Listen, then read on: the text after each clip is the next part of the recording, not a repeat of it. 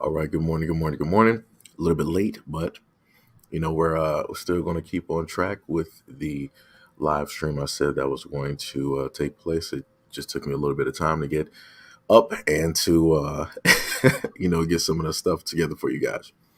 So it's currently 2 a.m. Friday, September 8th, 2023. So two of the stories that I covered with you guys in the first live stream earlier today, we have a little bit more um, information, right? But this one more so has to do with the wife of the officer, the Maryland cop. Let me get that one completely. What's the name for you? This has to do with the cop of the wife, right? So on the first image that you see directly to the left is the wife of the Maryland cop. The woman that you see directly to the right is the mistress, who is also a veteran, who is the one that is in the video seen getting directly into the back of the cop car, right? Both of these women um, I'm not sure if the mistress is divorced, but it was stated that she was married at a point and her husband left her due to the fact of cheating. And then you have the mistress also accusing the Maryland cop's wife of also cheating as well. It's a whole large mess, and it's interesting to see some of the normal entities quite quiet and silent directly on this. But let's get directly into what the wife stated on Facebook. She said, "Thank you, everyone. Yes, this is a very tough time for me and my kids. As embarrassing and painful as this is, please check in on us. We need the support, the love, and most of all, the respect from the community and our families. Yes, I know what's been going on. No, I'm not updating anyone on the situation after today. Virginia's husband left her a long time ago because she cheated. So she and my husband decided to do this behind my back for years. I'm not seeking anyone else's input. I don't need anyone's opinion. My life is my life. I will make decisions according. I love you all except for you, Virginia. You can rot in hell." So that's what, let me just correct myself. This is what um, was stated, right, directly on Facebook. Let's go back to the image. Let me just move this directly out the way. That was stated directly by the wife, right? And the wife is directing this message directly towards the mistress, right? So again, when I state to people that you have women out here that know what it is that their significant other is doing, women know. They just don't want it to be out in the open. They don't want these guys to bring it directly back home. A lot of these women are completely fine with these guys doing and having this type of behavior directly out there. So then we're going to go directly into the article here, right? So it stated that a Maryland mom was filmed making out with a married cop in the streets before joining him in the back of the squad car. Virginia Pinto stated that her relationship with now suspended Prince George's County Police Officer Francisco Marlette was not a one-night stand, and the pair had been seeing each other for about 2 years. So they've been doing this for 2 years. Quote, "That's the main story. That's this isn't a little thing. Of course, since he's a police officer, it looks bad. But I just want people to understand that this was not a one night stand," and that was stated by the mistress. Pinto was first identified by Marlette's wife, Paula, who told her to rot in hell. And just hours after her husband was suspended from the department, which launched an investigation into his conduct after the video went viral. Despite the publicity from the scandal, Pinto, a proud Army veteran, appeared collected and unfazed as she spoke about it. Quote, What's so exciting? He's a cop. I'm a civilian. We got caught. It sucks, but this will pass. Quote, I'm living my life. I have children. I'm sure, as you guys know, I have a 15-year-old autistic boy.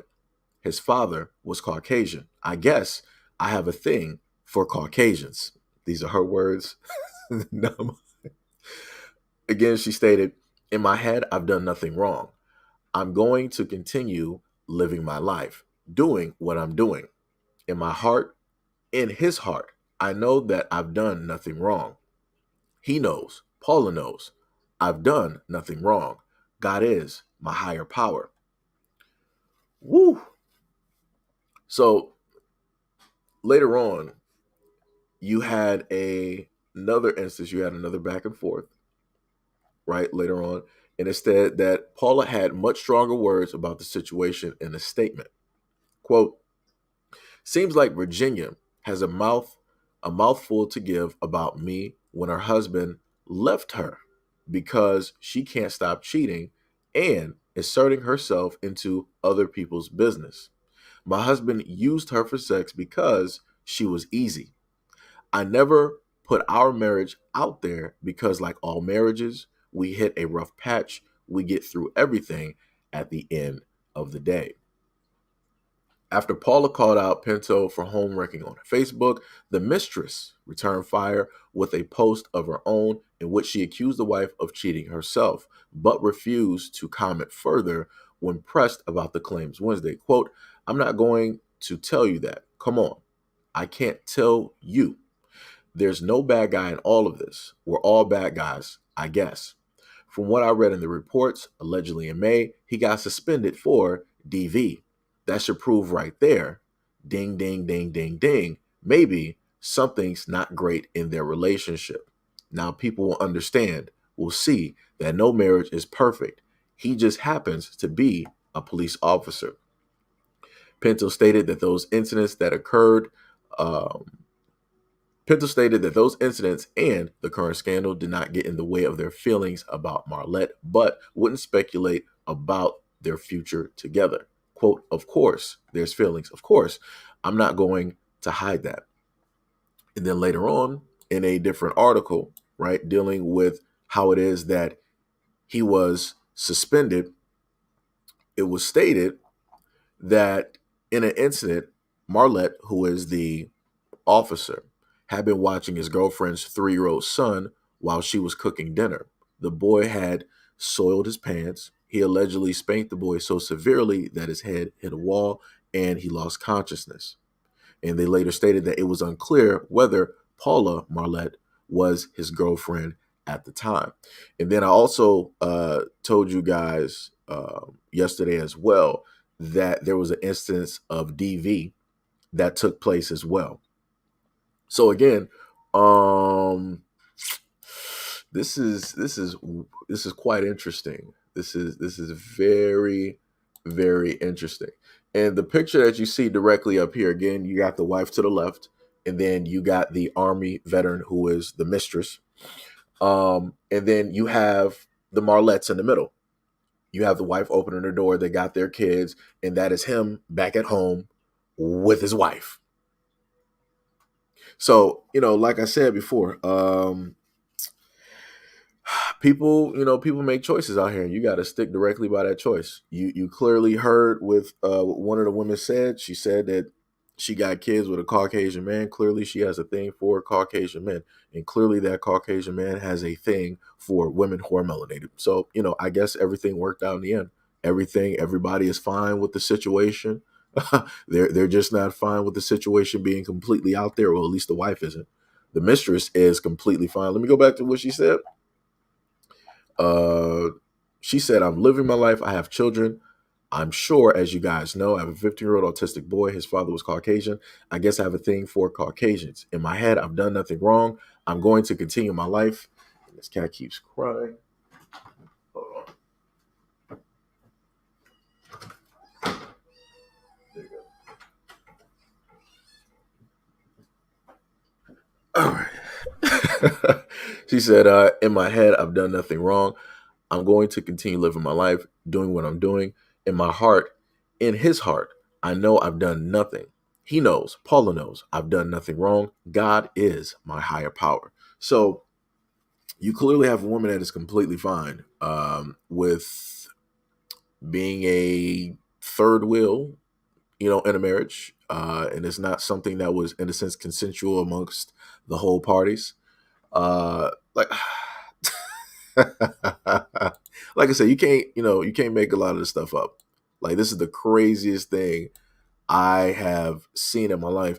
And again, the other woman does not care because she said that it's going to all blow over. This is all going to pass, at the end of the day. And this is why I stated in the video that I put out there, was it worth it? Was it realistically worth it? Because at the end of the day, you're suspended. You are going to more than likely lose your job because there's no need for further investigation by the police because all the information is directly out there. You have both the wife and the mistress online, seen by everybody, going back and forth, which proves, of course, there was some infidelity there, but minus that, which had nothing to do with the job technically. You decided to have these extramarital affairs in the public view, in uniform, in a cop car. You're done. If this dude is not done after this, like I said, I don't know what to tell people. I 100% don't know what to tell people at all. And again, this is the type of stuff that you have cops doing on a frequent, everyday basis. The only difference is that, a lot of the stuff, it doesn't get publicized. So you don't specifically happen to know directly about it. But again, I'm pretty interested to see if a lot of the groups out there will tend, yo, DeJelmo, what is up? What is up? What is up? I would be very interested to see if some of these other groups out here will tend to pick up the story and want to publicize and actually talk about this on their platforms. Like they, tend to talk about every other story. These are two women going back and forth and having a relationship with a guy who clearly does not care. But, when you're a top dog, when you're the one that everybody wants to be with, it don't matter. You got you got all the choices, directly in the world.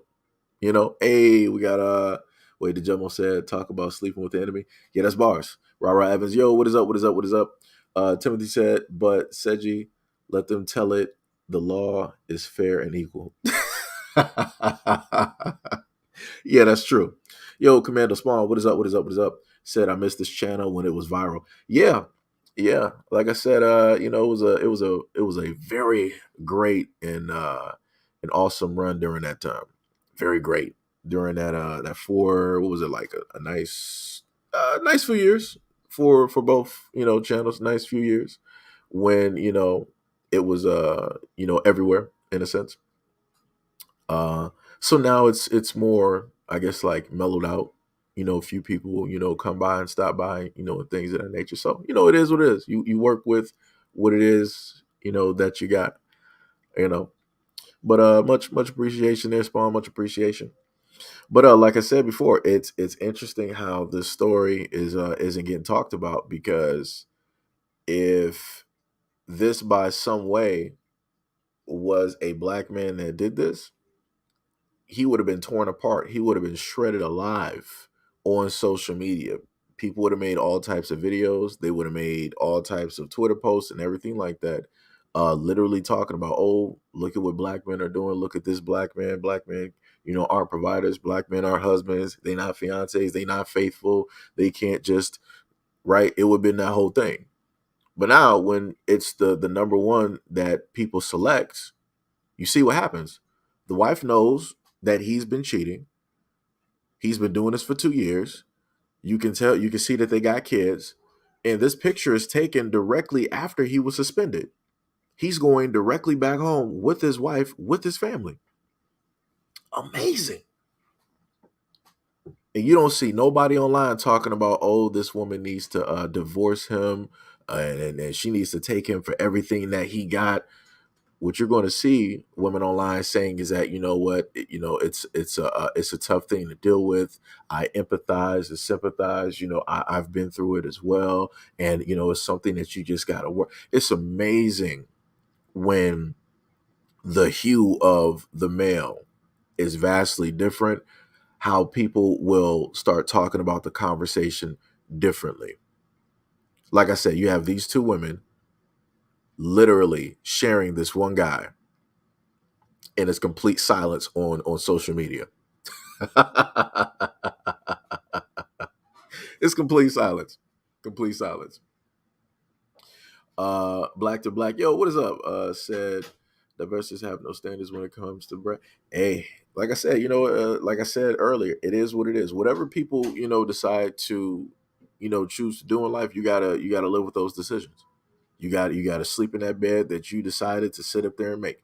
So both of these women got to sleep in that same bed, because just like the mistress stated, uh the husband has feelings for her. She has feelings for the husband. The mistress just doesn't like the wife, and the wife doesn't like the mistress, but the wife still loves her husband. Like I said, they just gonna be sharing this dude for the longest time possible, up until he decides that he doesn't want to deal with either one of them, and he finds somebody brand new who is going to be black, and he's going to continue doing the exact same thing. But like I said, you can't tell people nothing. People don't want to. People don't want to listen. People don't want to understand. So you got to show people better than you can tell them. And this is me showing exactly what it is that I've been talking about. Timothy said, hey, black men are supposed to be the protectors, though. Hey, it is what it is. I just know at this instance, there's no way possible that a black man could get blamed for this, even though I know that somebody is working on a way for that to happen. I can tell you that is happening. Wolfpack, yo, what is up, said, all I say is I don't want her to leave him still. Where are you? Wait, I'm confused on that. Wait, Wolfpack said black men don't want to be the cleanup man. Okay, I get what you're saying. Yeah. Rara said they have another video from 2 years earlier with him doing the same. Are you serious? Oh my God. This is why I don't feel bad for a lot of situations out here when it deals with like women, because like this is just a clear cut example of some of the things that I've stated on this platform before. As a guy, it's difficult to have sympathy and empathy for women out here when they keep deciding to go back to the same thing or making the same wrong decisions that inevitably put them in a situation that they are in. The woman to the left, who is the wife, could clearly divorce her husband, but she's not going to sit up there and do that because that's her prize, right? She's going to stick and stand by him no matter what he does, obviously, right? She clearly told y'all on Facebook, like, hey, this is embarrassing for our family. We have kids. We just want, respect from the community and different things of that nature. Check in on us every once in a while, yada, yada, yada. But at the end of the day, her husband cheated. It's open. He's a police officer. He's suspended, and she's opting to still be with him. And you see the images of him still going back to the house with the kids and the wife directly right there. And then you got the mistress, who was stated at a point in time, she's an Army veteran. Mind you, this woman is an Army veteran, so she should have some standards, but she doesn't. And it was stated that at one point in time that she was married, but her husband left or divorced her because of her liking to cheat. And the mistress also stated that she has a thing for Caucasian men. So like I said, I can't feel sorry for nobody. A lot of people put themselves in the predicaments that they are in. A lot of times, people are not actually victims. People are not actually victims.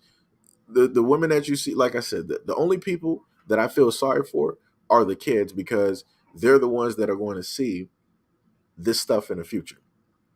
They're the ones that might hear, different things and whatnot when they're growing up, because all of this is now in the public. All of this is now online. We're not back in the early 2000s or the 90s where if this was mentioned, you're not going to hear about it 20 years, 30 years later. It's not going to get re-brought back up. Nobody's going to, do any type of stories and different things and videos like that. Like I said, all I'm looking at is the fact that none of the adults, all three of the adults that are here, none of them care about the kids.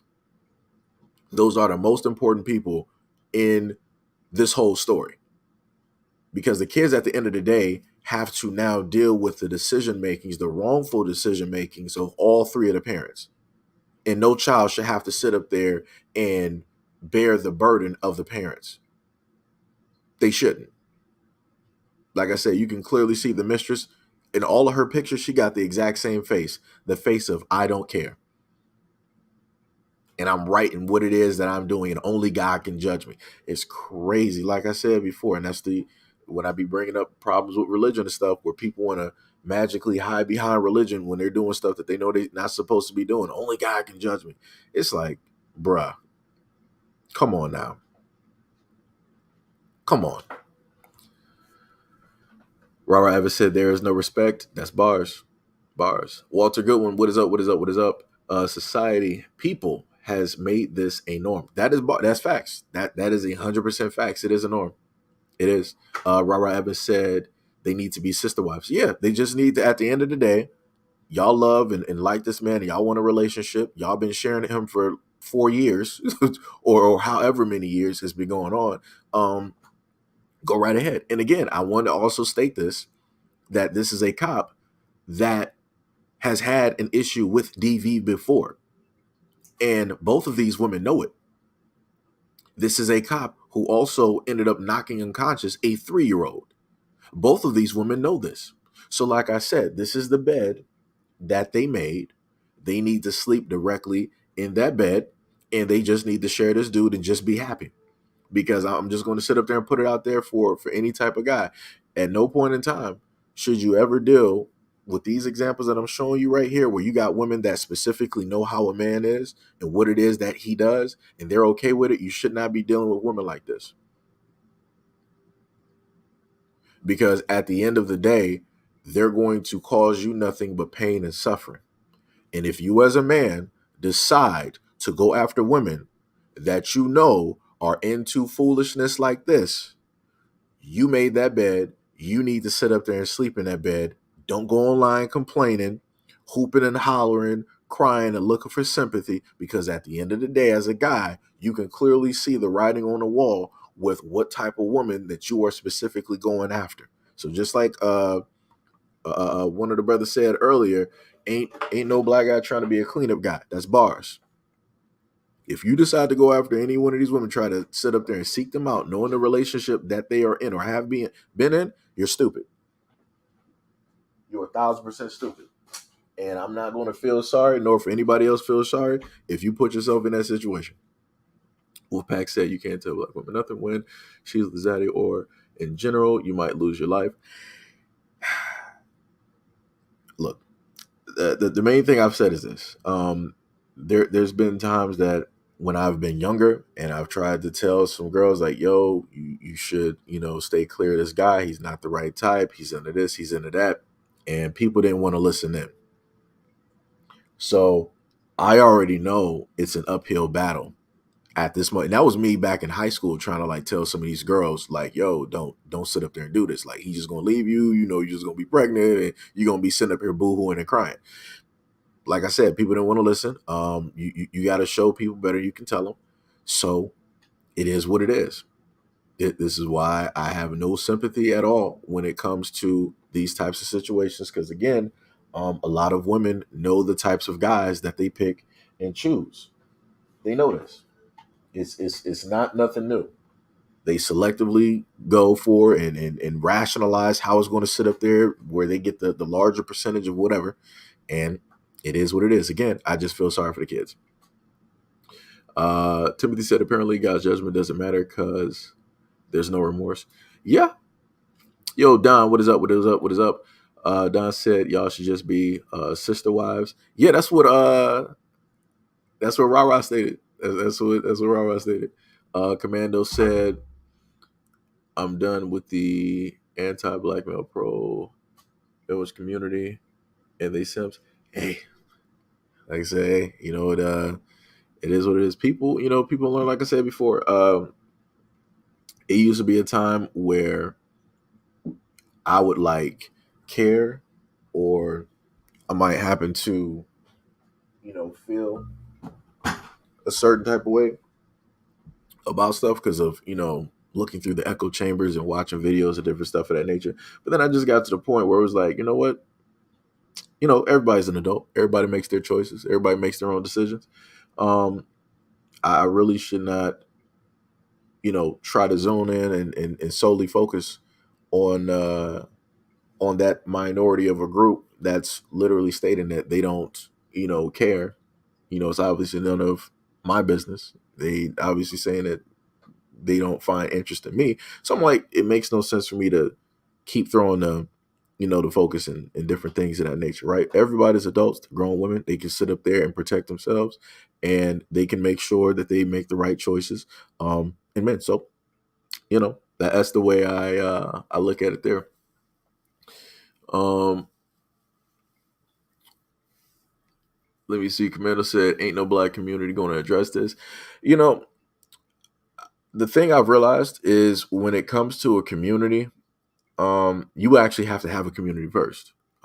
Back in the 70s and the 80s, it was a lot easier for us to address certain situations and problems and issues and come together and try to figure out a solution. Now we're at a point in time where we're divided on a multitude of different things that there is technically not really a black community to speak of. There's something there, but when you compare it to other ethnicities out there and you look at how their community is run, you look at how they're moving, you look at how they're coming together, you look at how they're talking about things, you're looking at how they're bringing up solutions and how they're enacting those solutions, and you compare that to what the black community is doing at the same time. It pales in comparison. I guess it's pretty sad at this moment in time. um, and again, the stories and the things that you see like this, um, you're going to have young girls seeing this in the black community, and they're going to think that, yo, this is the way, this is the wave to basically move and different things of this nature. So I'm going to get in and do the exact same things too, because everybody else is having fun, everybody else is doing it. So like I said, give it about a good 15 to 20 years. People are going to see what's going to take place from a lot of these things transpiring. Like I said, and then people are going to start realizing certain things, and then people want to start trying to change and start want to talk different. I'm like, it's too late. It's going to be too late. Rara said, I have no baby daddies, never been married, just haven't found Mr. Right for me. And yo, that's cool. That's dope. Like I said before, that is very awesome. Like I said, there ain't nothing wrong with sitting up there just like, taking your time and just like seeing how everything is sitting up there working. Because again, you never know how anybody realistically is, right? And again, for a lot of women, they're like, hey, I ain't trying to just be with like any dude out here, because that dude might not be a father. He might not actually be somebody that's long term, right? So, like I said, I respect that. I wish I had a lot of the girls back when I was growing up, I wish they had that same mentality. Because a lot of them, they ended up pregnant, and they're not married, and they're just going through the same cycle of dealing with the same types of guys. And it's crazy. It goes from a part of it like being like a heartbreaking thing because you cared, to it just, you just pity, and you just sad. And that's all of it, that's all you can sit up there and give. Timothy said, "Was the last time black men have been viewed positively?" Um, there's some things out there with black men being viewed positively. It's just not really highlighted how it should be highlighted. So this is why, I've at least tried to do on my platform, whenever I can, try to highlight positive things that black men are doing, whether it's a father, if it's a stepfather, if it's a husband, if it's a fiance, if it's a black man being an entrepreneur, a black man being a inventor, a black man investing, a black man teaching, a black man as a professor, like in any of the positive assets. I normally try to highlight those things to let people know that, regardless of whatever it is that You have a vocal minority on Twitter, on YouTube, and everywhere else stating about black men, whatever it else that the mainstream media is putting out there, and other people want to believe. You have positive black men out here doing positive things because, like I said, negativity sells, and it sells more when it's a black man that's on the front cover. So, like I said, look at hip hop, look at rap. It sells because it's a black man on the front cover emulating, modeling, or showing you something that is negative, that is detrimental. So everybody's going to buy into it. Everybody's going to engage into it. Everybody's going to talk about it. But yet, when you have a black man that's investing, when you got a black man that's donating to an all black college and eliminating the debt for those kids that are graduating and things, it's not really publicized like that. You don't have a lot of people trying to emulate that, trying to copy that, trying to talk about that, trying to boost that up. When you look online, even amongst women, they talk about the negative things of black men, what they have done in the relationships with them. But they refuse to highlight the positive black men that have actually been in their lives, whether it be a father, whether it be an uncle, whether it be a grandfather, maybe even their sons, maybe even a friend, or different things like that. They don't highlight the positive black men that have been actually beneficial to them. It's always the highlight on the negative black men. So you got that taking place.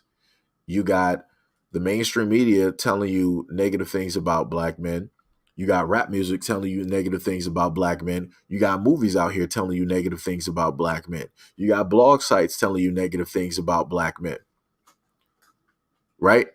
So if that's all that's out there, that's all people are going to say. Because nobody's saying anything different. Everybody around the world is pretty much on the same chord when it deals with talking about black men in a negative way. You're not going to go all over the world and see people trying to really talk about black men in a positive way. Like even in other countries, people have misconceptions, misnomers due to the fact of the education in the sense that they are getting from their media, where their media will only depict black men as criminals doing these types of crimes in America and different things. And they're not going to highlight anything else. So then when people around the world sit up there and meet you and they find out the experience and they find out that you are different from what it is that they are being taught and told, it's like a mind altering experience. But, you know, like I said to y'all in the previous live stream, it's all, psychological. It's, psychological warfare. It's all psychology and it's all psychological warfare. I said it wrong the first time.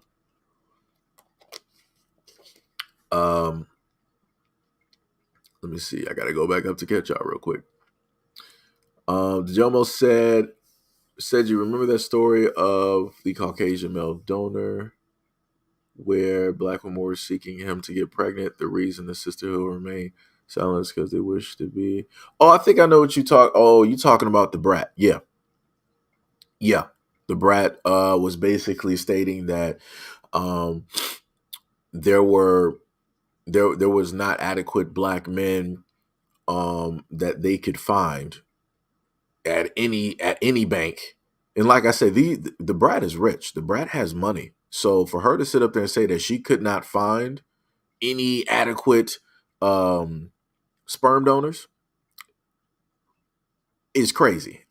Because first of all, she has people within her circle that are men that I'm pretty sure would not have minded, donating some of their DNA in order to help her conceive a child. I'm pretty sure. But I'm guessing that she opted not to sit up there and do that. So she decided to go to a random bank dealing with random specimens out here. You don't know who anybody is. And they were like, well, we couldn't find anything. So we just sat up there and dealt with a Caucasian donor.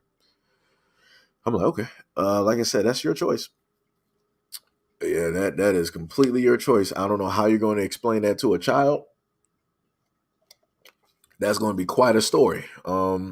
Because the child is going to be biracial, but yet his parents are two black women, and it's like, how do you really? It's like, huh? But like I said, that was their decision. That was their choice. What was the main thing Roe v. Wade? their body, their rights. Hey, so like I said, they're going to have to figure that out and try to conjure up whatever tale that they're going to make or truth that they're going to decide to tell when that child is born and they get to that point where they're inquisitive and they want to know, I have two mommies, but two mommies can't do this. So who's daddy? And then you're going to have to try to answer that question. And then the kid is going to want to know, then, okay, I want to know who my other half is. I want to know where I got this part of me from. And then that's going to send that kid on that journey, if they can even take that journey, because at some of these sperm banks, it's like a closed case type of thing where if you are a guy and you want to donate your DNA, you can have an open file. Or if you are a guy and you want to donate your DNA, it can be closed, which means that nobody's going to be contacting you. Nobody's going to be searching you out. Your information is not going to be out there, anything like that, right? Because you're not trying to have no attachment to nothing, right? So, like I said, at the end of the day, I feel sorry for the kids because people want to be selfish and do the things they want to sit up there and do. And the children at the end of the day are the ones that have to suffer.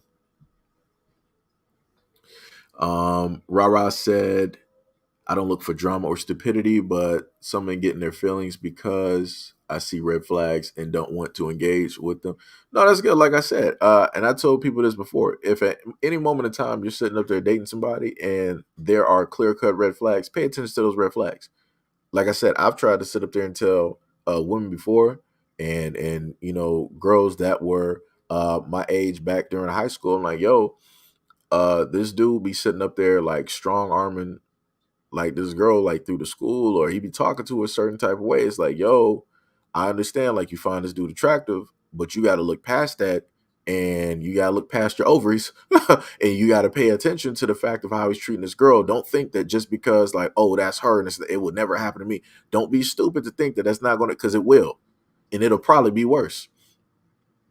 So, like I said, I've tried to tell people, but I'm glad that there's some women out here that will pay attention to the red flags and they will understand those red flags and they will run. Because trust me, I've done a lot of stories over the years. Lot of stories over the years where there were apparent red flags and you had women that did not want to pay attention. They were just focused on what it is that they wanted, and they felt that, oh, I can change the man, I can do this, I can. No, you can't. That guy is going to be that guy who that guy is. If a guy wants to change, he's going to change because he wants to sit up there and change, because he sees a reason to change. A woman is not going to automatically change a guy.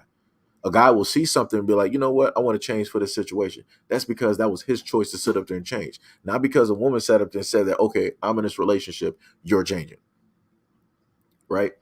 So, again, you got, a lot of women out here that will focus on their desires and the things that they want and their perception of, certain things versus focusing on the actual reality. You are clearly focusing on the reality of everything, and you're making smart decisions. Rara said it's sad then I'm all kind of everything out my name. Yeah, yeah, yeah, you'll have that. You'll have that. Like I said, a lot of the stuff that you're mentioning, I've talked about that in a lot of live streams, gone like fully off. Full fledged rage in everything. But I also try to do it in a balanced type of way where I'm talking about both black men or both black women, because whenever you start talking about one, people start feeling slighted and they want to start highlighting stuff and all this other type of stuff because people start getting caught up in their feelings and think that one is getting more focused than the other and the other should get more focused than this one. So I try to attack those issues as equally as possible. As equally as possible. Timothy said, everyone says if welfare and benefits broke the black community, we can keep it broken. I mean, the funniest thing is, you have some women out here now that are stating, it was one woman here. She threw up a petition on change.org to get rid of alimony and child support. And I'm like, that's interesting. Like I said, I'm not sure if that's for shock value or whatever it is, But that would be interesting to see how that would actually work out, because at one point in time, you did have women out here um, crying, because it was a video I showcased to y'all before where it was a woman and she was stating that she had six kids from six different guys, and she was adding up that, oh, well, I get like, from all of these kids, that's like 2,000 or whatever amount of money, per month that I get from child support, and I don't have to do anything for it. I'm like, that's not a flex. Like, that's not anything positive that you should be really talking about on social media. That's just showing that ain't nobody trying to marry you. Ain't nobody even trying to put a ring. Ain't nobody even trying to be in a stable relationship directly with you. Is just a pump and dump. That's it. Ain't none of those guys there. All six of those guys ain't even there. That, again, she's talking about child support. All six of those guys, whatever, ain't there. Like, yo, oh my god. Like I said, this is why a lot of people should not be on social media, because certain ways of certain lines of thinking, that's not healthy. Like I said, that is not a wave that young women should even be trying to look up to or even trying to emulate. That shouldn't be anything that's even a focus or even really highlighted in a type of manner like that, or anything like that. Like, man, it's bad out here. Like I said, I feel sorry for the kids. Walter said, but old school is grown up now. That's facts. Also said, old school ways is frowned upon now. Oh yeah. The newer generation ain't trying to hear nothing about different ways of like moving and thinking and living and stuff like that. They're just out here just trying to do whatever. And I'm like, like I said, this is going to happen. All of them, they're going to be forced to grow up, because that's how the world works. Because the world is not going to mold to them. They're going to have to mold to the world. And they're going to understand that a lot of the choices and the decisions that they made earlier on were the incorrect ones to seek. That's how it's going to work out. And they'll figure this out by the time that they're like 30, mid 30s or close to 40s. Like, it's going to be bad. And there's not going to be anybody there to save them or to help them or to baby them or anything like that. It is what it is. Now, in that instance, for some of us here, we're going to have to deal with that, because they're going to be the ones that are going to be the nurses that are going to be working in the medical field and different things of that nature. And for some of us, going to be the ones dependent on them, if, we are in a home or if there are nurses aid and different things of that nature. This is why I try to highlight and do videos. And I brought up the instances of, things that my mother has told me, where you have a lot of these women who are going directly into the medical field being nurses. They are not really built to be nurses. They're not really the utmost, like the most caring or sympathetic or empathetic. They're really not. And the way that they do their job and treat the patients and how it is that they slack on the job, and these are women that are nurses, it's ridiculous. Like I said, a lot of them need to sit up there and have their license revoked. Like, they just should not be in that field. But like I said, people are going to go into a field that seems the most easiest to deal with. That's going to inevitably give them the most amount of money for not really having to do a lot of hard work. Now, again, I'm not sitting up there saying that nurses don't have to do hard work. When I'm doing a comparison, I'm talking about such as physical labor, where your body's going to break down over time. I'm talking about your knees, your legs, your back. You might sit up there and face different types of injuries. You're going to be on painkillers and all of these other types of things. Like I said, when it deals with the medical field, your body, you got people out here that's doctors, still within like their 70s. So that's letting you know it's not a physically demanding type of job where it's really going to work your body and tax your body. You got some nurses out here that have been working until like their 70s and their 80s. So again, showcasing the fact that the medical field is not really a physically taxing type of job where your body is going to break down within 10 years or something like that, right? So I just had to clarify, just in case anybody wants to get offended, like, oh, you're trying to sit up there and say that nurses don't have it hard. Nobody said that. I'm just making a comparison. The Jomo said black misandry is at an all-time high. We have no friends. Rara said they were fed negatively in other countries. That is facts. Wolfpack said, if you let them tell it, black man is the devil, who only goal in life is to hurt black women. I've had some people roll up and tell me that, yeah, yeah, and also pin that title directly on me, and I'm like, hey, it is what it is. So I'm just going to keep it moving, whatever. Timothy said, even the first Black Panther movie was a black man against a African man. I mean, yeah, I've seen a lot of people basically break down a movie and have their own insight or theories or different things about it. I just look at it as it was based off of what was written in the comic book. Um, you know, like I said, because I could take superhero movies and put them to like a whole different fixture and bring up a whole bunch of theories. But I just leave it to it just being a comic book and what it was based, directly off of, you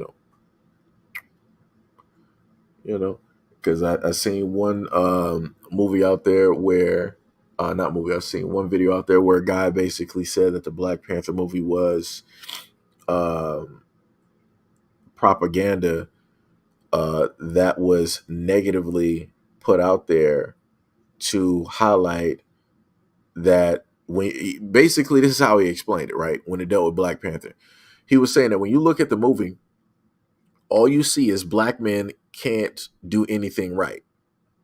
Right? You got King T'Chaka did everything wrong. You got King T'Challa did everything wrong.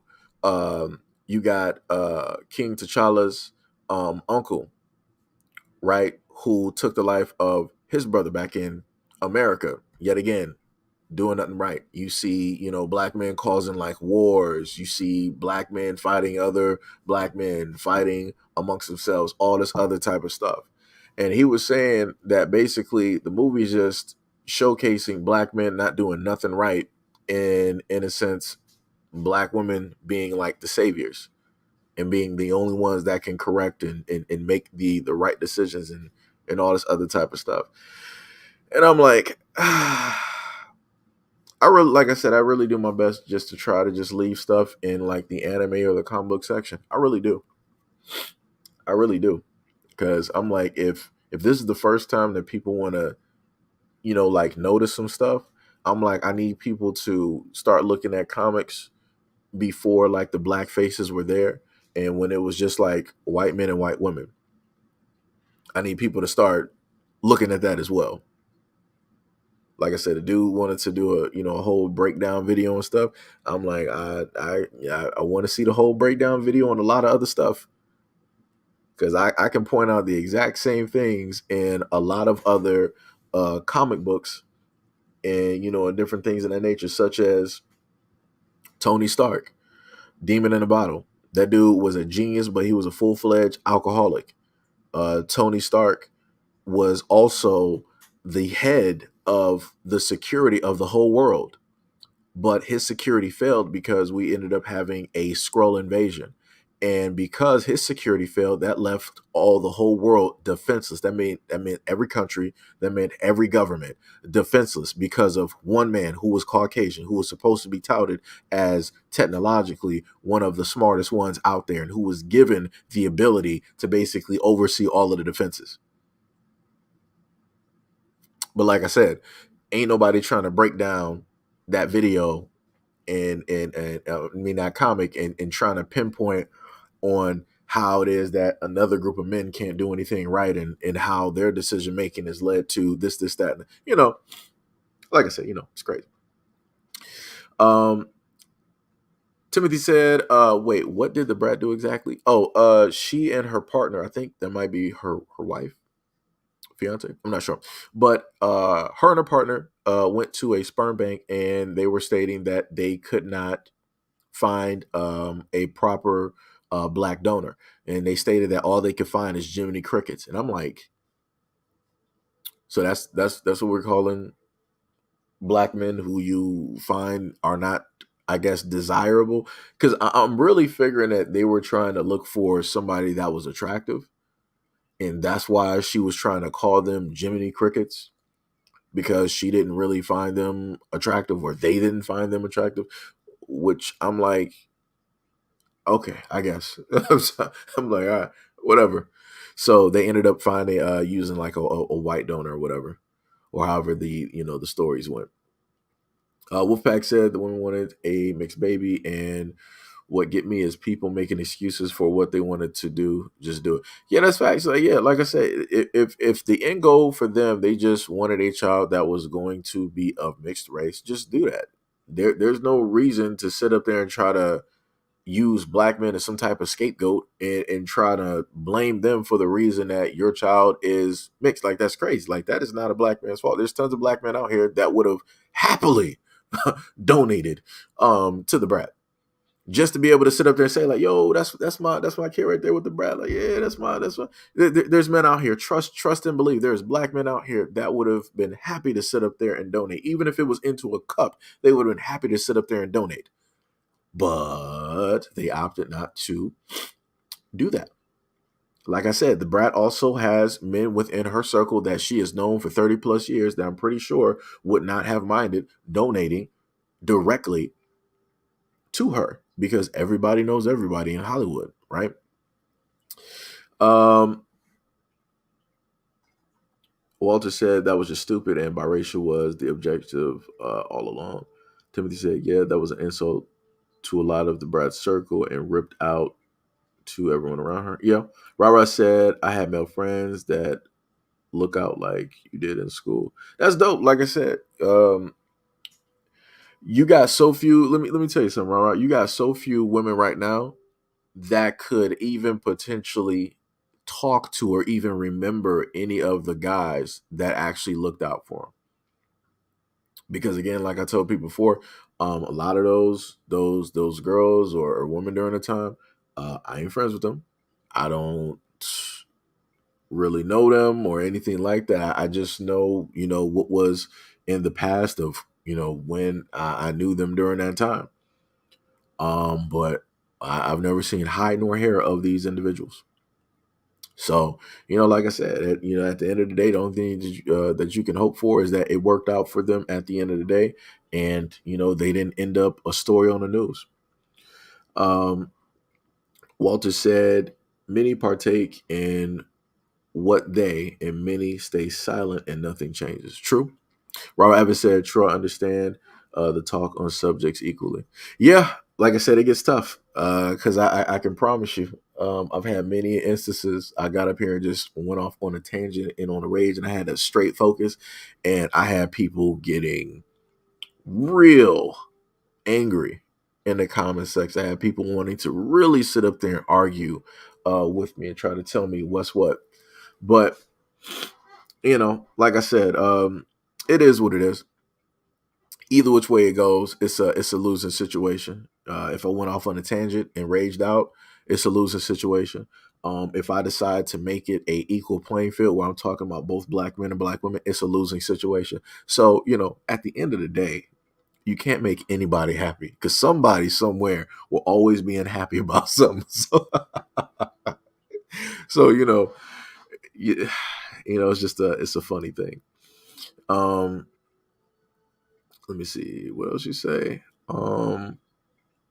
Two Black, yo, what is up? What is up? Said, how's everybody doing? Everybody's doing well, I'm doing pretty good. I can't speak for everybody, but I'm doing, pretty good. We're just sitting here chilling and talking, even though I left this image up there and I was supposed to go on to the next story, but I'm going through the comments just trying to catch up real quick. Um Walter says, seriously, you take money out of the equation and watch what will happen. Yeah, that's true. If you get rid of child support and alimony, you'll have a lot less women going out here trying to have kids, having unprotected relations with dudes that they know that they got no business being with. You will start to see that drop down severely because there's nothing in it. And the craziest part is that will also show that you got a lot of women out here that are not actually built to be mothers. Like I said, it's a difference. It's a clear cut difference. Just because somebody is a woman doesn't mean that they're a mother, and vice versa. You know, um, what was it? Seriously, yeah. Rara said certain things should never be said on the internet. That's facts. Timothy said, get rid of child support. It has the potential to cause unintentional incest, and paternity tests would drop.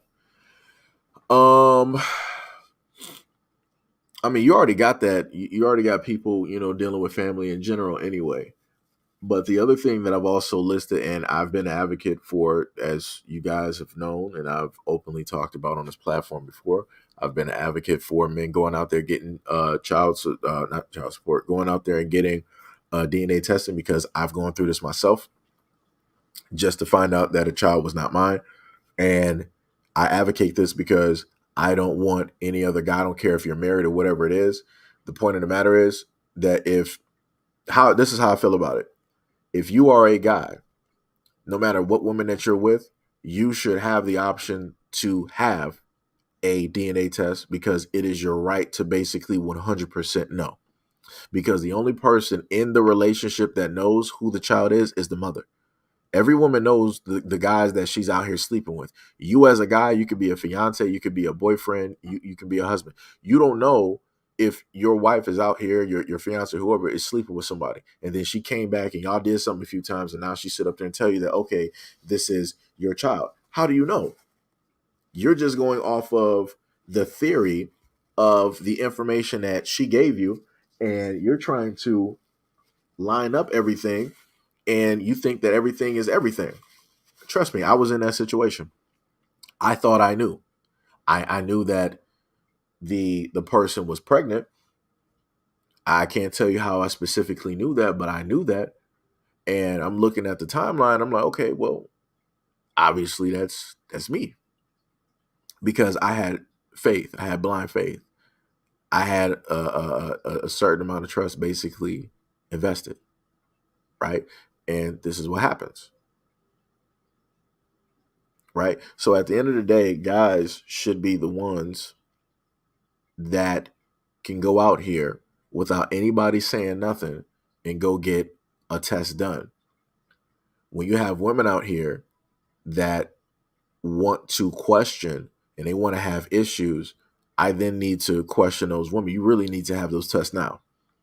Because if a woman knows that she's only been with you, she should have no problem with you going out there getting a test just so that you're 100% fine, right? Because nothing in life is 100%. You can sit up there. You see a lot of relationships where people are married and stuff, and just like the relationship I'm showing you now, you got the cop that stepped out on his wife, and he's been doing this for like 2 or 4 years, 2 to 4 years, and you got his mistress directly on the side, right? He could easily, beyond these two women, he could be seeing somebody else that nobody even knows about, that's not even on the radar. He could be dealing with somebody that knows how to actually just shut up and just let everything roll how it basically rolls. So, like I said, you don't know exactly everything that is going on out here. You can have blind faith, you can have hope, you can just go off of the information that you basically have. But the information is only as correct as the information, as the numbers that come up or the numbers that you have. So, like I said, I'm a huge advocate for men, both young and old. And in some instances, you might have boys that are teenagers going out there and getting a DNA test done to be 100% certain that this is the father of the child. And I would also take it a step further in stating that maybe two should be taken, because there have been stories of women who work in the medical field giving these false tests, basically stating that a guy is the father of a child and he's not. So, again, you might want to take some precautions and potentially get a secondary test, because you got a lot of slick people directly out here that will and have entrapped young boys, teenagers, young men, and men in general. So, um, Walter said the real old school generation are going to die out, and there goes a large volume of education going unused and unheard. That's true. That's facts. That is facts. Robert Evans said, nursing aid break your body down.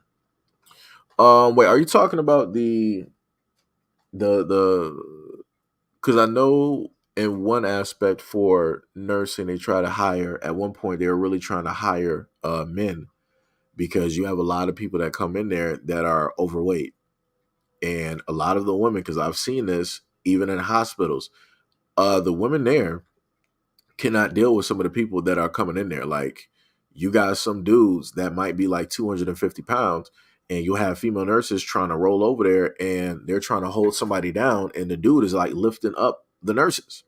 So then they have to sit up there and call up the backup, which is 10 times out of 10, which is the men who are larger, who are stronger, to come in and actually hold the dude down so the nurses can get the shot in to the sedative in to calm the person down. So if you're talking about that part, I do happen to understand. I do happen to, like understand and stuff like that. Or maybe you might also be talking about the women's side of it too. Again, that part I do understand. If you're talking about those two where they have to like do the heavy lifting and stuff of that nature. But for me, I was just talking about the general instance of just being that nurse. You're handing out the medication. You're doing like the chart work. You're sitting at the desk. You're on, the computer and and things like that, doing the cleanup and stuff like that. Two Black said, responded back to Nephew. Yo, what's up, Don? What is up? What is up? What is up? What is up? Uh Don said, no, that's all black men had for them crickets. Right. Rara said the brat could have went to any HBCU. Yeah, that's true. Also looked out for male friends at school. Those who listen dodged some serious bullets. Yeah, yeah, yeah. And the funniest thing is, a lot of dudes still know and keep in contact with some of the girls that was looking out for them in high school. They still know them. They still talk to them like on and off Facebook and different things, of that nature. But in most normal occurrences, women are not keeping track of the quote unquote decent or the good guys. It's usually the other guys that were really not beneficial and stuff that girls and women will tend to keep track of and find and search out and stuff, which is crazy. Um, Timothy said getting rid of child support would get rid of a lot of celebrities that shouldn't have fame. I mean, that's true. Rara said, yes, I agree with men getting tested automatically. Yeah, like I said, it's bad. And the other thing I also sit up there and state is this: a lot of women who see a problem with this don't understand the fact that you have a problem with this now, but sooner or later, if you have a son, he's going to have to face this exact same thing. So, are you going to have a problem with him wanting to get a test? Are you going to fully believe that woman, or are you going to advocate for him to go out there and get that test because you know how it is that women are and how it is that women move, right? So, like I said, you can't tell a lot of people nothing, so you got to show them. And sometimes people got to learn by their own experiences, and it's going to be way worse off versus if they would have just sat down and listened to what it is that somebody had to tell them. Timothy said, "Oh, with his beef, his wife and his mistress have a third piece somewhere." Yeah, yeah, yeah. Timothy said, "Oh no, between my patient and C19, I couldn't be a nurse." Patience answering. Yeah, yeah, yeah. Well, technically, if you look at a lot of stuff that's going on, you got to quote unquote, as they say, you got a resurgence of a lot of things basically taking place and happening. So they're trying to tell people, prime people up, like, yo, get prepared for the wintertime. It's going to be real bad. It's going to be a trifecta. It's going to be this. It's going to be that. So like I said, people got to see what's going to be happening and going out there. When dealing with that. So the other story that we got directly out there, let me make sure to save these real quick, is that's not saving. Oh, there you go. Okay. The other story that I had directly up here for you guys is dealing with the lady, brick lady, right? And that one is completely interesting due to the fact of a lot of the things that's taking place. Let me see if I got the pictures actually loaded up for you guys. Let me just make sure. Okay, I think I do have that directly up there. So let me swap. So this is what I was able to find so far, which is here, right? So the original, so I'm just pointing some stuff out here just in case people are like, I feel sorry for the woman, I want to donate, I want to do this, I want to do that.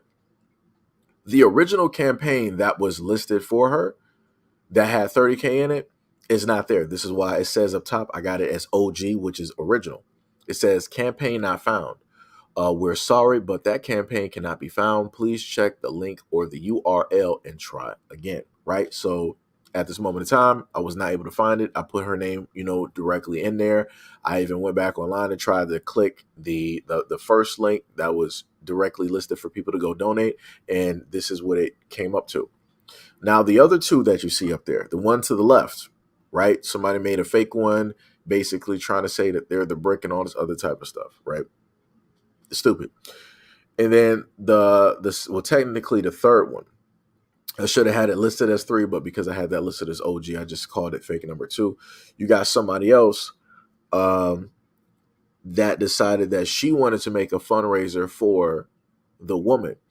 And again, like I told people before, and like many other people have told you, the only people, if people want to donate to something, make sure things are authentic. Make sure it's by way of maybe a lawyer, a family member, or the actual person before you go and donate money.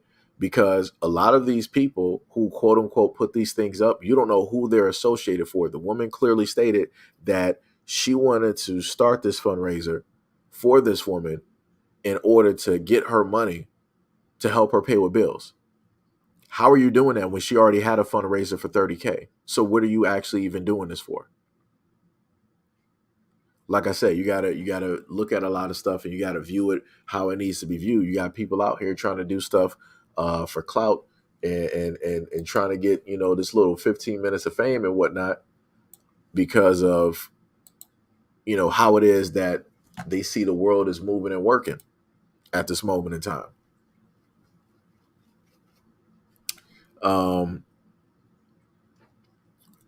Let me see what was the other stuff.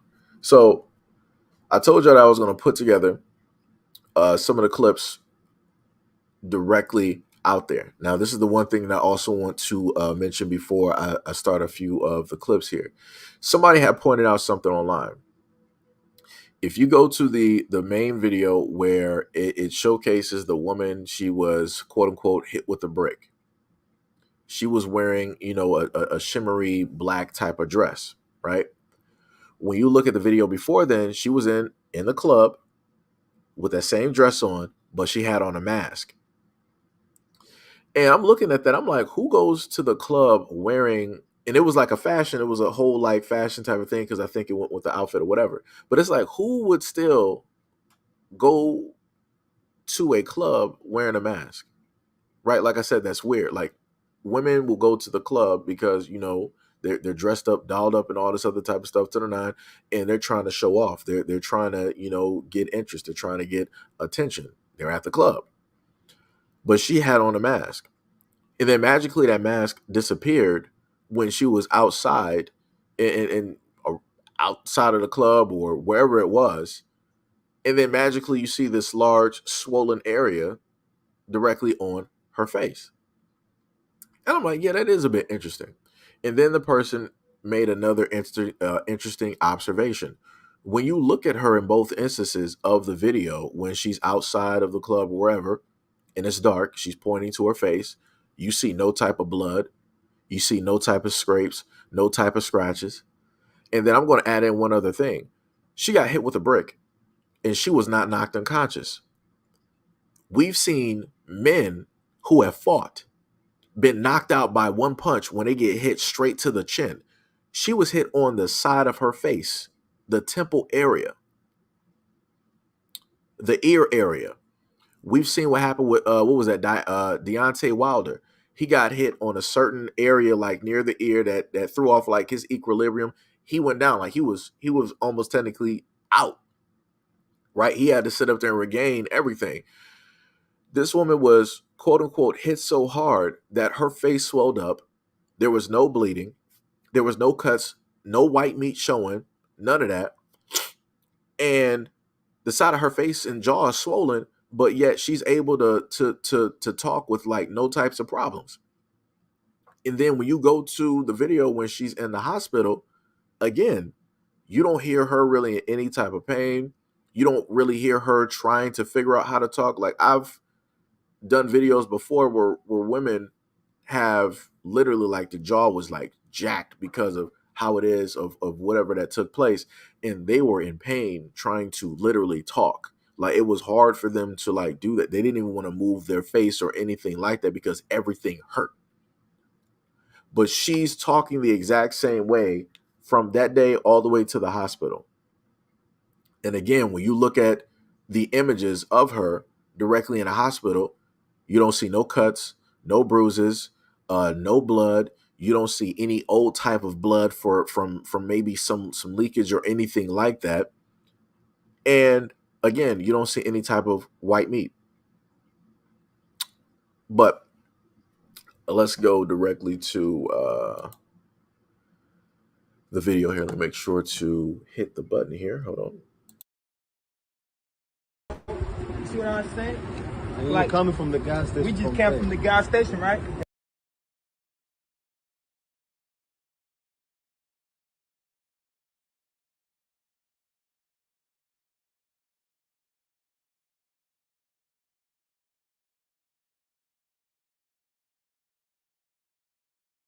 I forgot the mic was muted. So my bad. So the two guys that you see right here, these were the two guys that you see directly in the background when she panned, when she first quote unquote got hit, and she was like, yo, I got hit, and all of these black men stood around and they didn't do nothing. They didn't protect me, yada, yada, yada, all this other type of stuff, right? These two guys are going to specifically tell you what it is that they saw, how much of it that they saw, and what specifically it is that they did. Was there, but she was right. She was literally right there, bro. You see what I'm saying?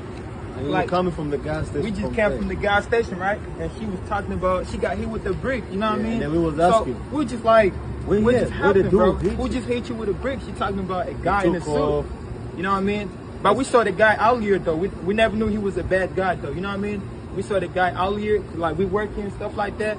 So that was around here and stuff like that. That was moving and stuff like that with the girl before she got hit with the brick, you know. So what happened? We just don't know what happened. I think they had like a argument or something like that. We just don't know. Before you know, she was trying to fight with another. Yeah, she was trying to fight with another girl right there before she got hit with a brick. You know what I mean? She was trying to fight. You know what I mean? So what happened is we were just out here. We was chilling and stuff like that. We went in the gas station. Right after we came back outside, she was right there talking about I got hit with the brick, you know. And we was trying to help her. That's what we was trying to do. You see what I'm saying? We was trying to help her. I called the police and stuff like that. They pulled up. I talked to them.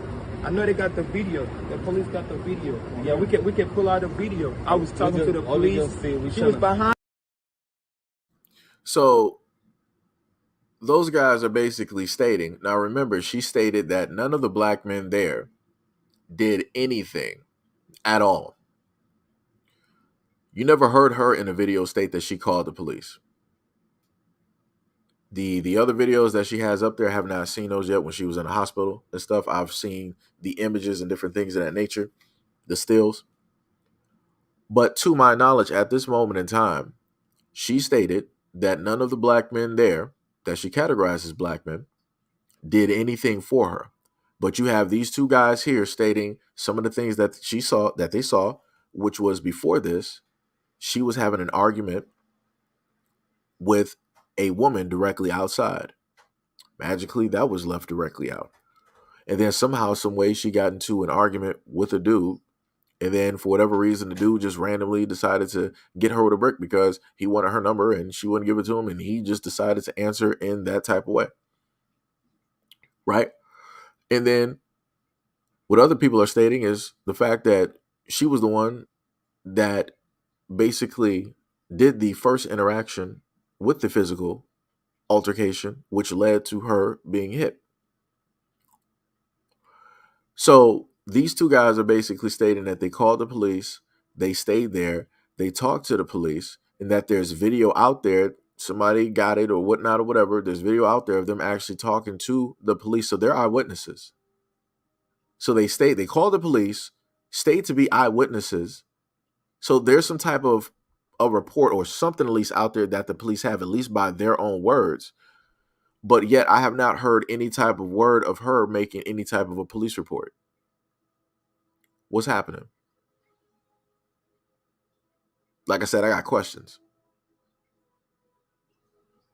You got all of these people here that are on camera that you made sure to put on camera.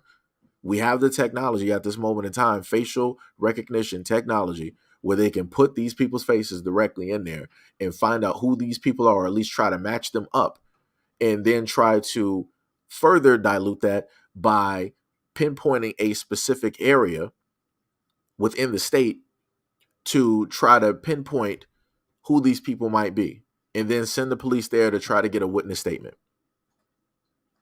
But yet again, I didn't hear anything about a police report or anything like that. But the only people that stayed as an eyewitness to give some type of a report is these two guys here, of which she said didn't do anything to help or anything like that, which is crazy. Then on top of that, like I told you guys earlier, you had individuals. Let me see if I got that directly up here downloaded for you guys. Let me see if I can put that up here. You got other individuals that want to speak directly on the situation. And, people are quote unquote educated. So let me download that one real quick. So let me show you the person that I was talking about earlier that decided to make a comment. I got her comment highlighted with who it is that she is as well. Like I said, more than likely, more to the story will come out a little bit later at some certain point in time. If anybody does any more digging or things of that nature, like I said, this is when the big wigs of mainstream media, should actually be doing their due diligence. So this is the doctor that I was talking about before. This is Dr. Yuju Anya, right? So this is what she stated. This is her quote, right? Associate professor at Carnegie Mellon University also commented on Twitter, or also known as X, and wrote, "Black men pulling stuff from a black woman's social media they claim shows she didn't deserve protection when a black man smashed her face with a brick for not giving her the number. Same thing white supremacists do after cops murder black people to claim that they deserved to be erased," right? So this is an educated woman, went to college and everything, deciding that she wanted to throw her hat directly in this and give her opinion, specifically on black men, and the fact that people want to question the validity of the story. We just recently already had another woman that had the police and everybody out there on a search looking for her because people thought that she was kidnapped. And somebody can correct me if I'm wrong in the comment section. Wasn't her name like Carly Russell? Let me make sure. Let me just make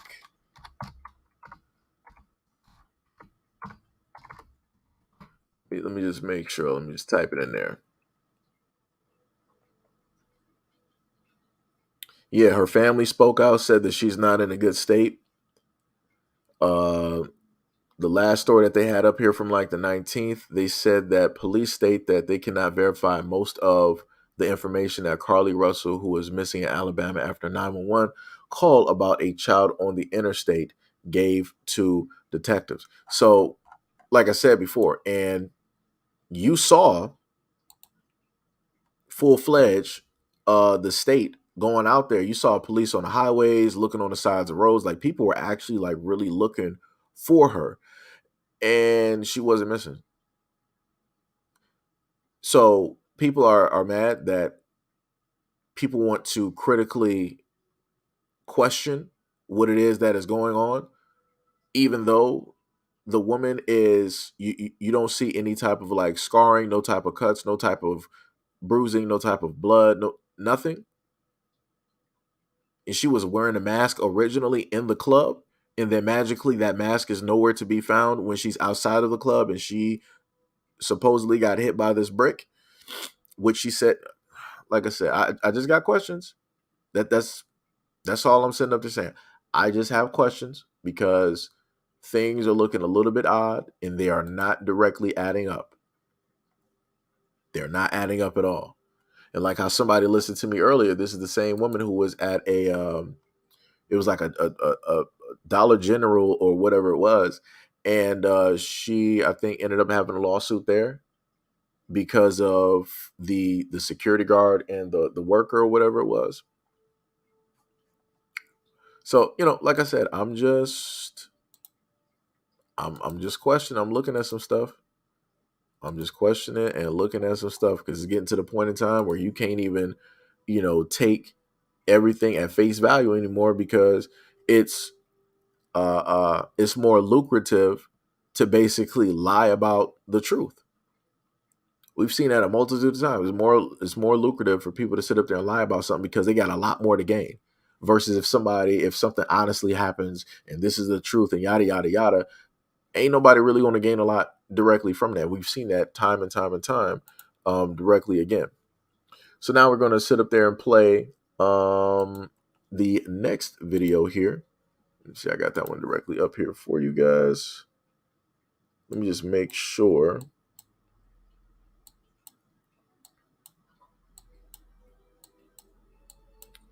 Oh, I didn't download the other one. Hold on. Wait.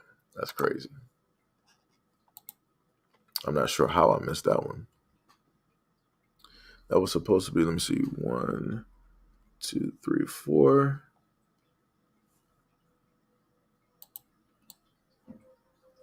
Yeah. So I missed those 4 videos. Give me a quick second here.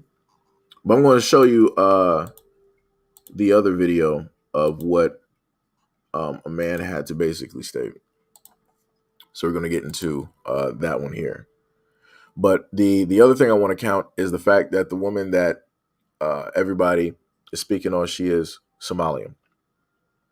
And it's been stated that her father was a part of a group that was made back in the day or different things of that nature. Again, somebody that she's highly proud of and yada, yada, yada, all that other type of good stuff. But I'm just going to highlight this because this is something else that has been taking place when it deals with Black people in America and how it is that we perceive everybody as being us. Is everybody all one, a melting pot and different things of that nature? This is just a different opinion that somebody just so happens to state that technically fits within this as well.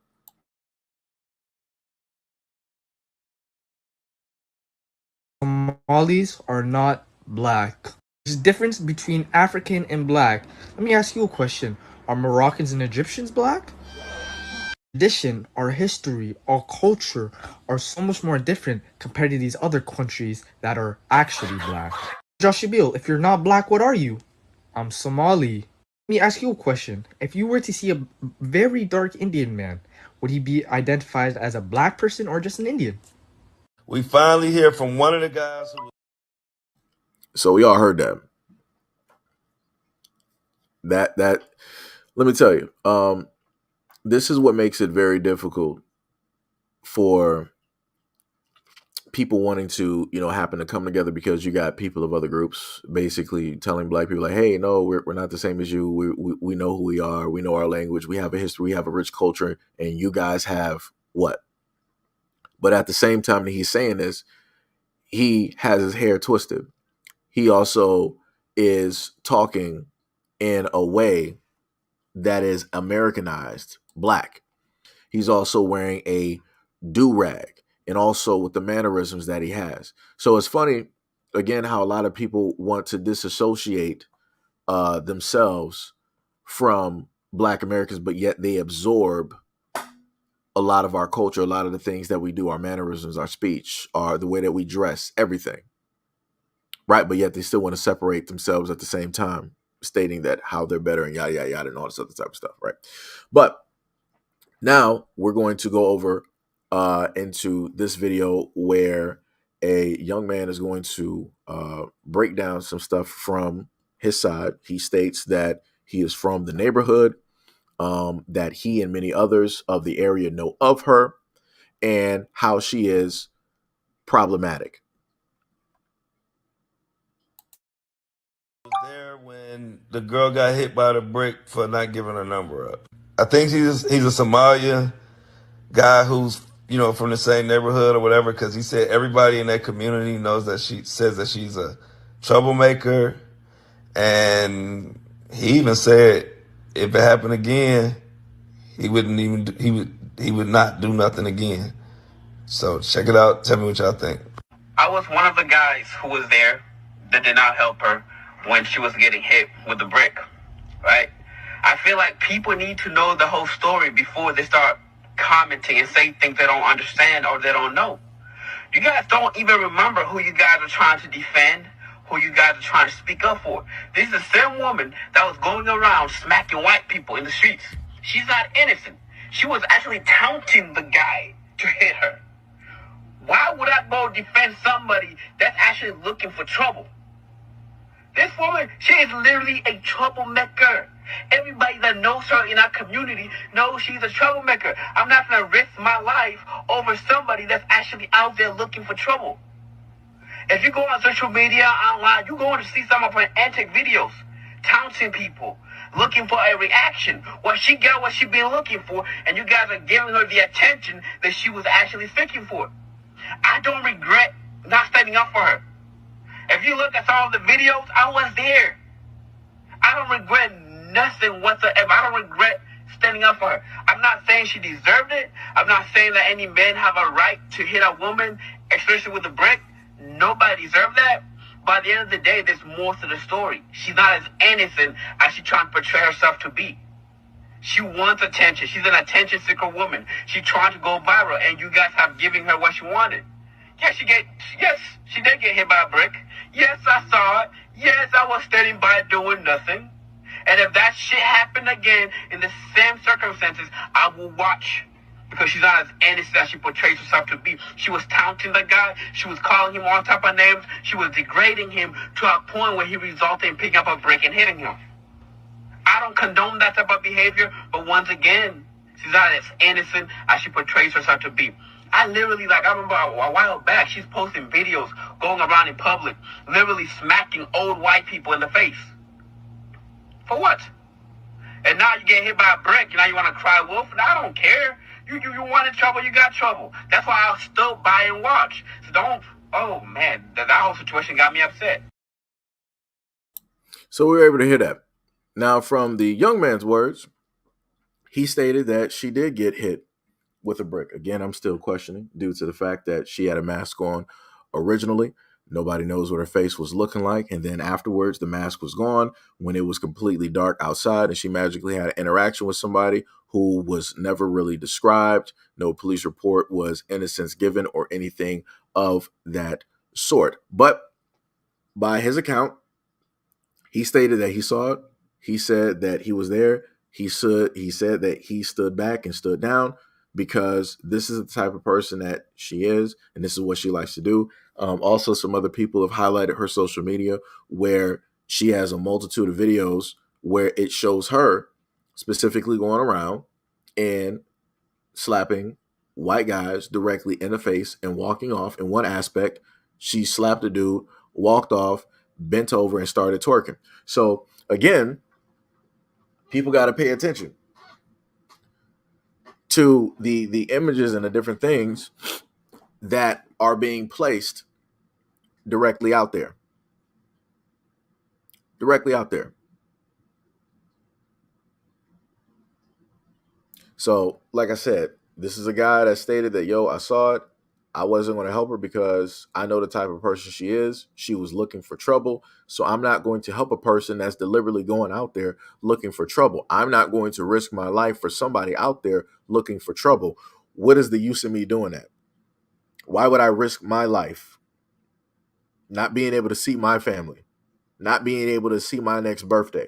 Why should I sit up there and do all of that for a person that likes to do things for reactionary purposes? And he's 100% correct. But like I said, when you post stuff like this and you air stuff like this on Twitter, you still got a lot of women out there be like, oh, it don't even matter. This such and such happened. You still should have sat up there and risked your life to still do this, that, and the third and all this. And I'm like, yo, that sounds completely crazy. And the reason I'm going to say that that sounds completely crazy, because the exact same woman, let me just pause that real quick. The exact same woman here is going to tell you something about men and how she sees men. So let me just make sure to try to turn it up and play that for you guys so y'all can clearly hear what it is that she has to state about men. We protect societies, we protect communities with our intellectual property, with our lived experiences, with our breast milk, with our bodies. We're the ones. And the two. Bitch, not even the three. Because men are not providers and protectors, not innately, because they only protect what they possess. No, this man just hit me in my face with a brick, and all these black men just watch, and they don't give a.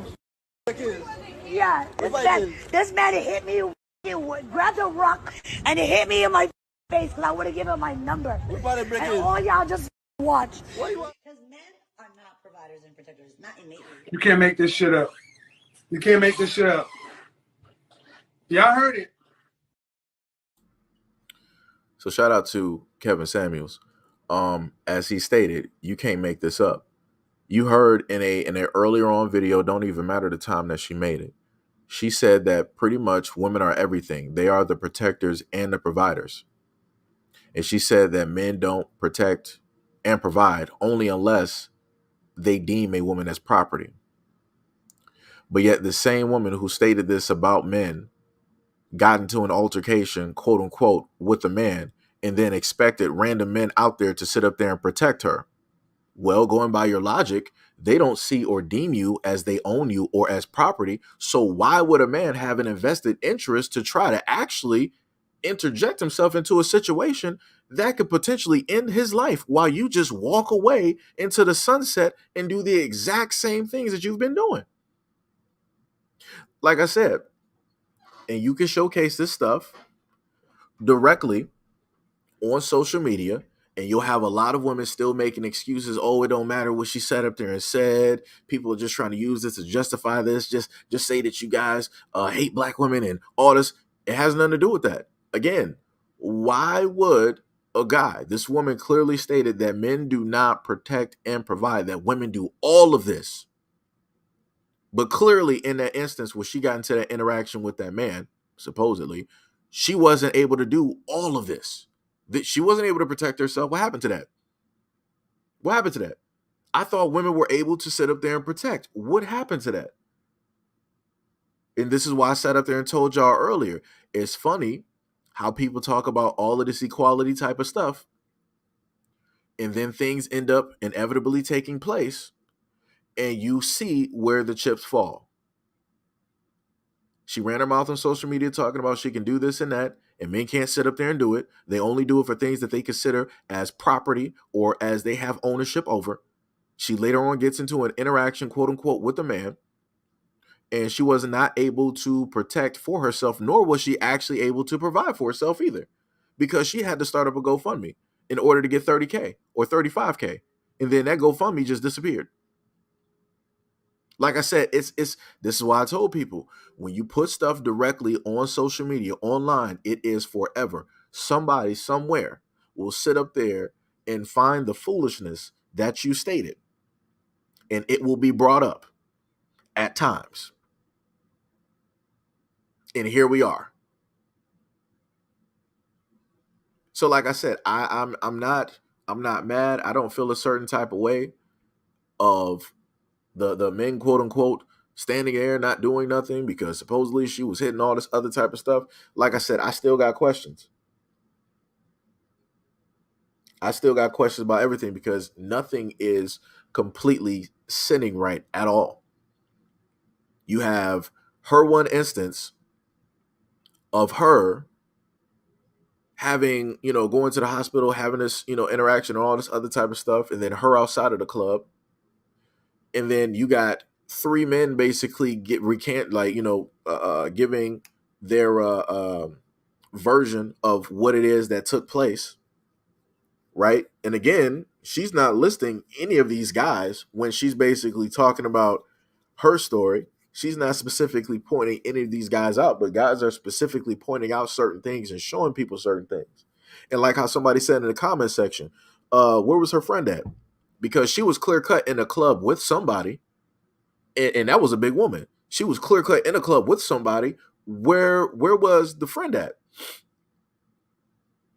What happened? Because that should have been actually a eyewitness. That should have been the person that was directly with her throughout the whole thing. Why was it that she was basically from how it is that she was portraying everything, that she was basically by herself during this whole instance? How? Like I said, it's crazy. That is completely crazy.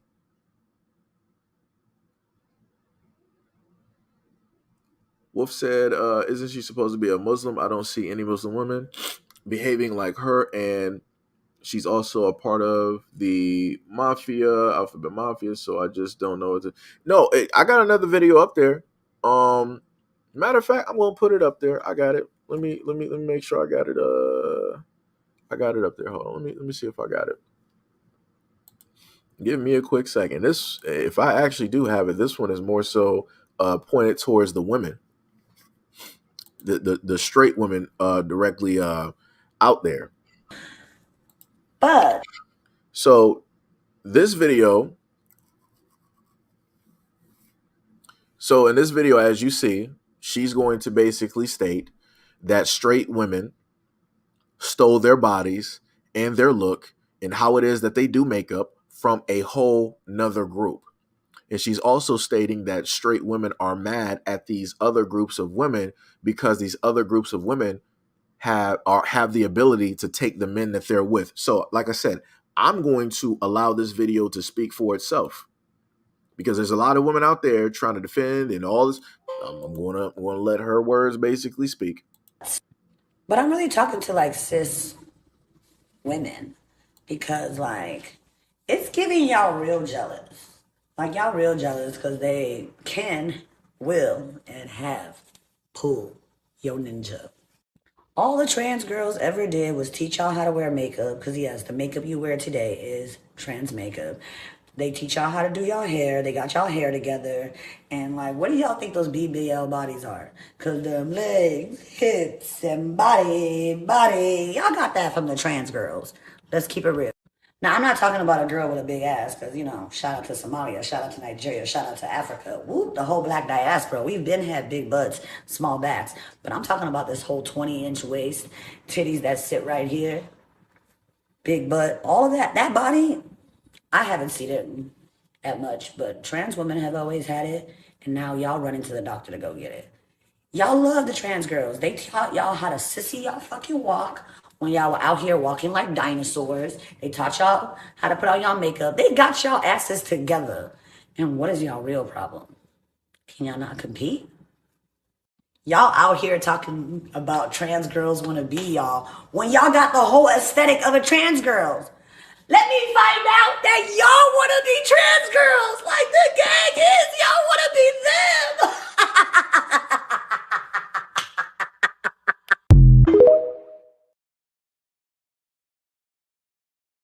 And soul. So yeah, like I said, I'm not sure how many black women actually saw that video, but it was amazing that when I saw that video online, that you had a whole bunch of people basically that were not black women They were okaying that video. They were giving kudos, clapping, all that other type of good stuff. But like I said, this is what she had to sit up there and state. And she is talking about the black women out here. She's talking about the black women out here that are doing their makeup, doing their hair, not wearing their natural hair. The black women that don't like the bodies that they have, so they go and get them done. They get the tummy tuck. They go to get their waist snatched, and they go get the big butt, and they get their thighs done, and they sit up there and get their breasts done. She basically stated that all of y'all doing that are basically emulating another type of woman, and y'all are realistically jealous and can't compete, and y'all are trying to sit up there and copy them so that you can compete, because those other women are the ones taking the guys that you seek or that you want to be with, or the guys that you already have. And yet you have a lot of black women online automatically fighting for and backing this woman up, and this is specifically what she stated. Ooh, where's that? I gotta go back and play that previous. You can't make this shit up. You can't make this shit up. Y'all heard it. Shout out to Kevin Samuels, and you can't. You literally heard it from her mouth. This is not AI generated. This is no type of anything like that. And this is when I sat up there and told women before, y'all got to be very careful with the people that y'all decide to side with, just because it looks like everybody is everybody, and everybody ain't everybody. She has a whole different prerogative.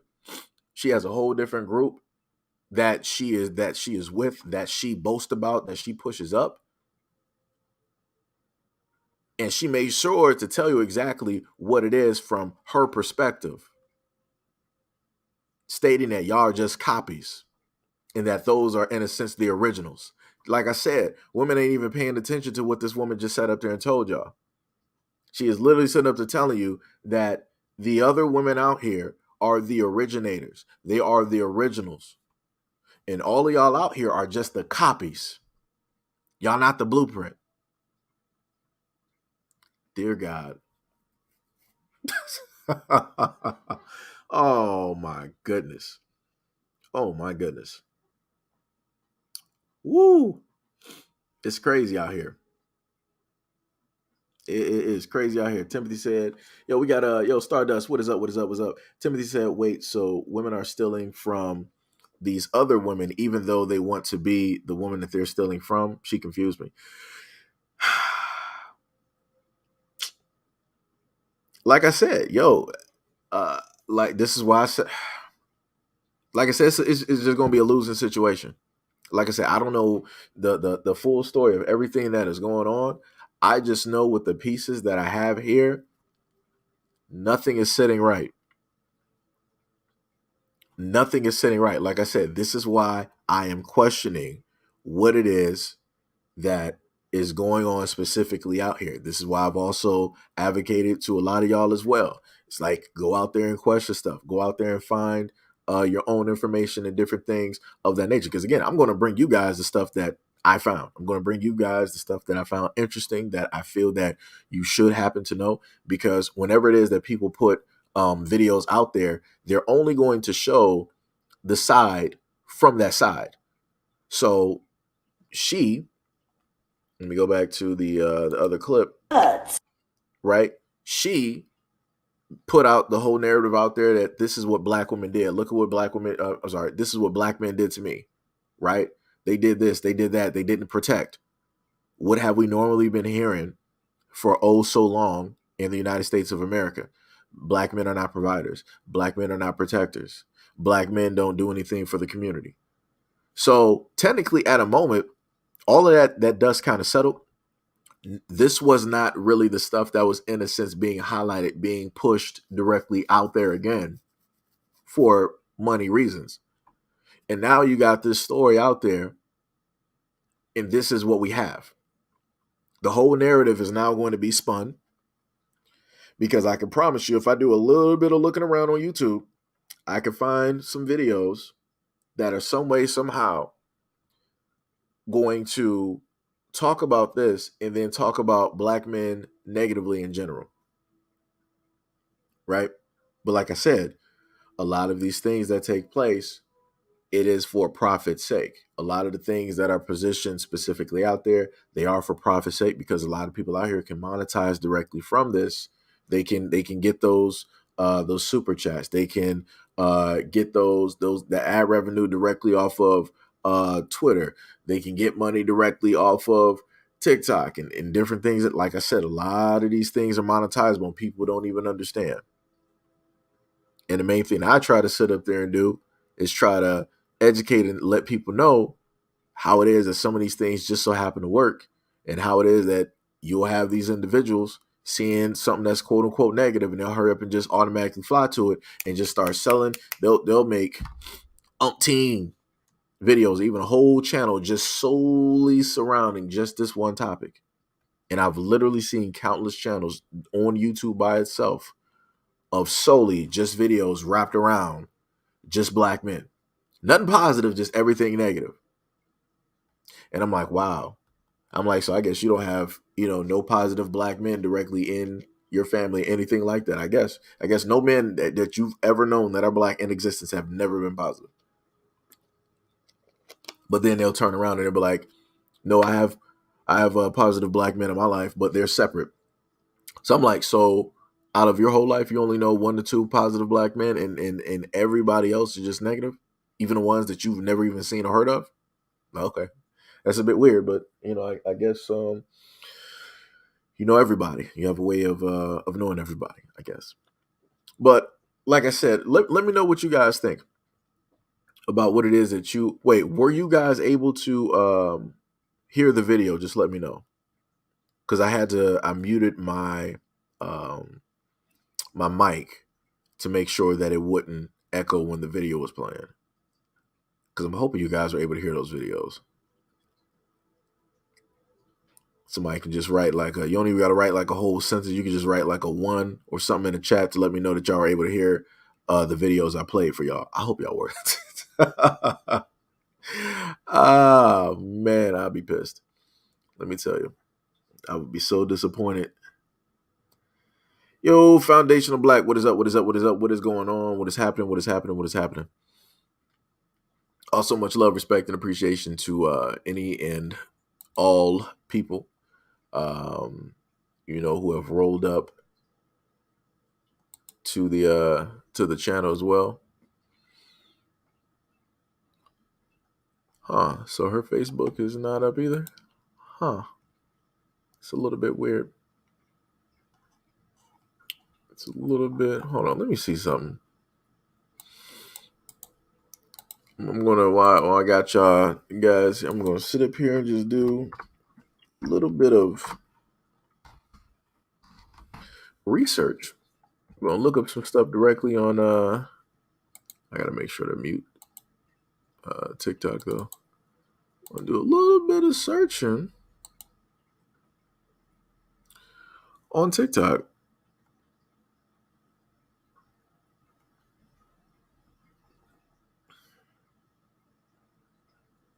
Cause I'm trying to find it's a few videos directly up there.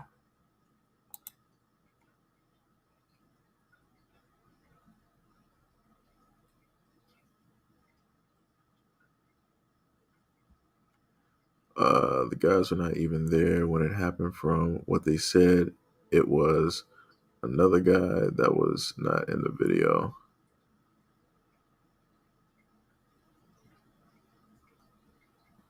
Oh, let me see what she's saying. Hold on. Let me unmute that.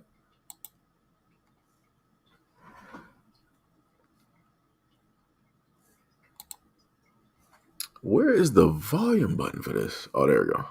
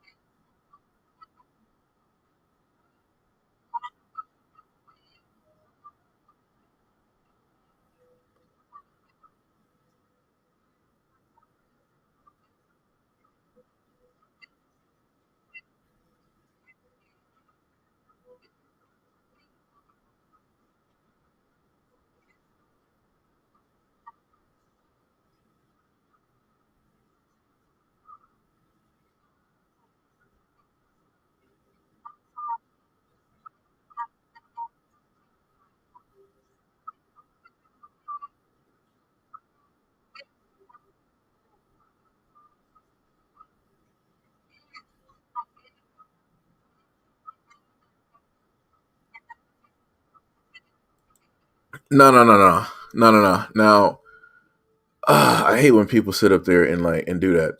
Now, I clear cut showed y'all the video of that guy, and he specifically stated that he is of the same community, of the same area.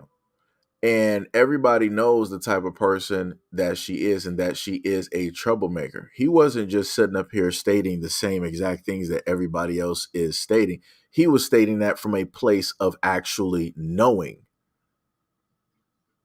Like, she's just trying to sit up there and paint that as if the dude is just like, oh, you're just, saying the exact same things because of XYZ and yada. Come on, man. Like, if you want to sit up here and even talk about it, like, at least, like I said, this is why you should at least give like the example of what it is that you're talking about. This is why you should at least do it.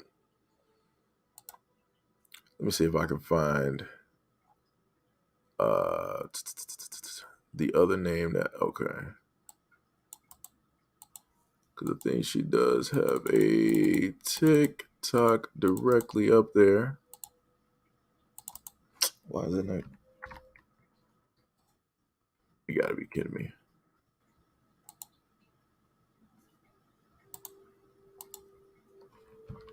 Copy. Wow. Okay, so we're going to just duck that out real quick. Also, much love, respect, and appreciation to any and everybody that's here. Hey, Walter said my cousin watches all these weird characters looking for God, and this is what he winds up looking at on YouTube, talking to himself. Wait, I'm confused. I am highly confused. Monica Richards said, "Yo, Monica, what's up?" Says she actually had another GoFundMe, I think 3 years ago, for apparently being assaulted by a man and raised around $20,000. And this one is her second one in which she raised 40,000. Yeah, like I said, it's weird. It's very weird. Like you're just magically having like a string of bad luck, like taking place. That's I guess that's what's happening. Like I said, I just got questions. Hopefully at some point in time, she will, come out and do like a full-fledged interview and give a full what's the name of the story?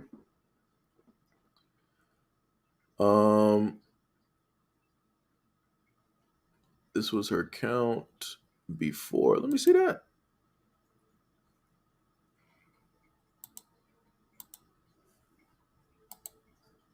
Let me see what this person's saying.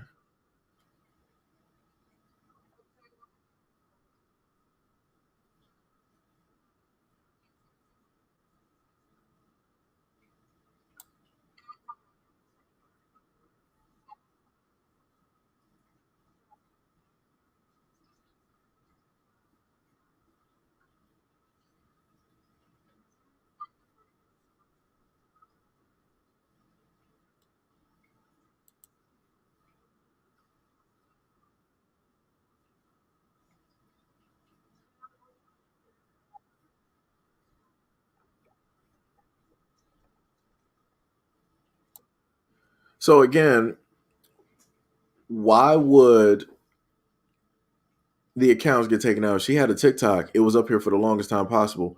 Why would that disappear? Why would the GoFundMe disappear?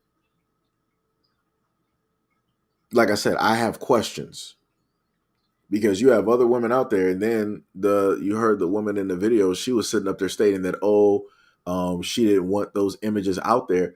She specifically put those images out there. She did a video showcasing herself and other people that were there around during the incident. She also showcased herself directly in the hospital. So how is it that what? It's like I said, stuff is not making sense. It's not making sense.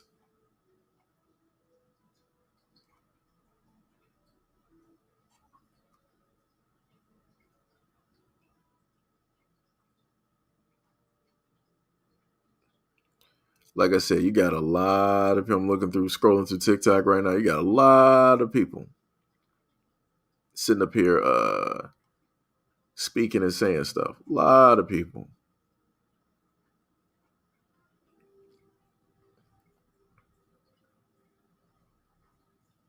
Mm-mm-mm.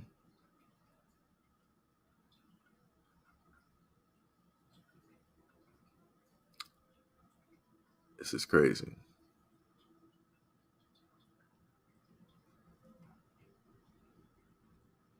Someone asked the side chick lady what her husband thinks of the situation.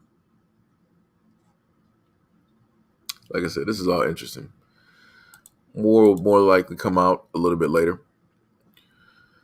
Don P said, good breakdown, background video, nephew. Much love and appreciation. What does that dude's gone? Timothy said, check Rumble. Yeah. That's true. That's true. I haven't even logged in on there in a minute.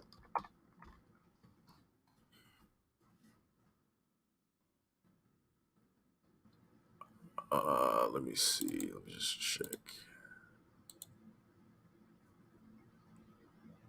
Ooh, they got nothing up there.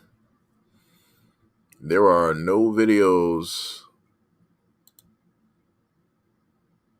because I typed in like the name. You don't got nothing up there.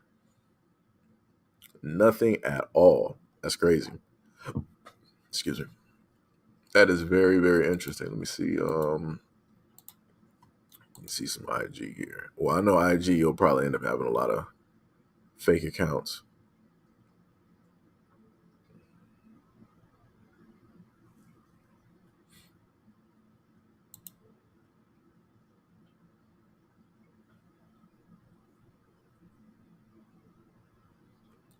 Yo, what is he doing? Hold on.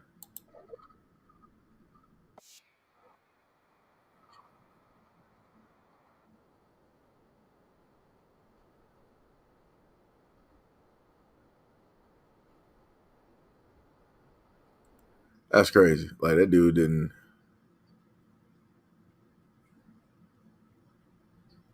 Oh, that was another thing I wanted to sit up there and fixate on too. I'll probably sit up there and highlight that in a quick second. Let me just type in her name before I get sidetracked. Got to bookmark that stuff.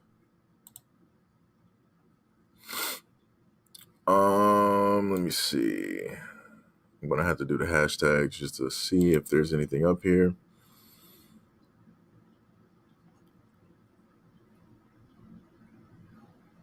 Let me see. Yep, nothing. Like I said, it's weird that if there are social medias directly up there, it's weird that they would automatically just disappear. Automatically. Now, something else that I wanted to technically highlight is that you have something dealing with somebody on social media um,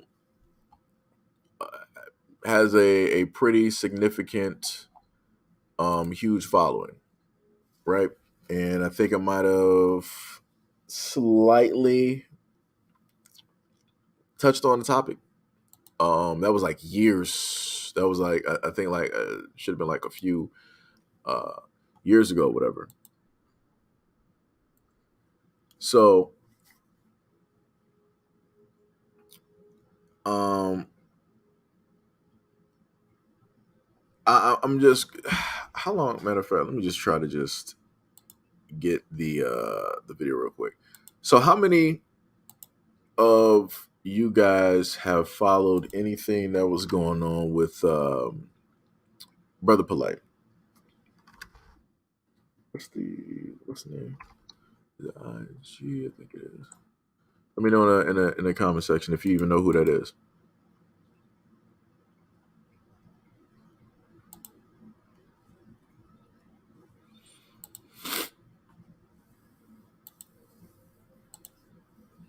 Let's see if we can get a couple of people in there. Who we got? Hey, Tippy, what is up? What is up? What's up? Yo, Orcs, what is happening? May I ask how and why are both your channels live at the same time? Um, I'm on both channels to at least, try to, let people know that I'm still, making videos. I'm still, doing lives and different things of that nature. And this is more than likely the best way for me to happen to, I guess, hope that it would register on, I guess, people's like phones or different things. Like the notifications will actually go out. Because normally what I get on in the comment sections that people will tell me like, hey, Seji, I didn't even know that you were, even still going live. I didn't know that you were still even making videos and different things of that nature. Because YouTube does not give out the proper notification. I've been getting this for years, even like when a channel was popular, when a channel was moderate, and even still to this day, no matter what level the channel was at, I still get people telling me that, yo, I'm not getting the notifications, and I have, all of such and such and such basically turned on, and yada yada yada, and and all of that stuff. So that's one of the main reasons why I do it, and also I do it as well to have interactions with you guys. So instead of me just doing videos all the time and sometimes responding to the comments and different things of that nature, um, we can have conversations in real time, and and talk about the topics and different things of that nature. Tippy says, Seji was right. I jumped to conclusions, let my emotions speak before looking at the whole story. I learned a lesson. That girl I have no sympathy for. I apologize and I'm sorry. No. This is what I'm saying. All I'm saying is you don't have to apologize for nothing. Because like I said, we all happen to do this where we'll see something and we'll automatically just believe what it is for face value, right? That's in a sense a part of human nature. That's what we tend, to do. Um, the main thing that I just sit up there and state is just leave all the options open for a possibility, because nothing is ever finite when it deals with certain types of stories, because you never know who a individual really is. Like I said, like who was that one girl? Carly, I just said her name earlier. The other girl that said that she was missing, and she went missing because she was searching for a kid or found a kid on the road, and now her parents are coming out saying that she is not all well, she's not all there, and the police are sitting up there saying that they can't corroborate with everything that she basically has been stating over time. Like I said, she wasted a lot of people's time, and everybody believed it was like, yo, this woman is really missing. We really got to start looking for her. We really got to start doing this. We really got, and people were literally on social media doing their due diligence, really trying to ride for this girl, really trying to sit up there and find her, really trying to make sure that she is all right. And it's like everybody just wasted their time. It's like everybody was, in a sense, played for fools. And the main thing that I told people before is that this is going to have a negative outlook, is going to have a negative reflection when it deals with black women, because the main thing that black women have stated is like, yo, nobody cares about us. Nobody loves us. Nobody values us. So then the moment in time that it's like, all right, we hear what black women are saying, everybody, let's just go out there and let's try to start on a good foot. Let's try to, start right. And then they do that, and it just so happens that this woman is lying. So now people are just like, yo, we listened and we did what it is that y'all wanted us to do, and look at what happened. Right? So, that's what I was sitting up there trying to tell people. I think it was like early this year or whatever, when it dealt, with that story. It's going to reflect negatively as a whole. And really, that's not how that's not how it should work, but that's just the way that it is in the world. Like I said, look at what's happening with black men. Because of what took place, black men everywhere are to blame for this whole interaction, which is crazy. Like I said, I had nothing to do with it. I wasn't even there, but yet I'm to blame because I wasn't there to specifically protect her and what specifically happened. And then I'm also to blame because I'm questioning the validity of the story, because certain things just don't happen to sit right. You know. So like I said, it ain't nothing to sit up there, and apologize for. Like I said, we all sit up there and go on things for a face, type of value. And we, with the amount of information that we got, we'll just go directly off of that and think that we got, everything, which again, that happens. Right. So, like I said, we live and we learn.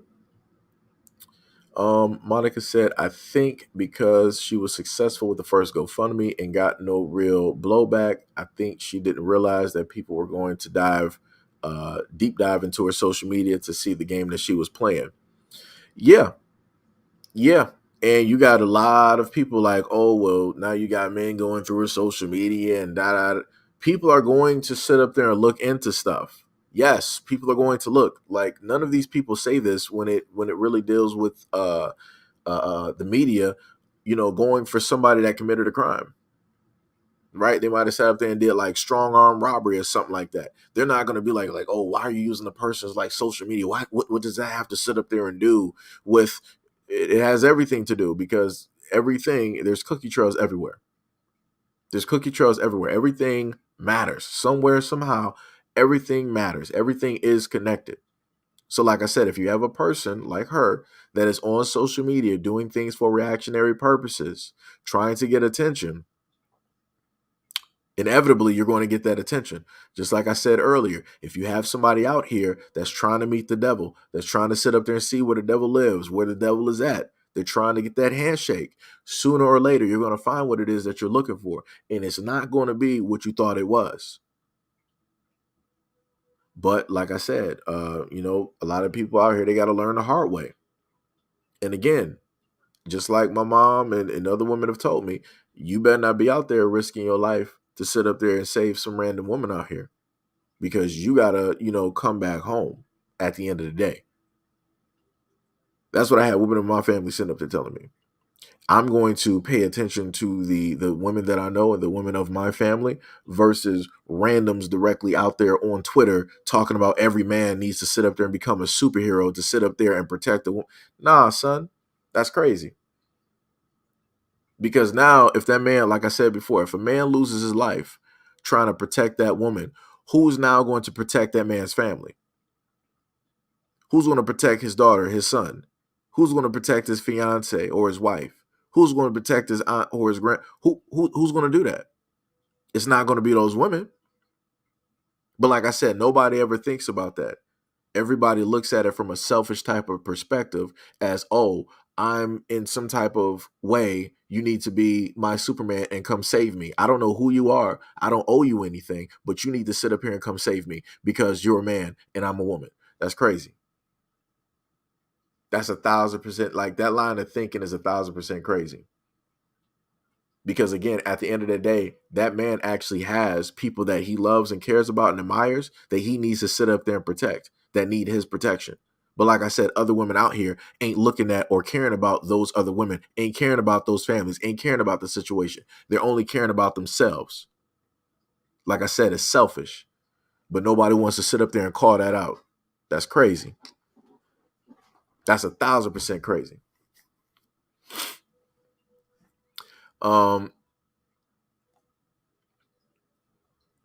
Rara said, I know who he is. All right. Fox said, dude that says she's a troublemaker says it wasn't even about a phone number. It's that she kept doing LGB. She kept doing things to him and he warned her. Yeah, I remember he did sit up there and mention that. He was sitting up here saying that she was antagonizing him. Like I said, nobody wanted to listen to that. Even the woman that I partially played her video was from TikTok. She was trying to speak on what it is that he stated. But the dude with the glasses, like, he was like, yo, this woman was antagonizing him. She was tempting him to basically do something. Like I said, people don't want to, like I said, people want to hear the stuff that they want to hear. A lot of the women that are out here talking, making these videos, they don't want to highlight certain things because now their stance is going to be faulty. Now it's going to look a little bit iffy. Like I said, I showed y'all the video where she was talking about straight black women and how it is that straight black women had their whole image and they were sitting up there. Matter of fact, hold on. Before I go to the next video, let me just play this again. I ain't about to repeat this. But I'm really talking to like cis women because like it's giving y'all real jealous. Like y'all real jealous because they can, will, and have pulled your ninja. All the trans girls ever did was teach y'all how to wear makeup because yes, the makeup you wear today is trans makeup. They teach y'all how to do y'all hair. They got y'all hair together. And like, what do y'all think those BBL bodies are? Because the legs, hips, and body. Y'all got that from the trans girls. Let's keep it real. Now, I'm not talking about a girl with a big ass because, you know, shout out to Somalia, shout out to Nigeria, shout out to Africa. Whoop, the whole black diaspora. We've been had big butts, small backs. But I'm talking about this whole 20-inch waist, titties that sit right here, big butt, all of that. That body, I haven't seen it that much, but trans women have always had it. And now y'all running to the doctor to go get it. Y'all love the trans girls. They taught y'all how to sissy y'all fucking walk when y'all were out here walking like dinosaurs. They taught y'all how to put on y'all makeup. They got y'all asses together. And what is y'all real problem? Can y'all not compete?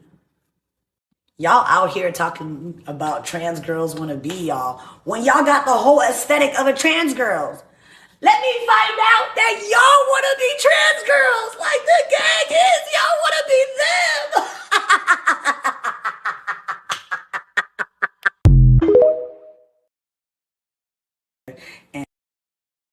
So y'all heard that. So like I said, this woman literally sat up there and said that straight women are not the blueprint. They are not original.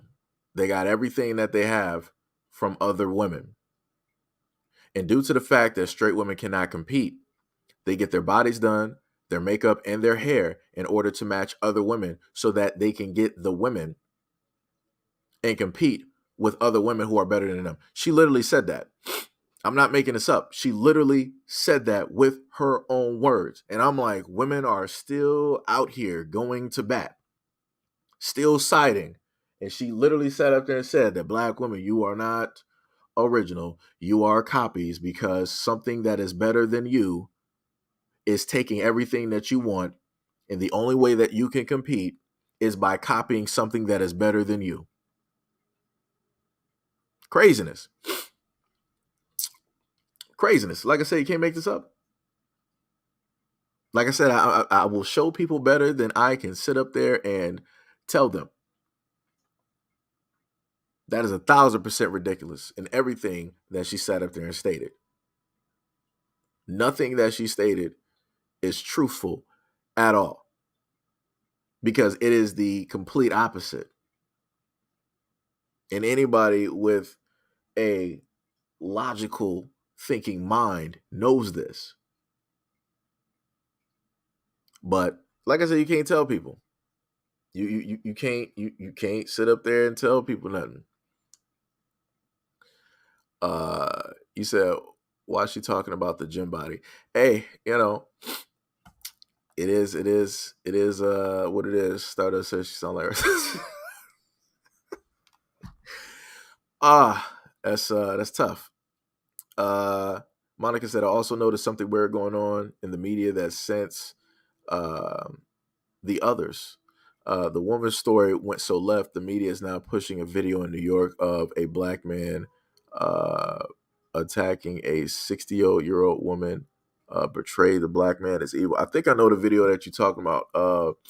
I seen that video, and that was bad. I think both of those, like I said, I'm not for certain. I'm just going off of what I was able to see from like the video. I'm looking at two people that are more than likely possibly homeless, knowing the fact that it is New York and it's in the subway station, more than likely homeless, just an assumption. And somebody is suffering from some type of lack of faculties, that are there. They're not psychologically, they're not all there. Because I'm looking at the whole situation. I'm like, that video looks bad. That video is horrible. Horrible. That video is not safe for work. You should not even watch that video around kids or anything. It's bad. And I remember in the comment section, I remember seeing somebody say like, what's up with the the woman just sitting there filming. That dude was like 6 foot something, well over 230 plus pounds. She ain't gonna be able to do nothing but get hurt. Like I said, I need some people to actually sit up there and start thinking about some stuff before they start writing stuff on social media. It's like the most that the woman could do is call the police, which I think you were able to hear, and she was filming what happened, so that there is evidence there, so that when the police come, she can give them a copy of the video that she was able to record, so that they got the face of the person, so they know who it is that they're looking for versus some random dude directly out there. So again, like I said, I really need some people just need their social media taken away, because a lot of people don't think before they write some stuff directly online. Like that was just straight foolishness. Straight foolishness. Tippy said, I thought African women were smarter than American women. She sounded so damn dumb. I'm sorry. I don't like talking trash about people, but she's dumb as hell. I mean, like I said, you got a lot of people on here that are on social media and they're giving their opinions, and you have a lot of people that are following those opinions. Like I said, you're talking about the video that I showed y'all before, where the woman stated that African women are more educated and smarter than Black American women, and they're not going to take the same things that Black American women take from Black men. But yet, like I showed y'all before, you got women directly out there who are African, who are with these European dudes, and they're catching HIV. They're allowing these dudes to sleep with 400 of them, and 600 of them end up, I think it was like 600 or 800 of them ended up getting pregnant. That dude is, people, like I said before, people want to talk about single fathers. People want to talk about Black men being single fathers. The king of single fathers out here are Caucasian males. A European male literally went to Africa, talked about that he went on this trip with him and his friend because he won the lottery, to go to different countries within Africa to sleep with African women, and he had unprotected relations with them, and he got them pregnant, and he left. There is no child support, and he also said, like, because he has such a good time, he's going back again, and he's going to several more African countries to do the exact same thing, fathering hundreds of kids. But like I said, people want to sit up there and make Black men the face of fatherlessness in the community. They want to talk about how Black men are always abandoning responsibilities, are always out here creating kids, but nobody wants to sit up there and talk about the obvious, though. It's crazy. It's crazy. Like I said, I'm not sitting up here stating that you have some men out here that don't want to take care of responsibilities. Trust me, you do have some out there. But when we're looking at things on a large scale, Black men pale in comparison to the people who have been doing this historically for the longest time possible, and who are actually still doing it and allowed to still do it. But nobody wants to talk about that or highlight that, which is insanity to me. This is why I do videos where I showcase these things, because I know that people don't want to really talk about and highlight this stuff. But they want to continuously down and talk about Black men as if Black men are the worst of the worst of the worst of the worst. It's craziness. So when you basically create a villain, somebody has to be a hero. So what is opposite of the Black man and inevitably becomes the hero in the knight in shining armor? But like I said, nobody's looking at the psychology of the whole thing. Nobody's looking at the people that are specifically putting out these narratives and these storylines, and what specifically are they getting out of it? What is the benefit for them? Like I said, you can't take everything that people sit up there and sell you out here just because it makes you feel good and because it hits that emotional spectrum. Sometimes you got to really look at some things. You got to do a deep dive, and you got to look at some things logically. Fox said, I agree, Seji. I think you're talking about the old woman beat with her own cane. All she can do is get hurt getting in the way. Yeah. The cops, however, should have taken him in instead of waiting for a public outcry. That's how it happens in New York. The cops don't really do the things that they should be actually. Like I said, I done covered a lot of stories dealing with cops in Chicago, cops in Detroit, cops down south, especially California and New York. Those two areas by themselves, I've done quite a few stories of cops there. So yeah, it's to be expected. They will react to stuff that they shouldn't be reacting to, and then the stuff that's the utmost important that they should react to, they're not going to react to. Like I said, when it is that the police should react to the situation that happened in the subway station, you're not seeing 30 cops show up. But when the cops are basically going after one person, magically you'll see cops from all over New York and the tri-state area, even flying in from New Jersey through helicopter, coming to sit up there and stump the yard on a black suspect.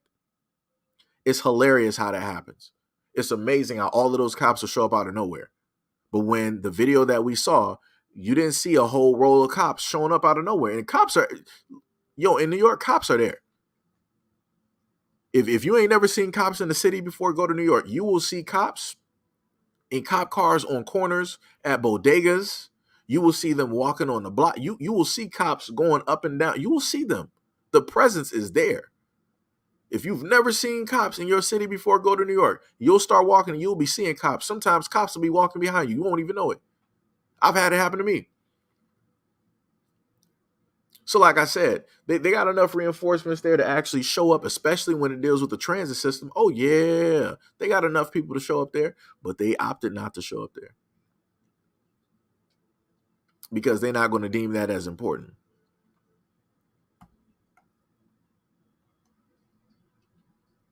To be said, they say that those African women are getting dogged out by Caucasian men, Arab men, and Asian. It is what it is. It is what it is. Just like the European dude who was French, he stated that it's very easy to deceive African women because as long as you have money and as long as you are European, you can deceive them. And they will be ready to sit up there and have biracial children with you.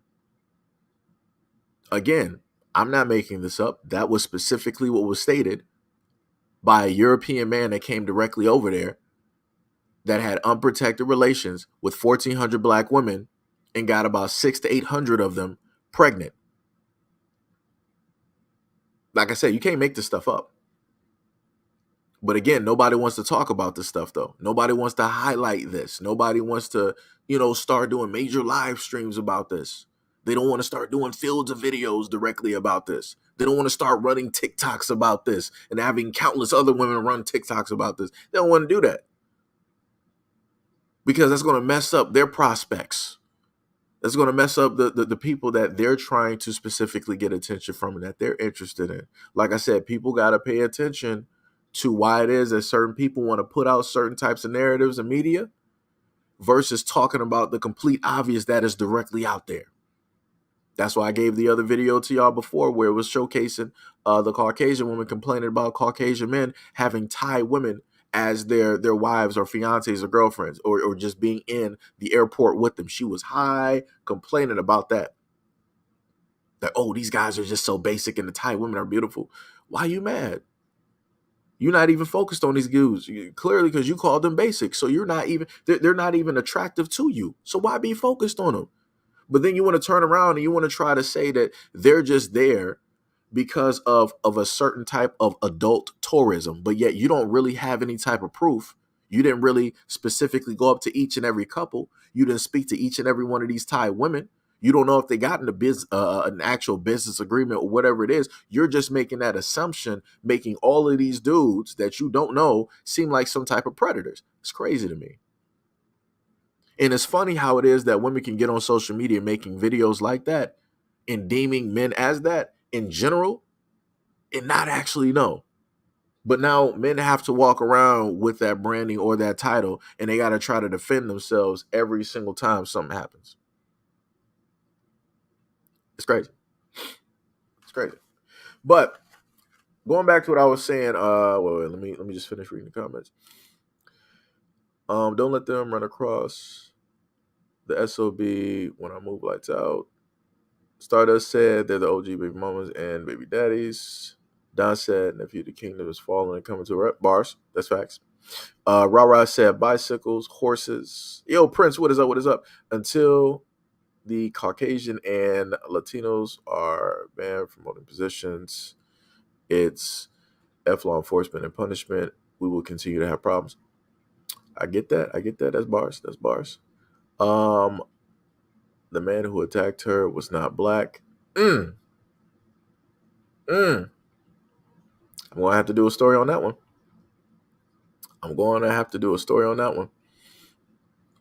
MB said, facts and facts, love, like always, and I'm a black woman.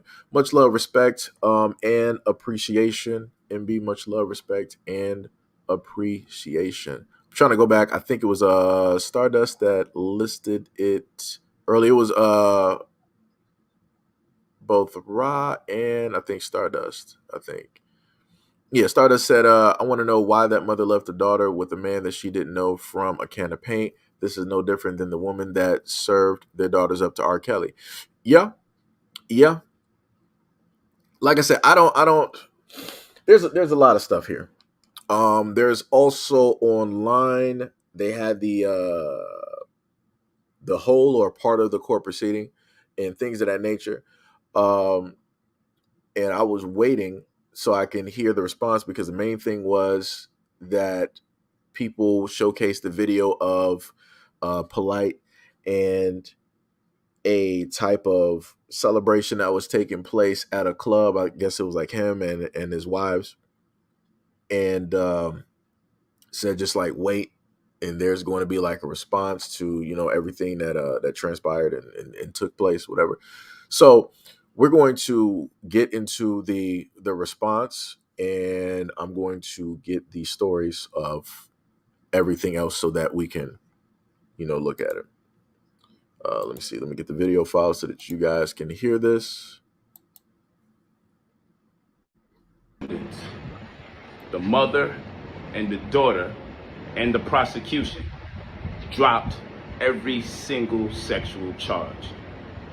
I'm saying it again. The mother, the daughter, my accusers, in addition to the state, the prosecution, all agreed they need to drop all of the sexual charges. So yeah, it's a victory, but it's bittersweet. It's a victory because I was facing life. No parole, no probation. Now you may say, how could this be possible if a minor was so-called molested and it was DNA evidence? And people say DNA don't lie. And I always said people do. Well, let's do this. The serologist, the expert that so-called found 6 semen stains amongst a headscarf and a t-shirt. Never mind the fact the whole rape kit said negative. They checked this girl for 5 different types of DNA, finger DNA, all types of different DNA.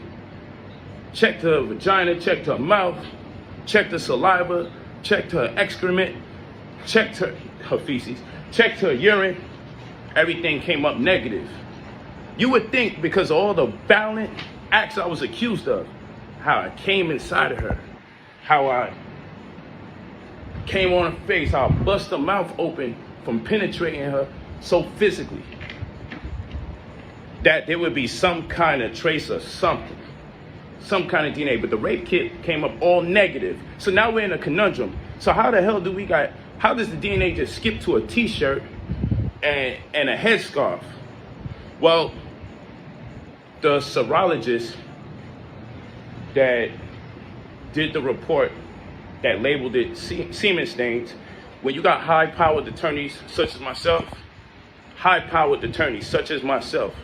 then what happens is when you spend damn near 200 grand on your defense, you have the right to do depositions. We have our own private investigator. We have our own, guess what, forensics expert. So our forensics expert said this. Our forensics expert said, we want to take a look and see what's going on over there. So when our forensics expert took a look, and examined these so-called clothes with semen stains, we had some questions about how did you definitively conclude that that was semen in the first damn place.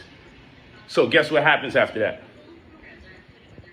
A deposition is when we interview anybody that's part of the situation, whether it be the mother, the daughter, the people who took the 911 call, whoever. The prosecutor gets to sit in while we interview them, while there's a court-appointed stenographer that types up everything. The prosecutor can hear everything as it goes so they can make a determining factor if they got a case or not.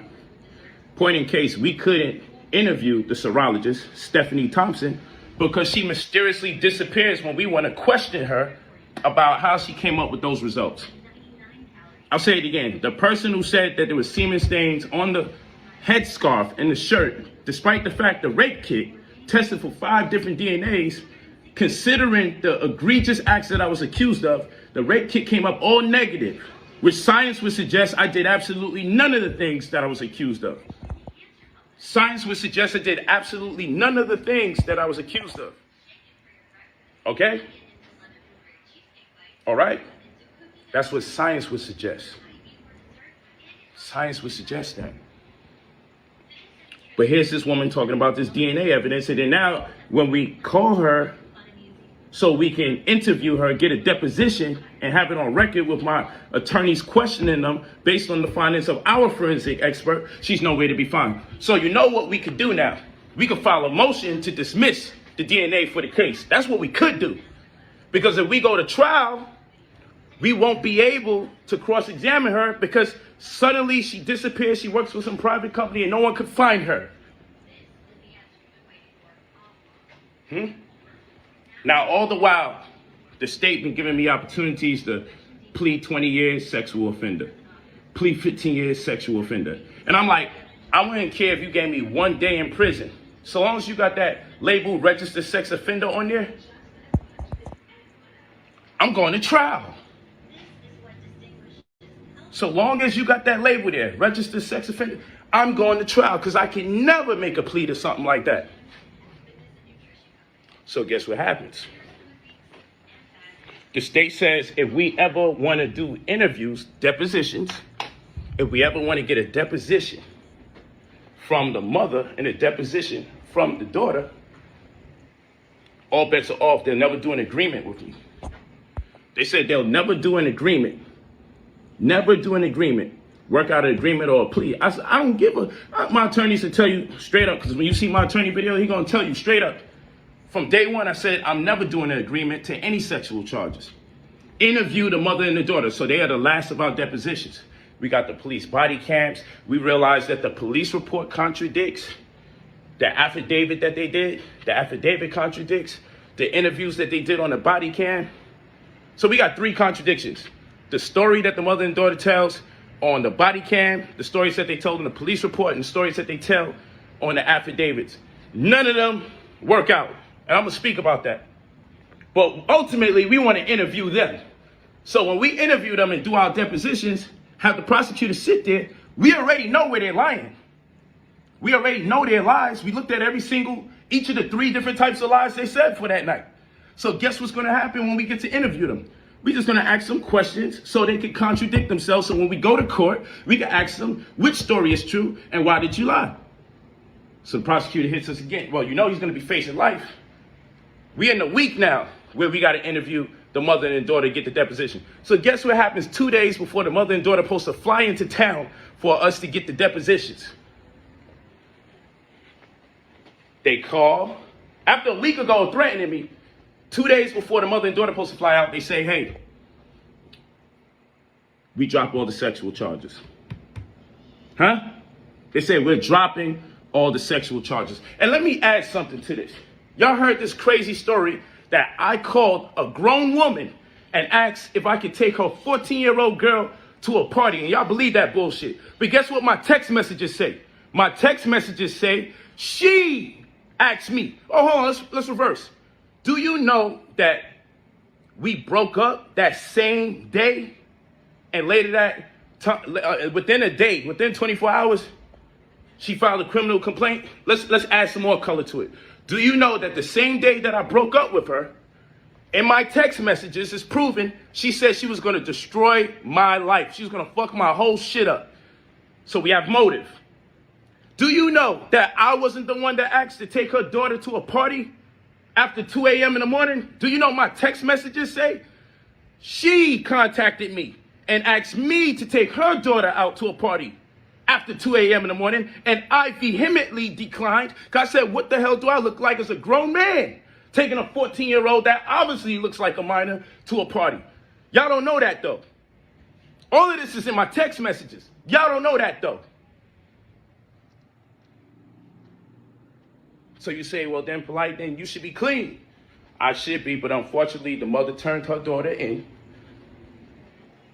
The daughter got high and intoxicated, and because I'm not the one that turned them in, now we dealing with child abuse and delinquency of a minor.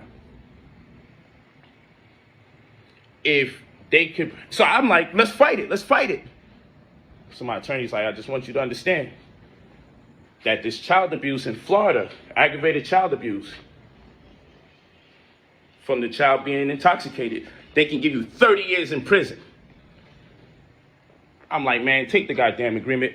If, under what circumstances, if they could convince a jury that whether you gave her alcohol or you was aware that she was high at any point in time and you didn't turn her in, but since the mother did, you could be subject to 30 years. So I said, let's make a goddamn agreement, man, and let's work this thing out. So still got to sit down somehow, some way, but it is what it is. Blessings in abundance is bittersweet. Oh my goodness. And more information is going to come out, and this shit is far from over for all the lies that was told on me. Peace. So I just wanted to play that part just in case people didn't have to happen to actually see it. So we're going to go to the story from August 20th of 2021 during the pandemic. This is by a source. They stated that according to a confirmed report from NBC Miami, inspirational speaker and media influencer Brother Polite surrendered to police on Monday following an allegation of SA to his girlfriend's 14-year-old daughter. Polite, whose real name ID is Michael Noack Jr., allegedly was given permission by his girlfriend to take her daughter to an after party in a Miami nightclub. But when they realized that the nightclub was closed, Noack reportedly took the teen girl to his hotel. Noack's girlfriend reportedly found her daughter intoxicated with severe swelling around her mouth. Noack somehow convinced his girlfriend not to call the police, but was served with a DNA warrant in June before turning himself in earlier that week. Polite's lawyer, David Torres, declared his client innocent, stating, quote, once the evidence is produced, he is going to be exonerated. So yeah, not guilty, nothing else. These are serious allegations, but in any situation, there is always motive. There is always a lot behind the scenes that the public is not going to be able to see. We have no doubt that he is not this person. We're going to get him past this and back on with his life. Right? So that was posted back in August 20th of 2021. And here we are in Here we are in September 8th of 2023. Now, what I'm going to try and do is that I'm going to try to get the court. What's the name here? Because I heard it earlier. I wish I would have actually saved it.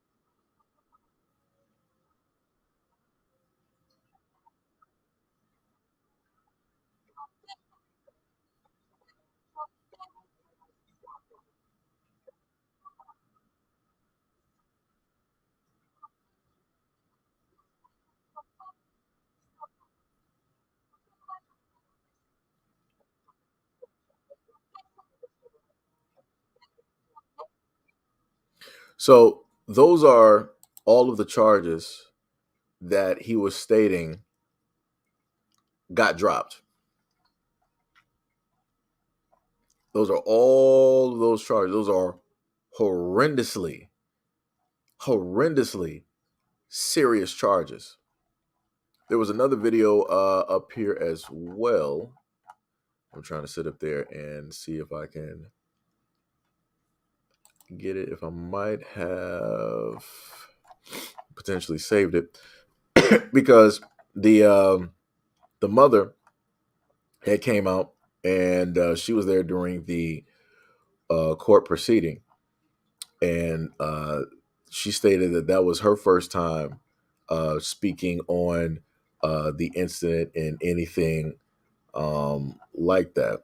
And I'm really trying to get that clip because it's funny how it was up here on Twitter and then magically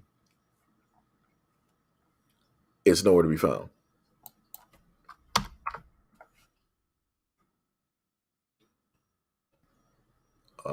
Let me see. Trying to really find that here for you guys real quick.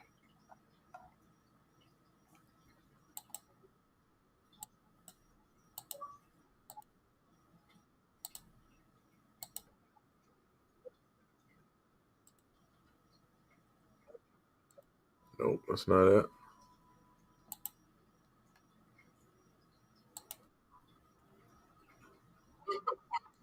Okay, that's that. I'm trying to get. Is that it?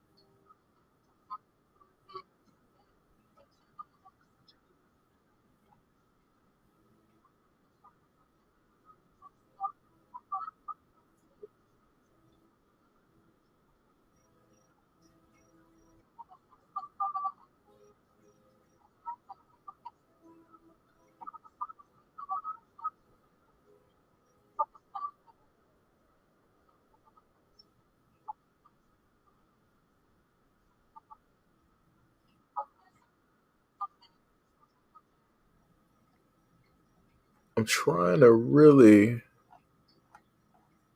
It's amazing how that is not up here. Like, yo, I kid you not. There is a clip up here. Well, somebody might have it online, where some of you guys may have ran through it yourselves as well. But there is a clip online where the mother spoke. I think it was more than likely by video. I'm not sure if she was actually there or not, but I think it was by video. And wait, Tippy said, I hear mumbling noise in the background. Damn. Y'all didn't hear him. Ah. But would it actually? Okay.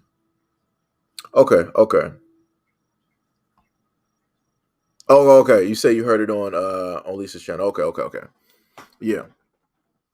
So it was like I said, this is something else.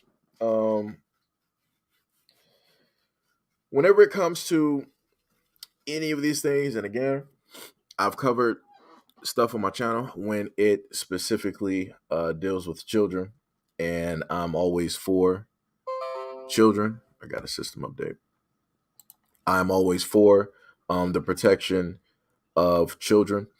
Again, I need and want all the information to specifically be directly out there. So there is a finite, like, all right, completely 1000% guilty, no ifs, ands, or buts. We got 100% of everything here. There is no guessing. There is no this. There is no room for error, anything like that. Because again, like I said before, I have covered stories before, and things have come out years later or decades later or what have you. So again, you in a sense have parts. Shout out to the people that might have wait. Let me just go back to something.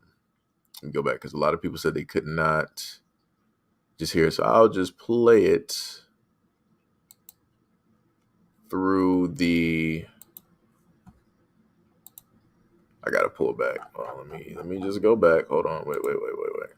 And it's a shame. I can't. It's not like I can like directly, directly edit during like the live stream. All right. Let me just go right back. Is there a way that I can just technically just do it without?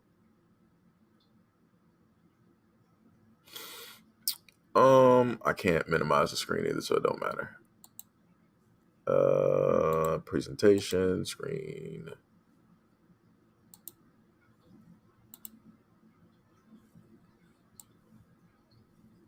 All right, so I can take out that one right there. Put that to the side.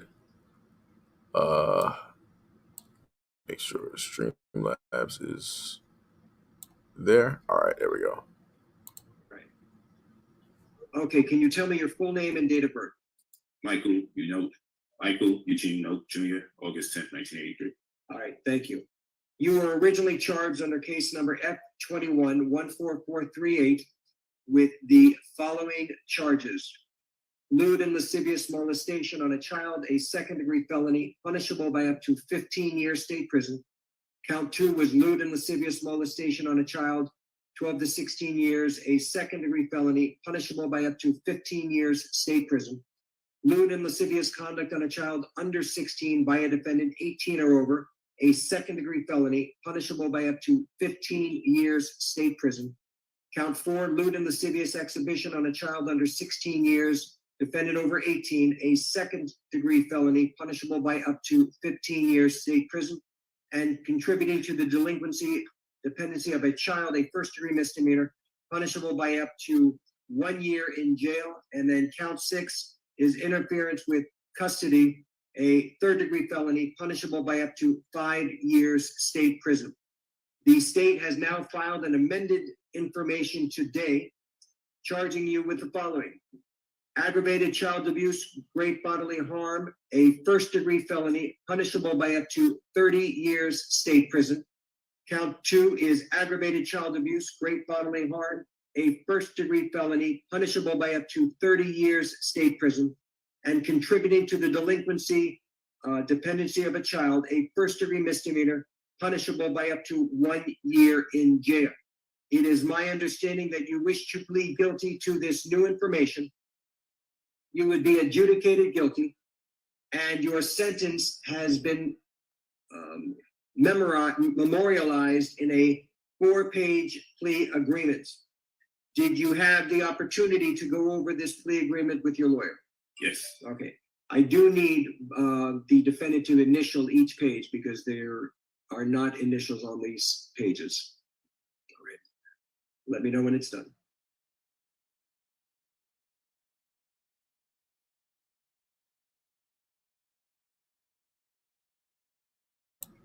So you were able to hear the severity of those charges and the amount of years that were directly up there. And it's like, wow, dear God. And I really wish I had in abundance. I really wish I had the video up there because, like I said before, want to put directly everything out there so that people can come to their own conclusions and different things of that nature with the information that is specifically out there.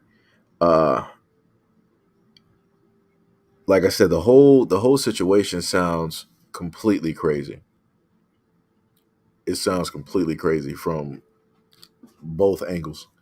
And how somebody where's the brother at? Wait, Tippy said, "Am I tripping? But did they do this in a virtual or court?" That I am not sure. From some of the things that I've seen directly on Twitter, people were like listening to it, so maybe it might have been virtual, possibly. Like I said, I am not too certain directly on that. Um, Don said, "Did you hear the impact statement?" I'm not sure. Did I? Because I'm trying to think back to when I heard this earlier today. I think it was like after the live stream. I started seeing stuff go through on Twitter. What was the brother at? I think it was Stardust that was sitting up there saying like, how would you allow your daughter to be with a dude that you don't know from a can of paint? And that's 1,000% true. And he basically gave his own thing directly, back against that, where he stated that, why would I sit up there and, take her out to a club and all this other type of stuff and yada, yada, yada. Like I said, a whole situation sounds completely crazy from both sides. It sounds 1,000% crazy from both sides. And, like I said before, I want to see how this is going to pan out. If anything else more is going to potentially, because I understand the plea, but I want to see if anything else is going to take place. Because somebody else brought up, like, did the people there potentially, the witnesses, the daughter and the mother, did they get the mafia type of treatment? Like I said, I don't know what goes on behind the scenes. I'm not sure what anybody has conversations state or seen or anything like that. Anything is possible. Because we've seen different court cases where people have been pressured to say or do certain things, even by the way of police as well. And like I said, he was the one that put out the post some hours before it was like yesterday. He was like, "Hey, just wait. I'm going to give like a full, information about what's going on and everything like that, and all the other type of stuff." So he knew before everybody else knew, which is the public, that what the outcome was going to, in a sense, be. Like I said, the whole situation is 1,000% crazy.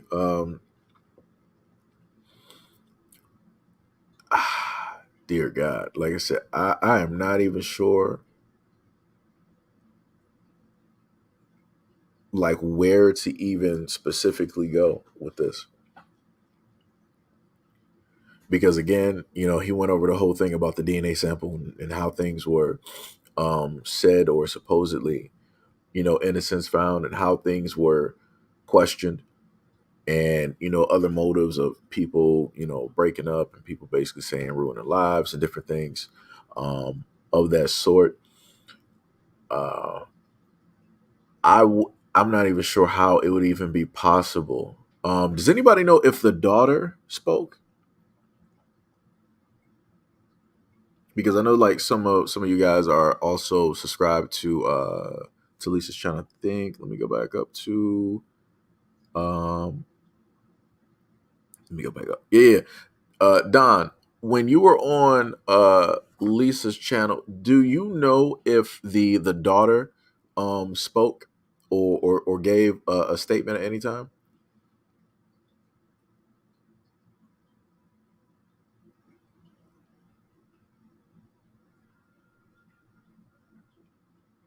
Let me know. Don said it's done when you plea. It's a wrap. Okay, so that's completely done. Prince said it was via a Zoom. Okay, so it was virtual. Mr. Love Show said it makes perfect sense if you hear the mother's side. The daughter didn't speak, only the mother. Prince said no, the mother wouldn't allow her to speak because it would cause more trauma. Huh? Because like I said before, when it comes to like cases like this, I would like, not even if it had to be, even if it had to be recorded, I at least would want the actual person to have their voice be heard so that people can like, okay, it's like, yo, this is, it's not just, you know, A and B basically seeing this. The third person that is actually involved, who is, you know, said to be the victim. This is their story. This is, you know, how they stated that 1, 2, 3 and everything else basically went down. This is specifically, um, you know, what they saw and everything of that nature. Uh,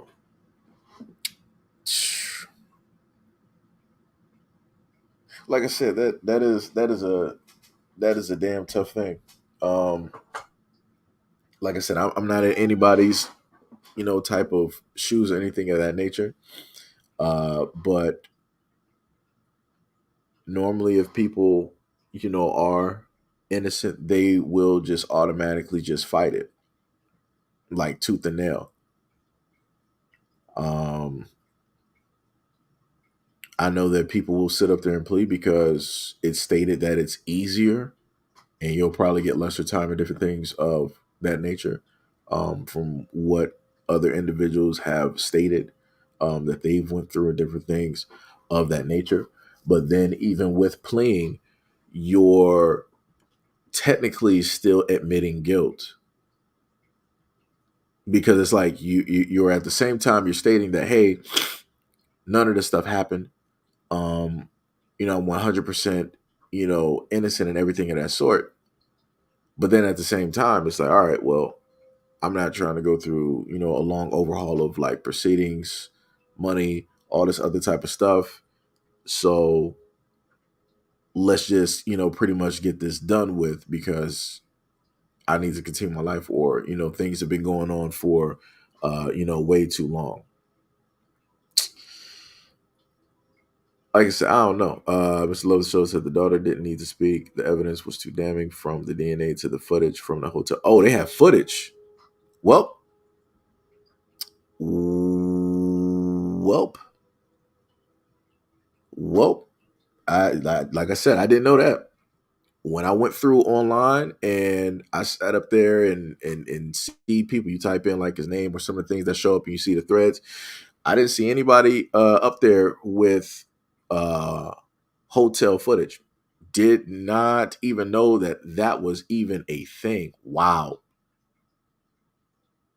Wow. Wow. Jesus Christ. Jesus Christ.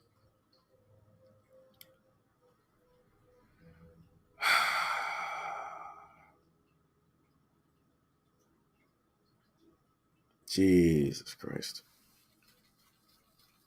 I didn't even know there was hotel. Jesus Christ.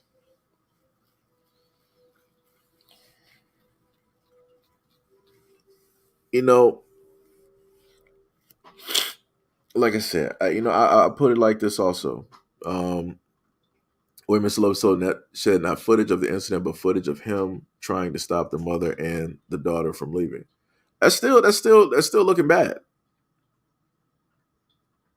That's still looking bad.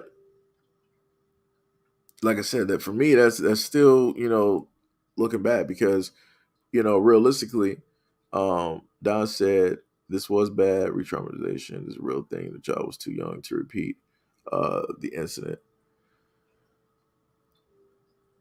Like,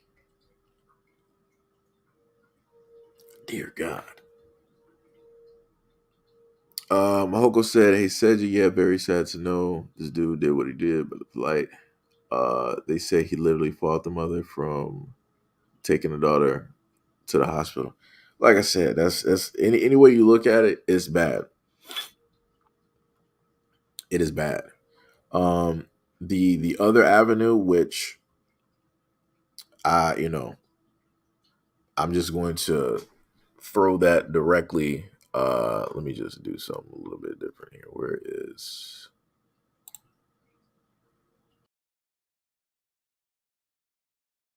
supposed to put that back up there?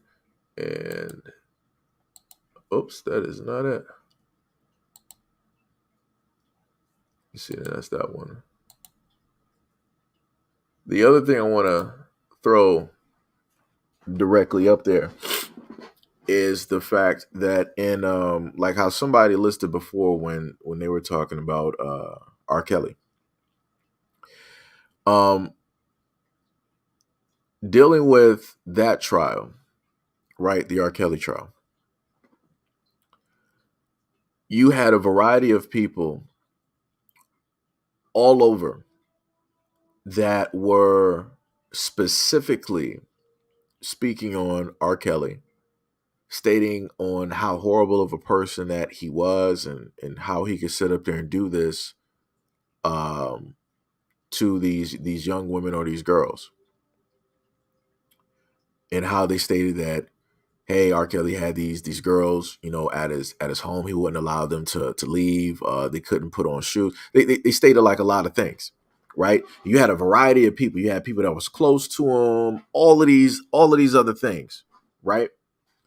The one thing that nobody really focused in on was that how is it that R. Kelly got access to all of these women or these young girls?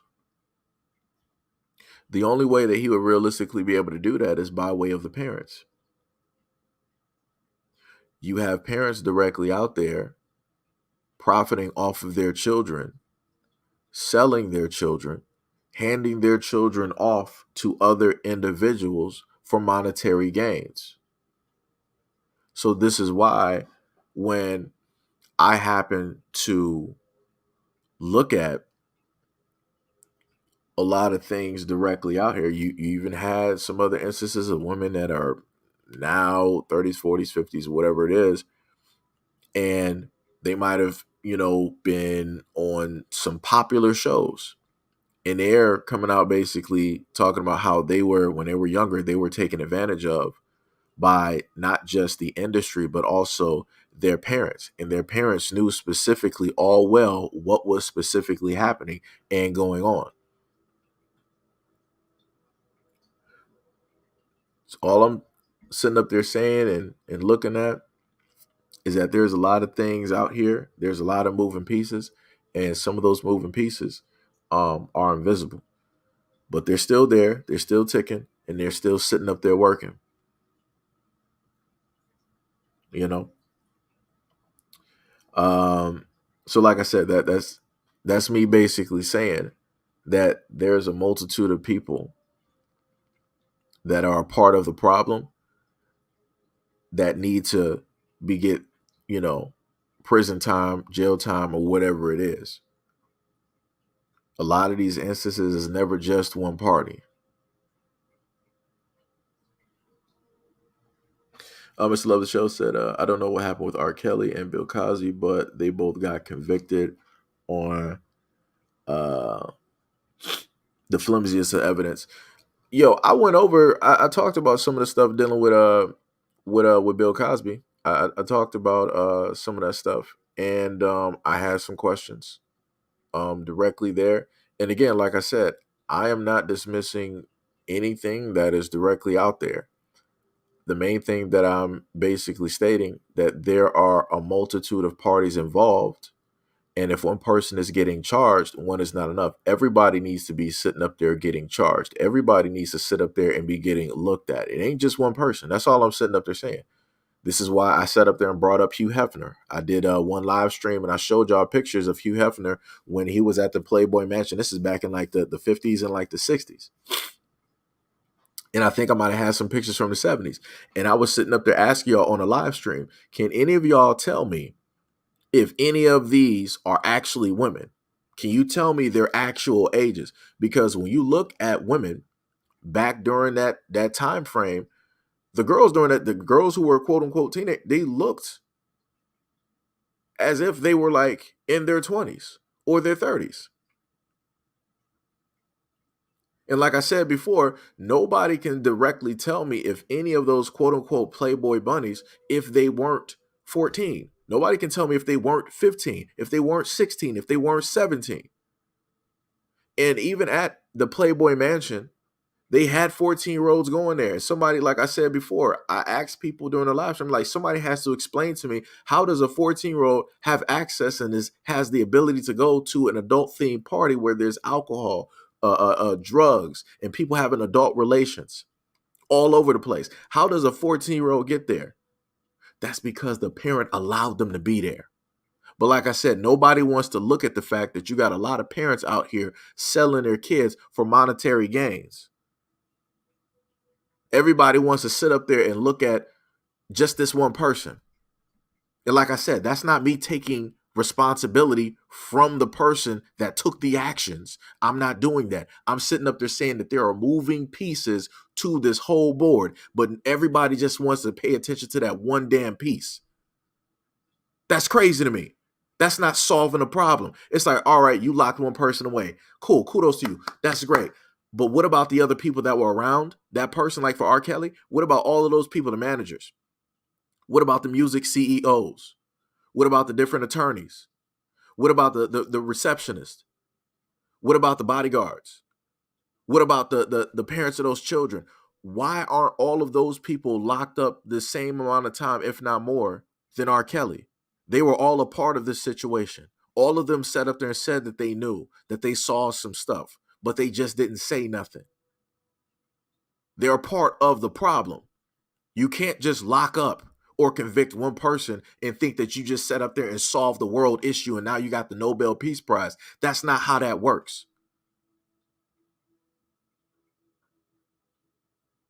You just put a Band-Aid on a Grand Canyon-sized wound and it's not going to do nothing.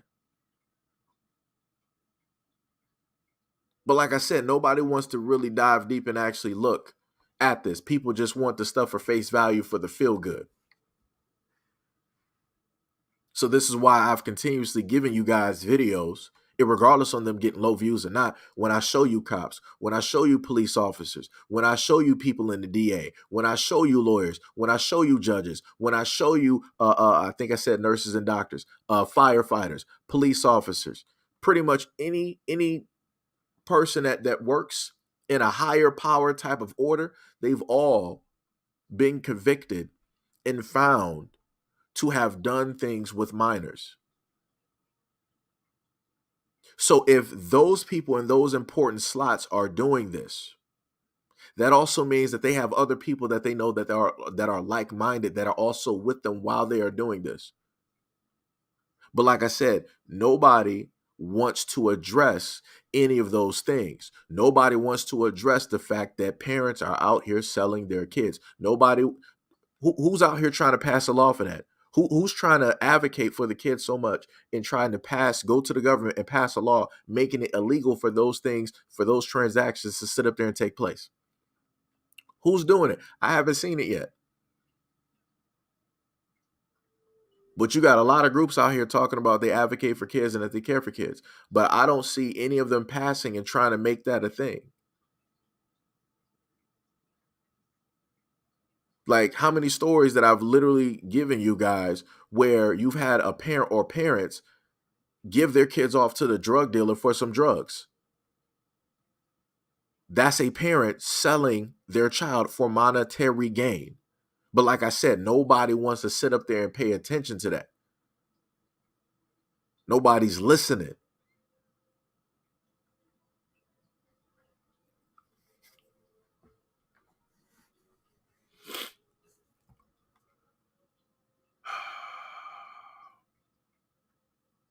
Fox said, I didn't know Michael was down that bad. The sickness is severe in this country. Yes, it's a moving chessboard. You didn't mention the puppies. Wait, puppies? Wait. I'm confused. What puppies? I'm not sure if that's code word or something. I'm a little bit confused on that, Don. Fox said, I've always said that the older women need to dress like grannies because their attraction should be on a different level from that of younger women. Yeah, I get what you're saying. Uh, Fox said with both age groups dressing the same to attract men in the same fashion, men without discipline will be attracted to them both. It's shameful, but answers need to be developed somehow. Yeah, but that's a touchy subject because the main thing that you're going to have women state is that, oh, you guys are trying to control, this about women. Why don't y'all learn how to control yourselves and everything? A woman should be able to dress like, you've had women say like a woman or whatever should be able to just come out the house naked and not have to worry about nothing. I'm not sure what type of world people are living in where that is even a thing to throw out there. It was like, yeah, we should just be able to come out there naked. That's insanitary. Like you gotta sit as a woman, like, yo, like I said, I myself, as a black man, I am not a woman, but I do know from being with women, how low certain things happen to sit, and y'all have body parts that sit very low. So if you happen to sit on a flat surface, that body part, if it was not covered, it would touch that flat surface, which means that whatever you have or is directly coming from you is directly on that flat surface. And whatever bacterium is on that flat surface is now going to enter your system. So to hear and see women online stating that women should just be out here to be naked and nothing should be wrong or happening is completely nonsensical and crazy. Like I said, there are dress codes and things of that nature for a reason. For a reason. But I will sit up there and say I do agree with the with what was stated before, that the appeal should be vastly different. Like, you have grandmothers dressing like 20-year-olds. And technically that's a little bit crazy. Like, I get it. You should be in an age appropriate realm. Nobody's saying that you got to dress like, the grandmother from 227 or something like that, where you got to have like napkins and stuff like around your. Nobody's sitting up there saying that, but it's crazy how when you look at a 20-year-old and you look at somebody who's older, you really can't, in a sense, tell the difference up until they start talking. That's a problem. A 20-year-old shouldn't be able to match up with somebody, a woman who is in like her 30s, 40s, or 50s, and a woman in her 30s, 40s, and 50s shouldn't be trying to match up or able to match up with somebody in their 20s. Like, that's crazy. There should be differences there. It's great. You look young and everything like that. Nobody's saying that you shouldn't be able to look young, but there should be levels to this. It just seems like at this moment in time, everybody can just go to whatever level that they want to be at. That doesn't make any type of sense. Doesn't make any type of sense. Polanski was convicted of worse charges than Bill and R. Kelly. He got 90 days in prison, but only did 42. Yeah, I covered Polanski. And Polanski was celebrated.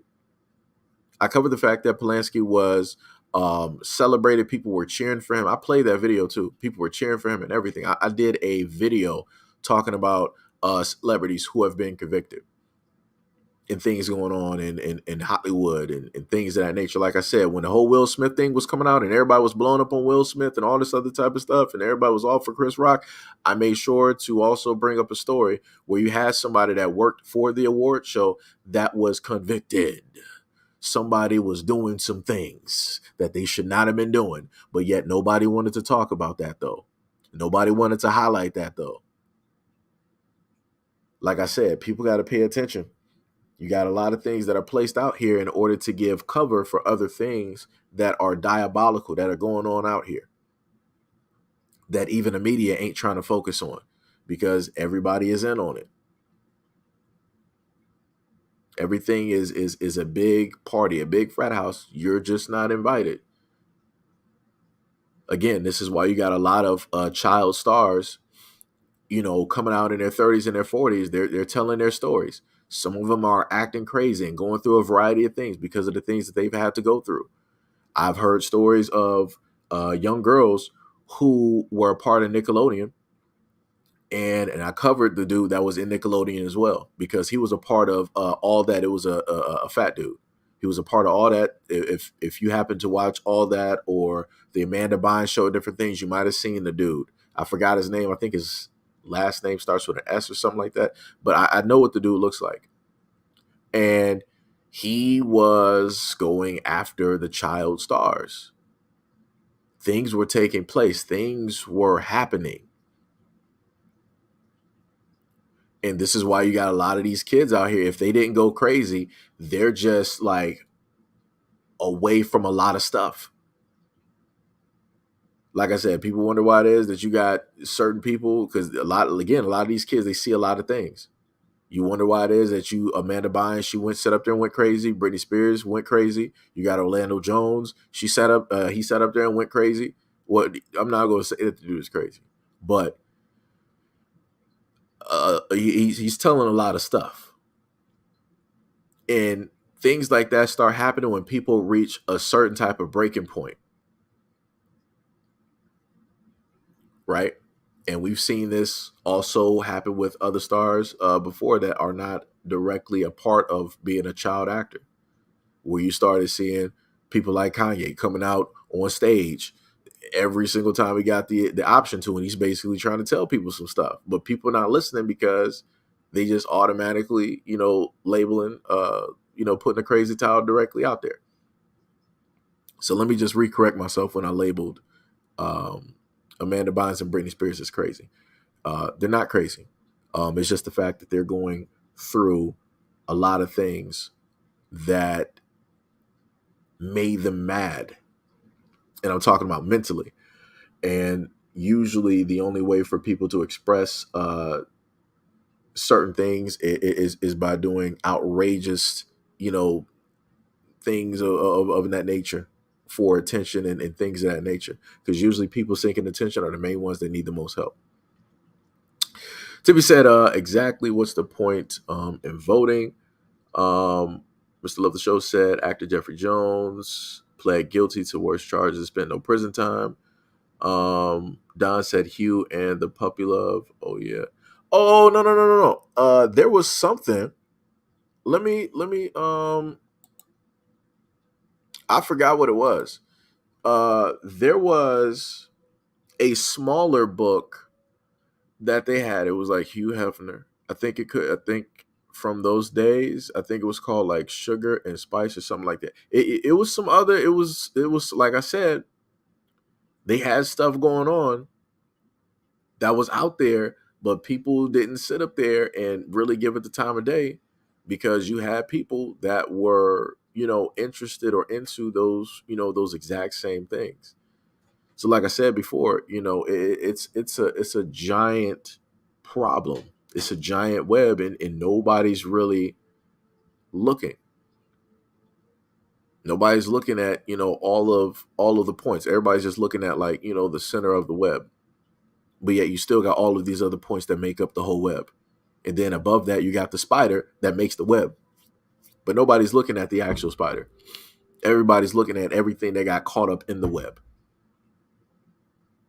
and thinking that, okay, that fixed the problem. Don said, if y'all knew the real reason between R. Kelly and Aaliyah, that thing goes a lot deeper, because there were other people that were also involved as well. There were other people that were also involved as well, and it's interesting how that does not really get highlighted the way that it technically should, get highlighted. Mr. Love the Show said black celebrities are a clear target for the United States government. Yeah, that's true. Don said the business of entertainment is no joke. Want to be a star? Yep, Dan Schneider. Thank you, Mahoko. Thank you. That's the dude. Yeah, Dan Schneider. Yep, I know who you're talking about. As soon as I saw the name, I was like, yeah, that's the guy. That is the guy. Yeah, Dan Schneider. That is the dude that was going after the Nickelodeon stars. And this is why you got a lot of them. Again, if you look online in podcasts, they're speaking out. They're in their 30s and their 40s, and they're speaking out about the treatment and everything that they had to go through while being a child star and different things of that nature. Yo, 22 running. What is up? What is going on? What is happening? Good morning. Good morning. Don said that business of entertainment is no joke. Right. Let me see. Fox said Don Schneider, that dude went on to be a producer for Nickelodeon. Yep. All that later on. Drake and Josh, where it shows. Yep. He showed up in some other shows as well, like little cameos and different things, of that nature. Like I said, this is why I try to tell people. It's like, for the parents out there, if you see something within your child, that's great. Like, do that by way of social media. Open them up a YouTube or TikTok or whatever, something that you have control, you are managing, and you have the power over all of that, right? Do not hand your kids over to a whole clear cut another adult, because you do not know who these people are. You don't know who these entities are. You don't know. Like I said, too many of these parents, they've left their kids alone with these larger businesses. Like I said, if y'all don't know what I'm talking about, go look up Shirley Temple. If y'all know who Shirley Temple is, back in the day when they used to have like the little commercials, animal crackers in my soup, monkey yeah, rabbits, loop de loop. It was that type of stuff. Like she was basically America's sweetheart. She was the America's child. Like, she could never do any wrong. Let me put it to you like this: if Shirley Temple at a young age, when she was at the height of her career, if she had committed a crime, they would have absolved her and expunged her record automatically. She would have never seen anything happen. No matter what the evidence basically stated, she would have never been guilty.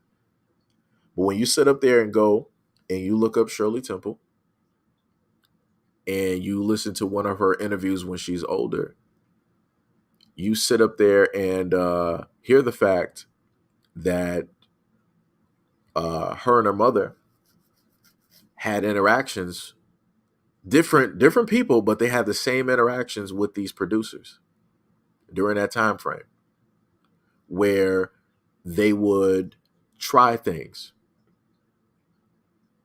right, to basically see how far they can get, because depending on what it is that they are able to do and how far you are allow them to do certain things and different things of that nature, you can be the biggest star directly out here.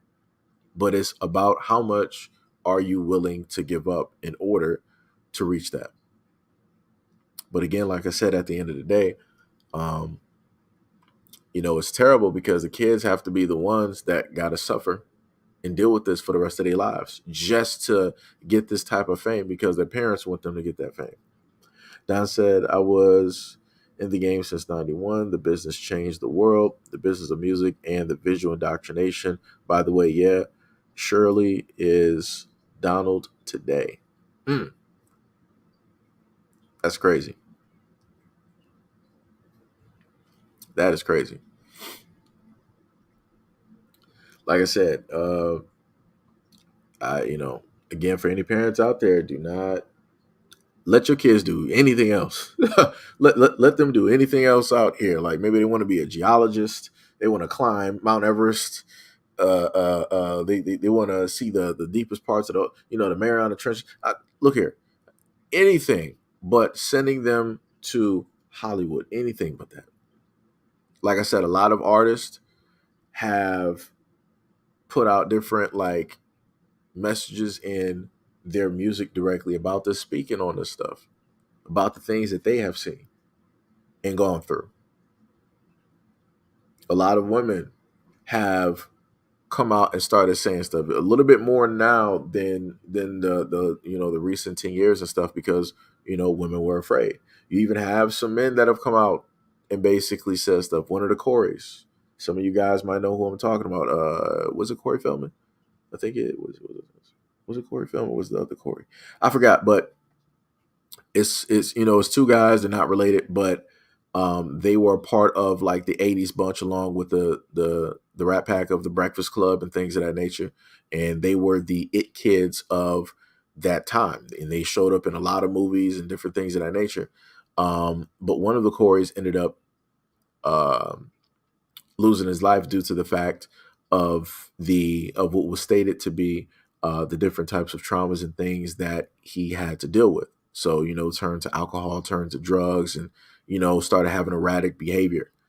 Uh, because, it gets to a point in time where your mind starts breaking down. The other Corey went on to a show and tried to tell Barbara Walters that, the it's evil out here. These kids out here, they're getting, taken advantage of, and ain't nobody speaking up for it and saying anything about it.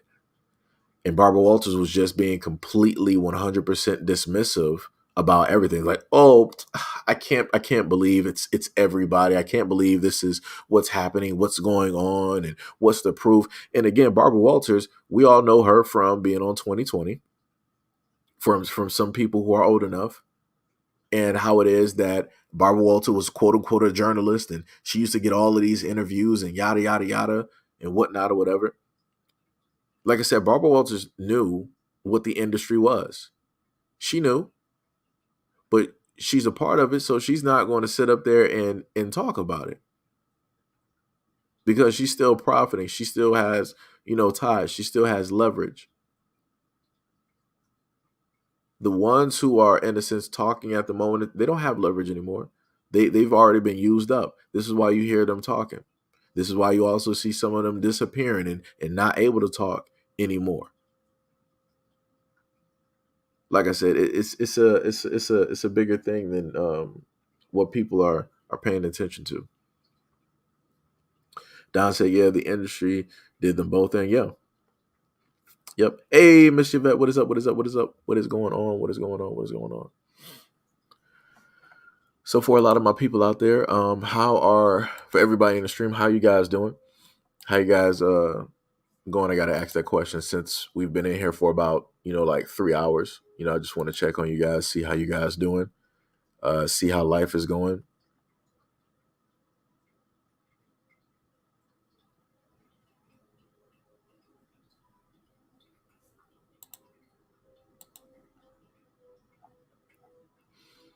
That's crazy. Cars from the United States and Canada are being stolen and shipped to Africa. Wow. That's crazy.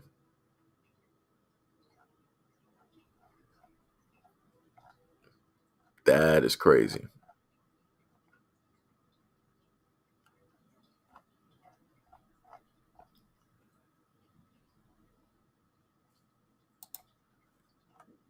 Let's see what else we got up here. Oh, that's what you was talking about. Oh yeah, Masterson. Yeah. I see it up here now. It said Los Angeles judge sentenced that 70 show actor Danny Masterson to 30 years and life in prison for what the act that he committed against two women. Ooh, you out of there. You out of there. It's game over.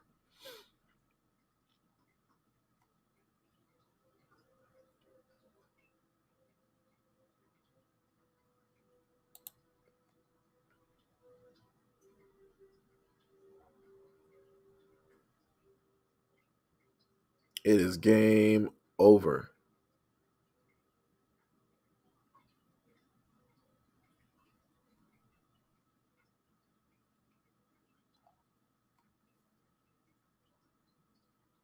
Lord have mercy. It's over. A police officer attempted to make an arrest as a type of bystander that participated in recording. Oh, that was in the UK.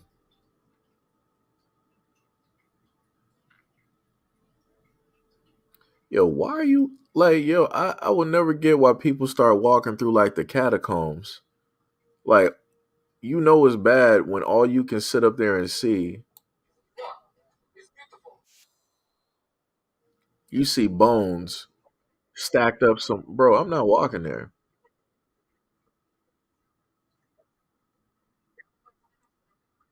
Like why would you do this?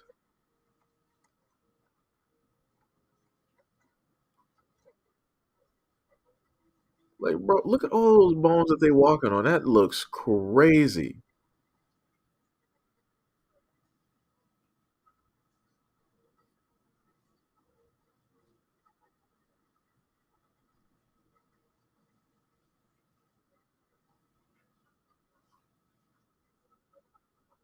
How did they even get all those bones in there? That is insane.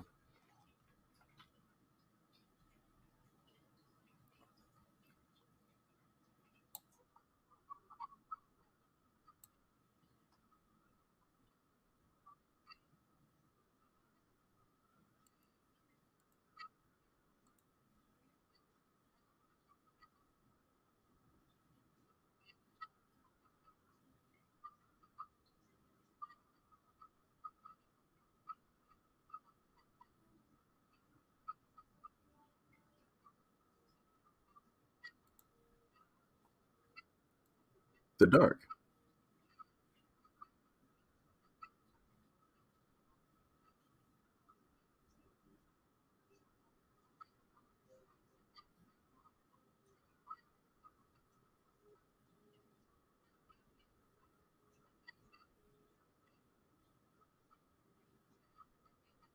Oh, matter of fact, let me just bring up uh that video real quick. That's a nice little turn, real quick. Let me just showcase that. Shout out to the cornbread mafioso. Let me showcase that because I know y'all not able to hear that, but like I said, I find the stuff very very interesting when I happen to see it. So let me just make sure to mute my side here. Oops, that's the wrong side. Let me make sure to mute the side.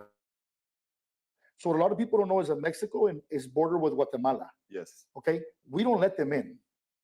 So the same thing that America does to Mexico, we do to Guatemala.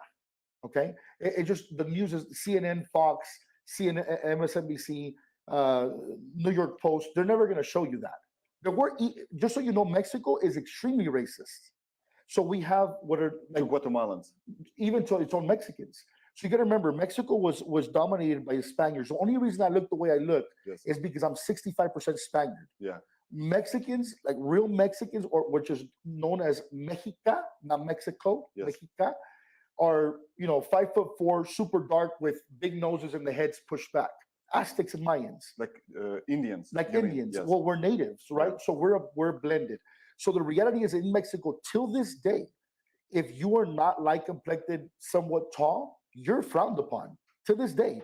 So a lot of people don't.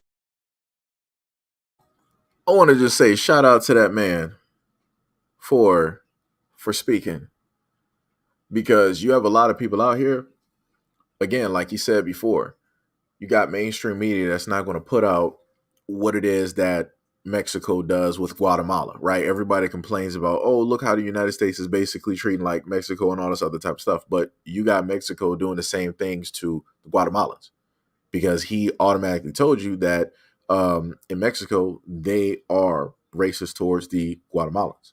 And they're even racist towards their own, right? That basically, if you are not the light complected, you're going to be demonized, right? He was saying that how the natives, the natural Mexicans that are there, are darker complected. They are shorter. Those are the indigenous folks that are there.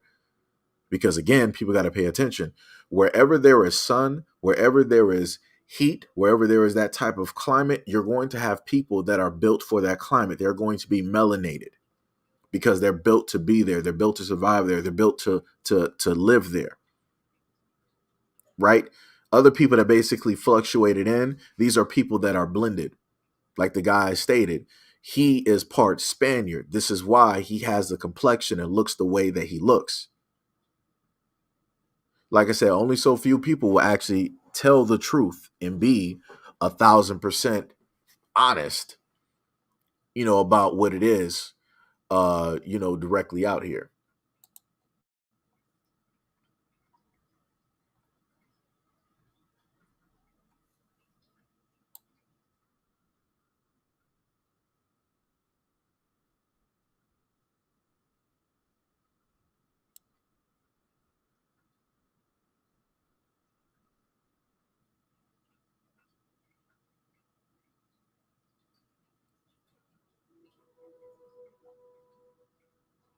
This dude talking about Demi Lovato.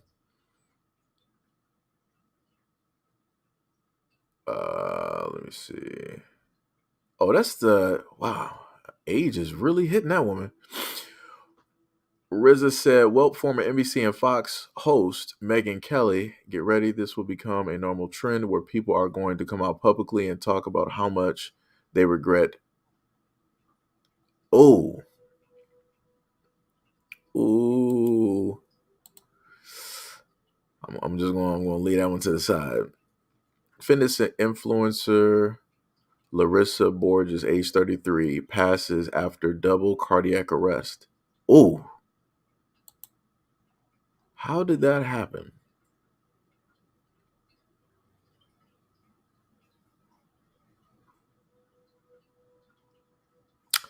How do you have a double your fitness influencer and you had a double cardiac arrest at 30? I'm going to leave it where it is. I'm going to leave it where it is. I ain't going to say nothing. I ain't going to say nothing.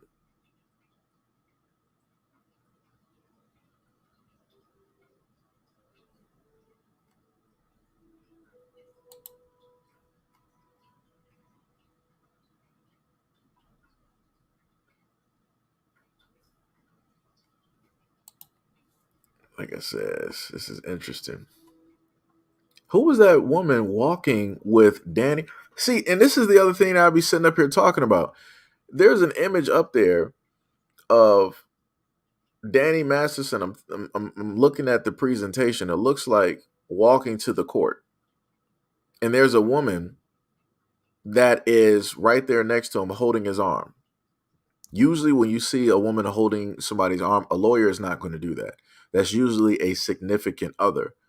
So again, you got this woman that more than likely knows what it is that he has been doing, what he has been into, and she is still sitting by this man.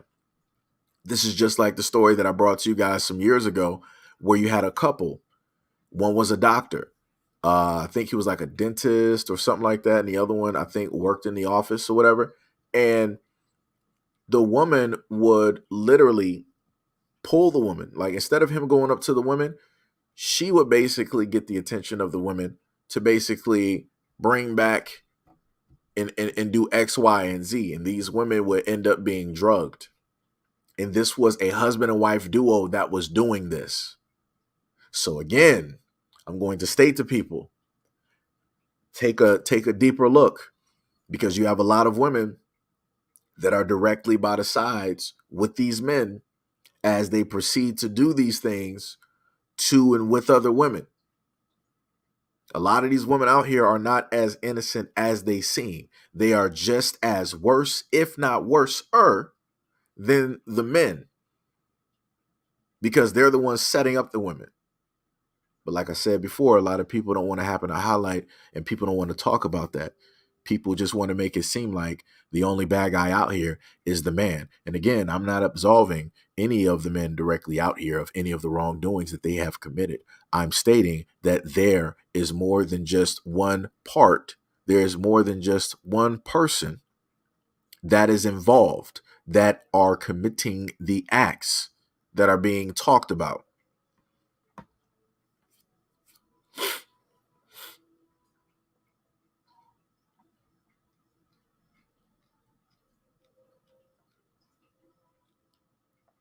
Ethan Hawke said he could care less about directing his daughter Maya in a graphic sex scene.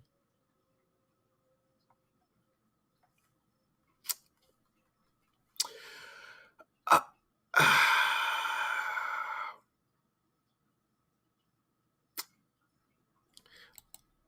uh,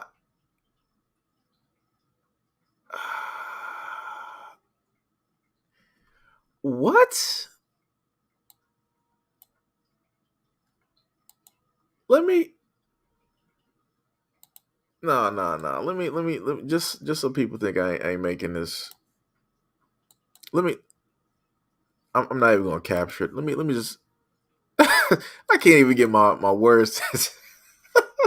You can't. You gotta be kidding me. Let me just. You can't. You gotta be kidding me.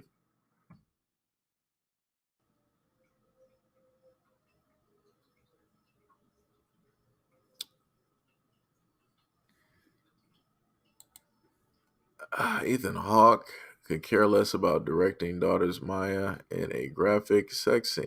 Ethan Hawke insists he had no qualms about directing daughter Maya's graphic sex scene in the upcoming film Wildcat. Quote, "We were so comfortable with it, I could care less."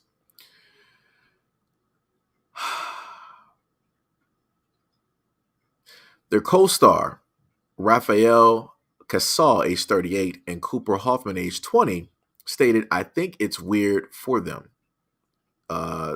Basically stating, that was stated from Hawk, age 52. "We made sure to have an intimacy coordinator on the set for them." And that's what his daughter stated. "So that they felt safe and comfortable and not like they were being spied on by some creepy dad."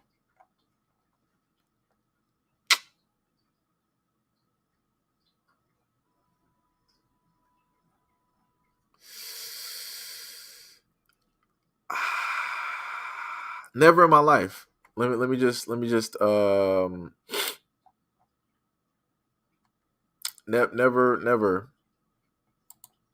my life. That's let me just put that up there so people know what it is that I'm talking about, because that is insane. How in the world, you as a father, you're like, my daughter is doing like a sex scene. That's nothing. Oh wait, I gotta edit that. Hold on, wait. I can't do that. Yeah, let me do it like that, and let me just do that. Okay. Because yeah, YouTube might sit up there and act funny later. I might see a few days from now, we found, in your video, it's nothing wrong, but we feel that, this video maybe, this live stream maybe 18 plus. We got to protect our viewers. We got to protect the kids, because magically, YouTube, really cares, about the kids. So this is what I'm talking about. That's the most insane, craziest thing that I've never in my life. If I ever had a daughter, I wouldn't want to sit up there and see the movie, be anywhere near the movie. I wouldn't even want to hear the name of the movie. I would be opting out of I'm like, yo, you got it. Give me on the next train or the plane. I ain't doing this. We ain't doing this here. we are not doing this. Yo, that's crazy. I like I said, I don't care if it's fake or not. It's the fact that it's something being acted out, and you are the father, in a sense, watching this. That's crazy.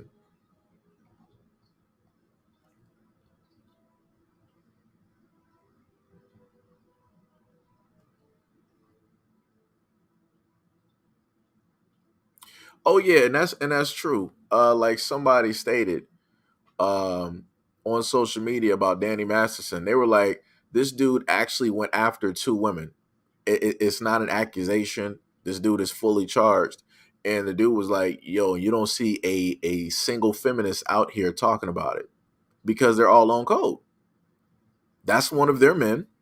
He did what it is that he did, but they're not going to sit up there and bring it up. They're not going to throw it around. They're not going to try to sit up there and highlight it or anything like that, because they know that if they put out an image like that, then people are going to use that to broad brush the rest of their men, or try to highlight the rest of their men in a negative type of way or fashion. So they're not going to do it. Like I said, people don't pay attention.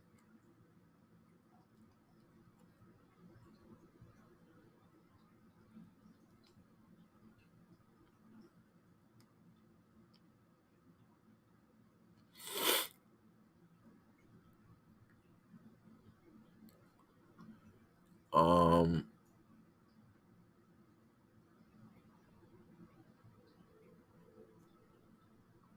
Let me see what else we got up here.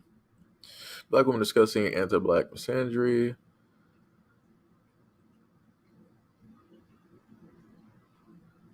Oh, that's a good one. Hold on. Let me put that up there. Let me highlight that real quick. Let me get that Ethan directly off the screen real quick. Let me just highlight that beautiful. Oh, what's the wrong thing? Highlight that for y'all. Like I said, I'm just going through like random clips right now, highlighting stuff.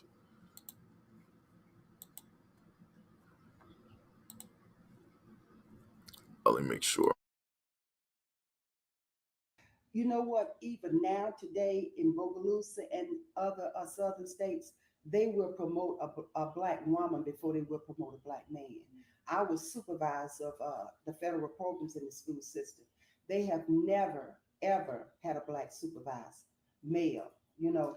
And if they were going to do something and it had to be black, rather than choose a male, the whites would always choose a woman. It was just something about that male that the white man just did not like. You know what? Even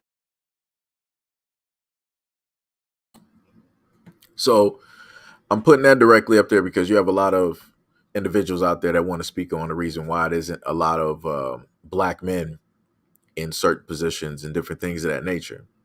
Just the example that black woman gave, she stated that if they had to sit up there and put somebody in a position and they needed somebody black, they would always promote a woman and they would make sure not to sit up there and promote a man because it was just something about the black man that made them uneasy, that they just did not want to put specifically directly in that position of authority. What she is telling you is that it is more palatable for them to accept a black woman in power and to see her in power than for them to place and allow a black man to be in power in a leadership role because they know what it is that would enact. They know how it is that people will look directly at black men once they start seeing a multitude of black men in suits, in power, giving orders, doing this, doing that. They would rather give that to a black woman because yeah, that'll give some empowerment to a black woman. Yeah, that's going to do some uplifting to black women, but it's not going to have an impact as it would if they were to give that same type of power and energy and backing to a black man. And this is why I sat up there and told people before, pay attention to a lot of these banks that's quote unquote, hey, we're going to be giving black women billions of dollars. They're giving black women billions of dollars, but usually when people give away money, there's something that they're going to get back in return. So what are those entities, what are those banks for giving black women those billions of dollars from the kindness of their heart, from their banker hearts? What are they going to get, or what do they expect to receive back from black women that black women don't even know about? Like I said, this is why I tell people to pay very close attention. Don't get so hyped up on what it is that people are in a sense doing or giving or quote unquote showing, because there's always something else there that you don't know nothing about. Every contract has small print or invisible print. And 9 times out of 10, whenever people sign up to contracts, we don't read nothing. Everybody got a cell phone. Everybody got some type of a contract, but we ain't read those contracts. Everybody got a different type of device like a computer or whatever it is, and we sign up to contracts every single day. Anytime they ask you to sit up there and accept all cookies, that's a contract. Anytime you download a program to your personal device, you're signing a contract allowing them to be on there. And then they give you another contract letting you know, hey, X, Y, and Z and all this other type of stuff. Press yes to accept, press no. And we all press yes because we ain't reading nothing. But like I said, I just keep showcasing and putting this stuff directly up there. I will keep showing people better than I can sit up there and tell them, because a lot of people are not understanding. Oh, dude, 2 people on a New York train having an argument, Guatemalan and one Mexican. Yeah, dude was just talking about that too. That's crazy. That is crazy.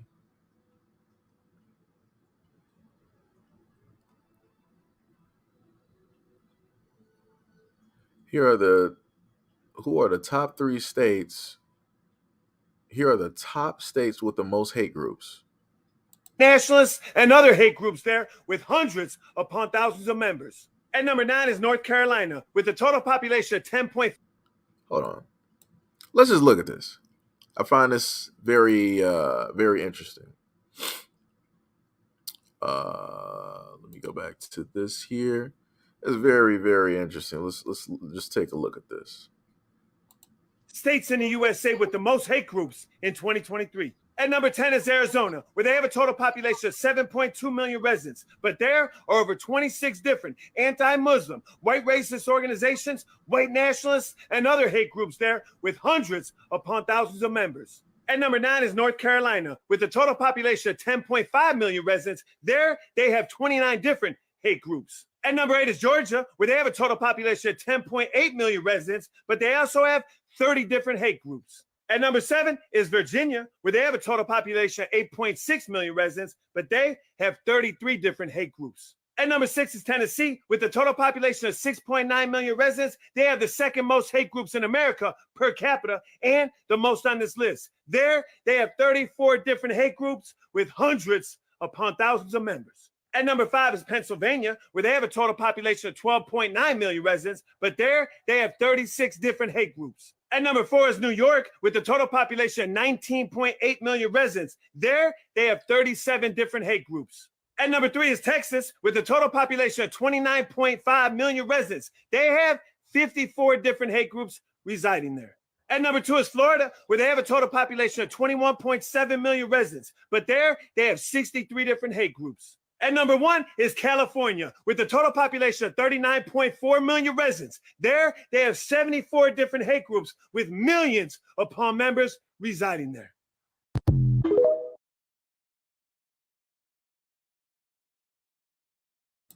Jesus Christ.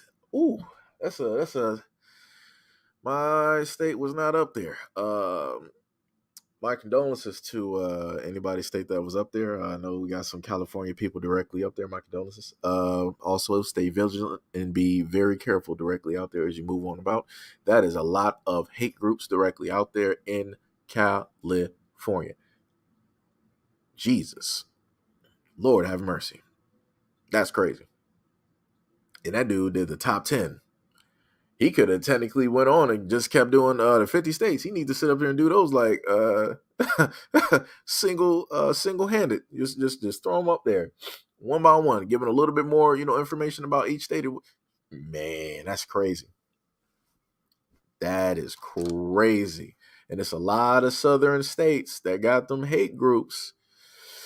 Interesting, but nobody wants to talk about that. Nobody wants to look at that.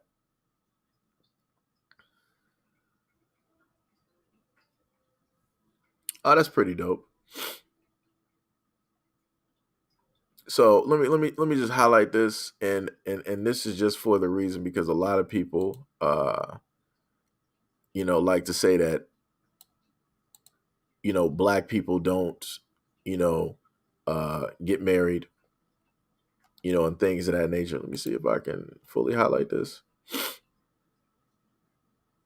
Let me see if I can kind of minimize that one part. All right. So yeah, this woman right here stated that I told y'all I was going to get married to this man. We got engaged Sunday. That's dope.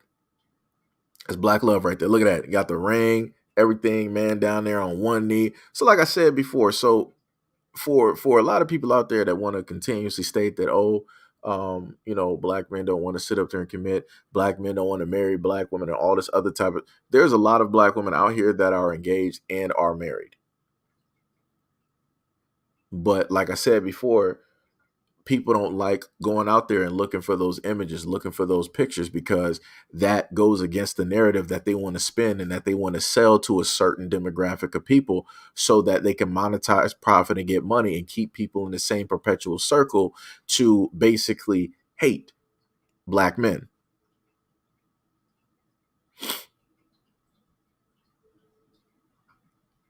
Like I said, but like I said, again, I'm just going through Twitter right now. Since I got y'all up here, I'm just going through and highlighting some stuff because, certain times I might just so happen to see some stuff. and I might forget, to either do a video or different things of that nature because I get sidetracked easily sometimes. So, I'm just doing this here with y'all. So, this is going to be, sort of kind of that all in one video.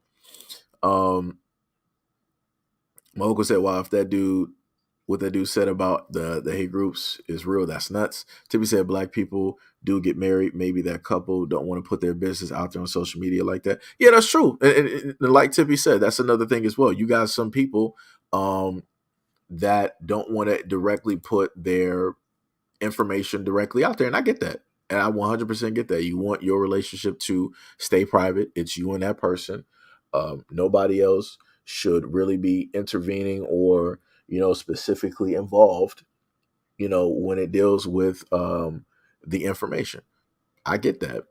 I have no problem with that. My thing, like I said before, is I would just like it if there was more balance in how it is that people want to narrate certain things. Because to give the narrative that black men don't love black women, black men don't want to protect or provide, and black men don't want to be fathers, black men don't want to be husbands, it's nonsensical. Like I said, I did videos before bringing up the stats. But again, people don't highlight or go by those stats because they want to spin their own narrative because of the type of hell that they are living in at this moment in time, because they refuse to try to see past that, because that's all that they're used to. So if that's all that they're used to and they feel ugly about the situation, they want other people to feel ugly about the situation. So everybody's living in that same lens of ugliness. Right. So like I said, shout out to this couple out here, getting married and and doing the thing and whatnot and finding each other.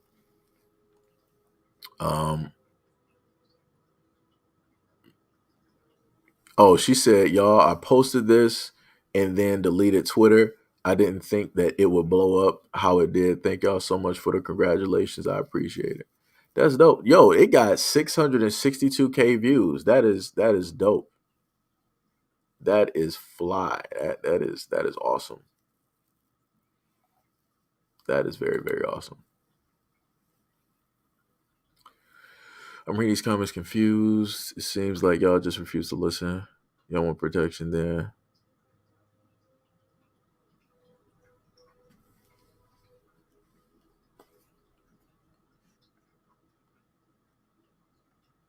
Details: who, what, when, where, why, and how. And the client has All right, let's just state the obvious. No man should put his hands on a woman. We desire protection, but sometimes what we don't understand is. All right. So we're going to listen to this video real quick. I know who this woman is because I've seen her before. I just can't specifically. I'm not sure if that's actually her tag directly for the TikTok directly up there, but I've seen her and I've heard her talk before. So we're just going to play this real quick. Let me just mute. In regards to black women not being protected, let me first state the obvious. No man should put his hands on a woman. We desire protection, but sometimes what we don't understand is that true protection comes with a level of control.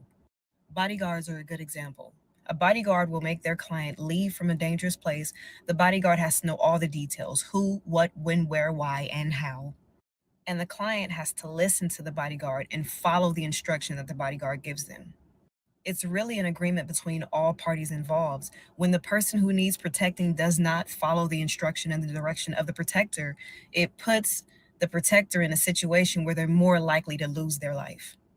I have 4 brothers and a father, and I listen to their instruction even when they're not around. They have told me to stay away from certain places if I'm by myself or if it's late at night. They've also advised me not to be drunk or high in certain situations. Even though my brothers, my dad, and the men in my life protect me, I in turn protect them by listening to them and following their instruction.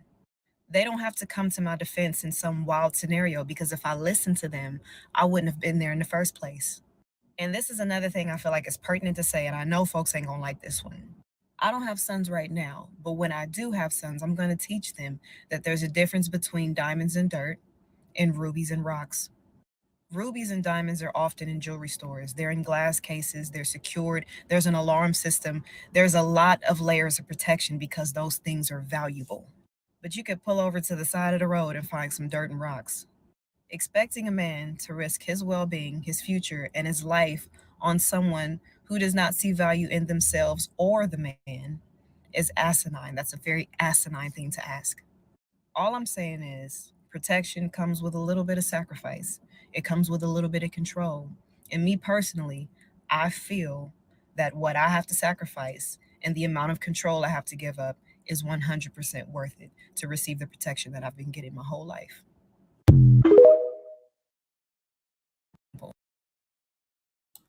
Bars 100. She did not miss. She did not miss on anything that she stated at all.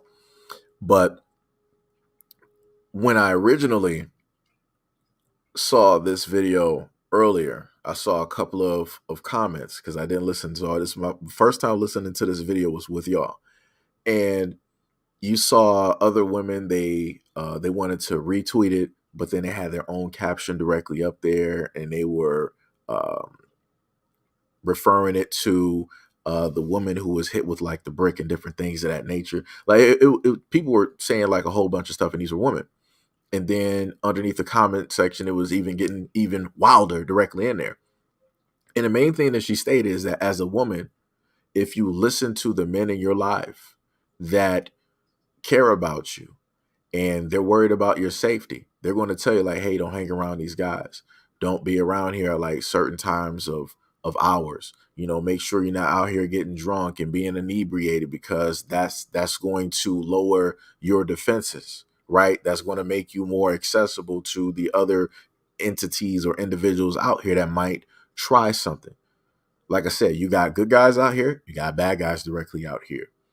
A good man is going to try to guide a woman to make sure that she is going to be okay in this world. So you heard what she said. She got her father, she listens to her father, and she listens to her brothers. When you go out here on social media, you hear a lot of women sitting up there stating, I'm not listening to no man.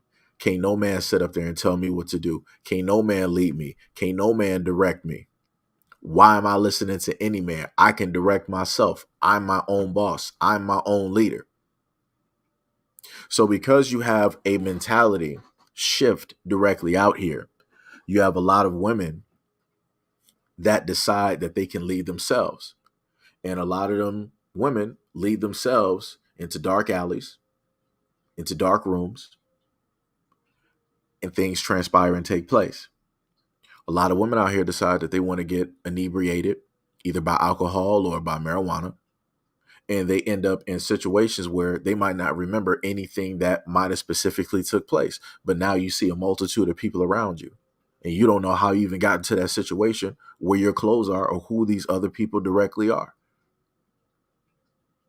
This is why I sat up there and told people before that, hey, you should relax, or maybe if you go out, you shouldn't drink, because you might have some people that might put something in your drink. You got instances where, yes, you got dudes that will put something in your drink. But then you also got other instances where the bartender is working with that guy, and the bartender will put something directly in your drink.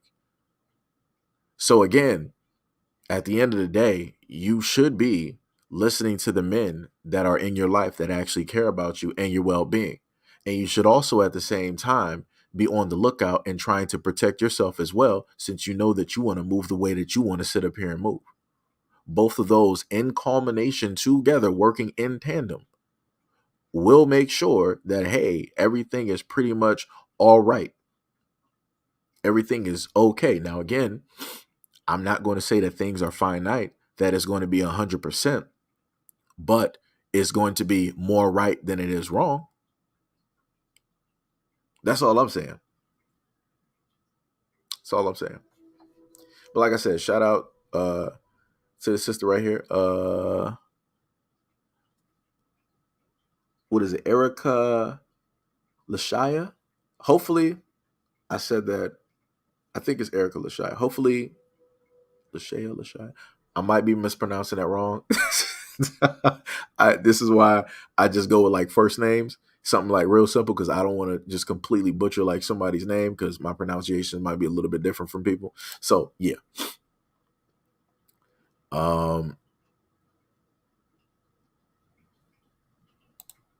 Like, this woman basically said none of what she's saying is valid. None. Let me just highlight this.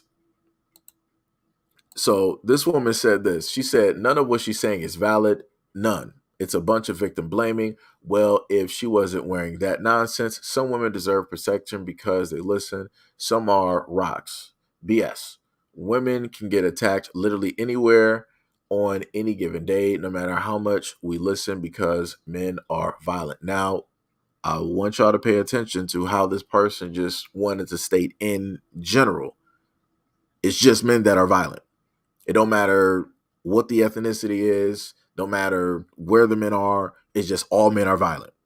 So again, this is when I asked the question. I'm like, so what about, again, the men directly in your family? So you don't know any men that aren't violent. So every instance that you walk through in life, every man has tried to commit violence against you.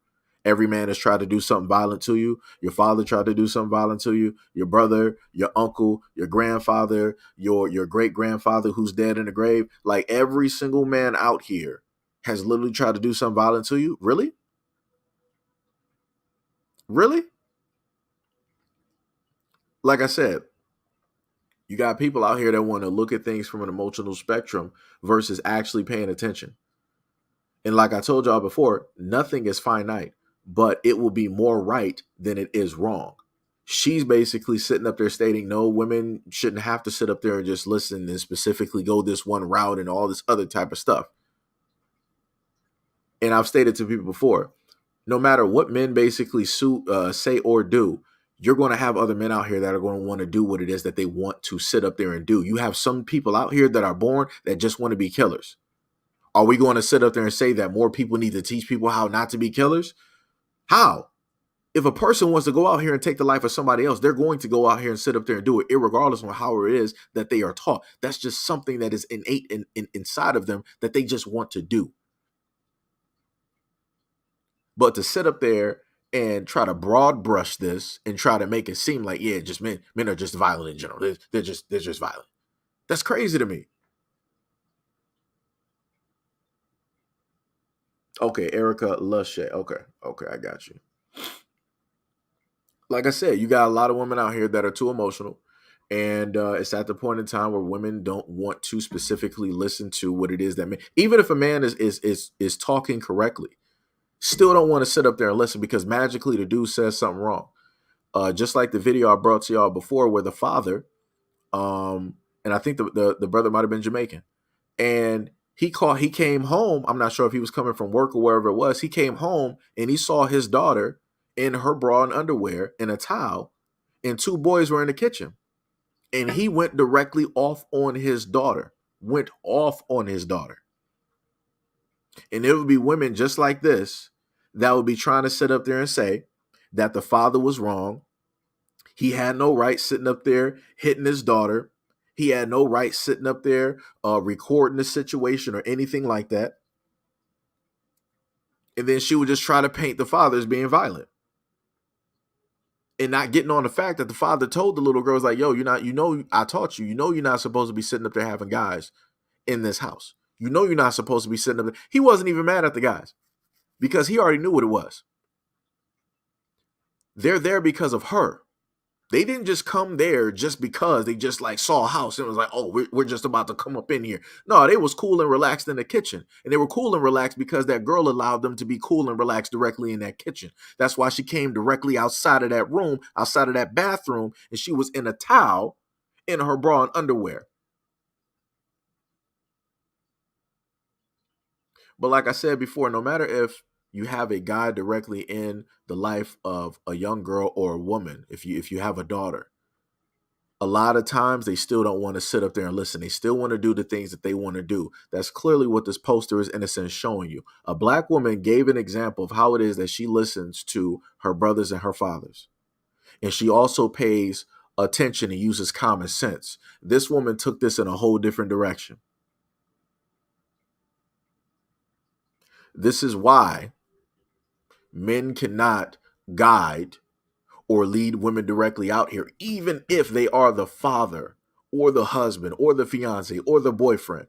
Because at the end of the day, you got women out here that want to do the things that they necessarily want to do because they want to do them.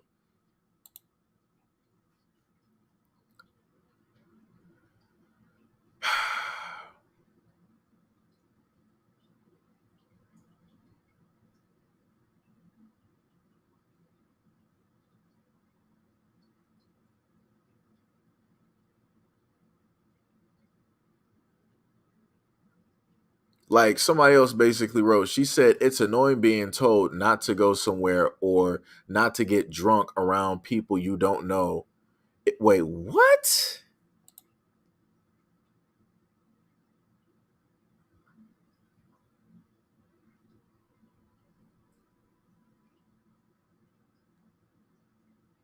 Oh, wait. Let me just highlight this to make sure I'm reading this correctly. Okay, so this woman said it's annoying being told not to go somewhere or not to get drunk around people you don't know. What? Am I smoking? Am I on some rocks right now? Did I just comprehend this? Did I just comprehend this? So you mean to tell me it's not common sense to go out and not get drunk? So you should be able to just go outside and get drunk around anybody. Are you kidding me? Oh my god. It's annoying being told not to go somewhere or not to get drunk around people you don't know. It's not protection, it's common sense. That's some real bottom of the barrel ass protection if they want to consider it that. The solution is correcting men, not policing women.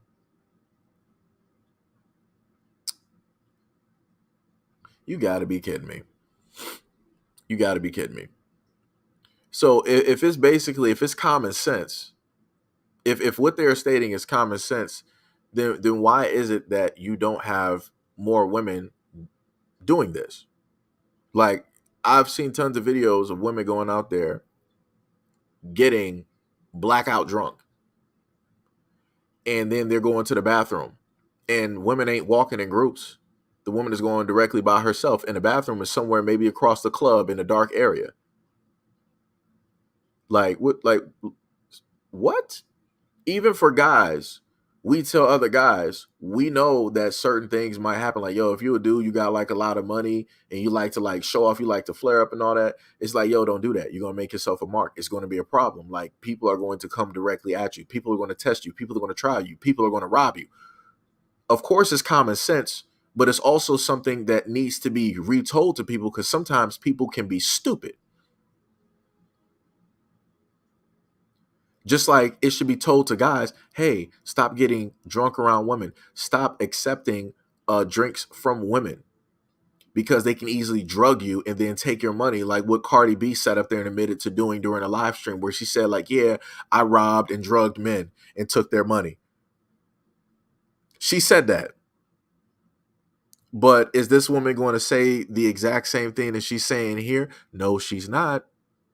And that happens to men daily. You got men in Miami right now that are drugged out in a hotel and they're robbed of all of their belongings. You got dudes out there in Atlanta right now that are getting set up by women to get robbed and to have and be backdoored. Like it's happening. But yet she's not going to have the exact same voice on those situations like she does on this. Like I said, this is what happens when people want to get emotional about stuff.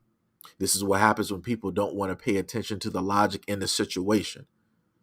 They want to think that somebody's clearly attacking them when that's not the case. People are trying to look out for your best interest, but like she said, she don't find the words as being protective. So all the things that Erica stated that her father and brother does, father and brothers do.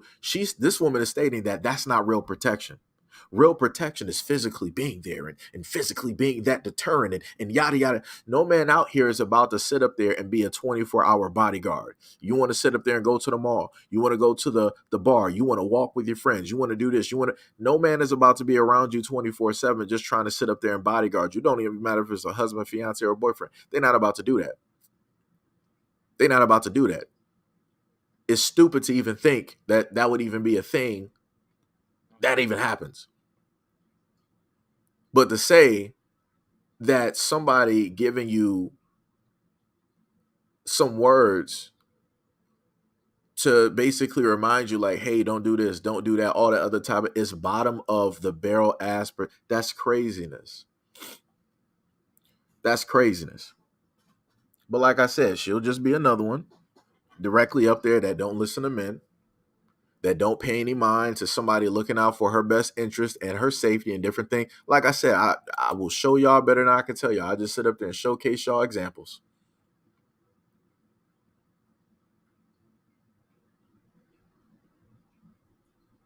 Like I said, it's crazy.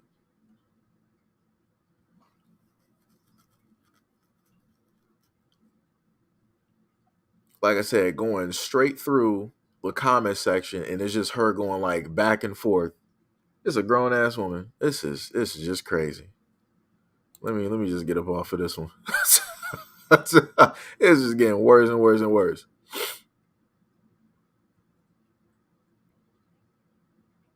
Like, this is crazy. Like, yo, like I said, you got women out here that just do not want to listen. You got other women specifically telling them what it is, not listening.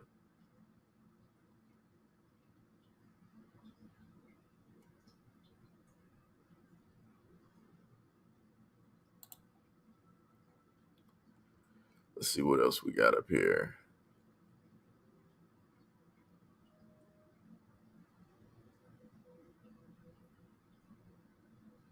Don't buy watermelons from Walmart.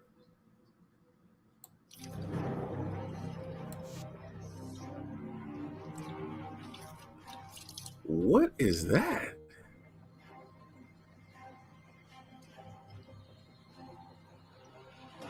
Hey, so I came downstairs and all of the guts of my watermelon was all over my table, as you can see here.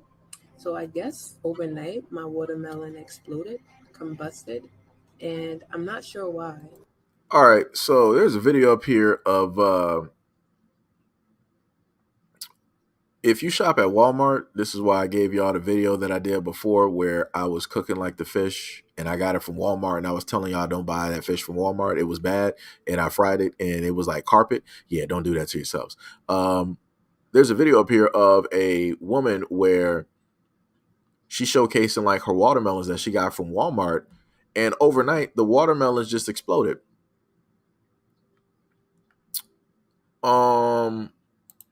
So let me just highlight this, right? So it says, no one is safe. I hate to break it to you, but watermelons are still exploding in kitchens all over America. And the caption is, I am the latest victim of the great watermelon crisis of 2023. Purchased at TJ's on Sunday, exploding Monday. Consider yourself warned. No one is safe. Walmart watermelons exploding everywhere.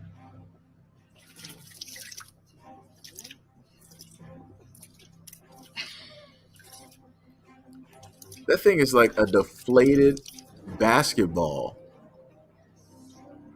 with water in it. Like that looks 100% crazy.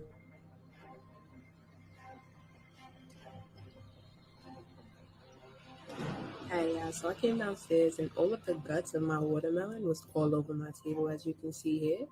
So I guess overnight my watermelon exploded, combusted, and I'm not sure why. So here it is again. The inside looks crazy. It really looks like it is a man-made watermelon. It doesn't look like a natural, intricately grown watermelon. However, I'm just baffled and I'm not really sure if I want to eat watermelons ever again. What the actual F CK is going on with our watermelon? Hank Green. It smells so bad.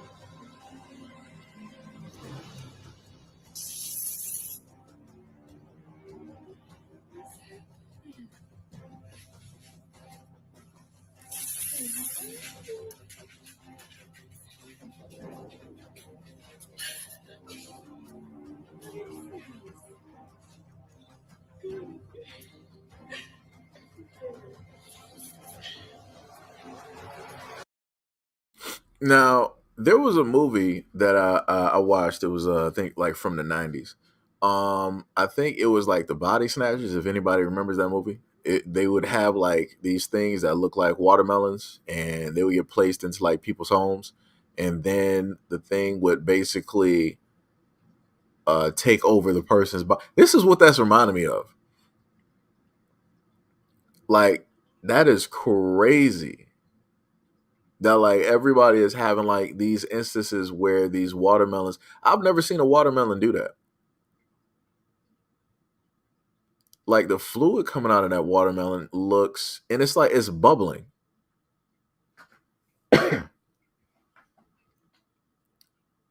Tippy said, "Are they checking those watermelons before they buy it?" I would technically assume that people do, because you would like knock on the watermelon and the different things like that.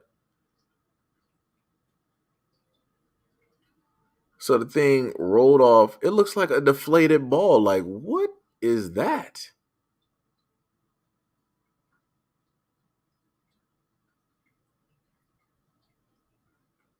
That's crazy. So again, be very cautious of the stuff that you eat. You got fake eggs out here. You got cabbage. You got watermelons that are just exploding and leaking. It's completely crazy directly out here. Like I said, you gotta be careful of the food. Yo, DSA, what is up? What is up? What is up? What is going on? Tippy said, "Wait, are they leaving them out there in the heat?" No, they're in their house. It's in the kitchen. The kitchen is normally room temperature. Kitchens are normally not hot or anything like that.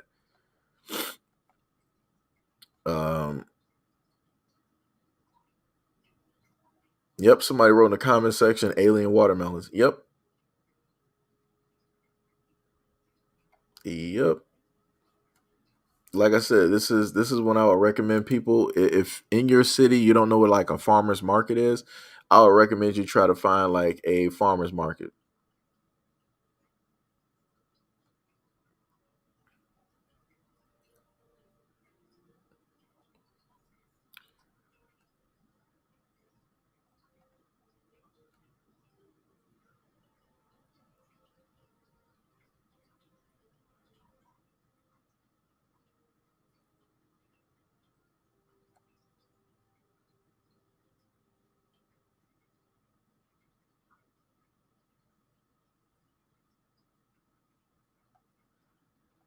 Somebody's little dog up there. What is this? I will use my voice in the most uplifting way possible. And do everything in my I don't know what that's even supposed to be. That Cajun shrimp and sausage loaded potato. It looks actually pretty nice. 10K immigrants a month. I don't have a problem with helping immigrants. The problem is bringing them in and not having the resources to care for them while taking resources from citizens. New York is overpopulated as it is. A new plan needs to be inserted. Will destroy New York City.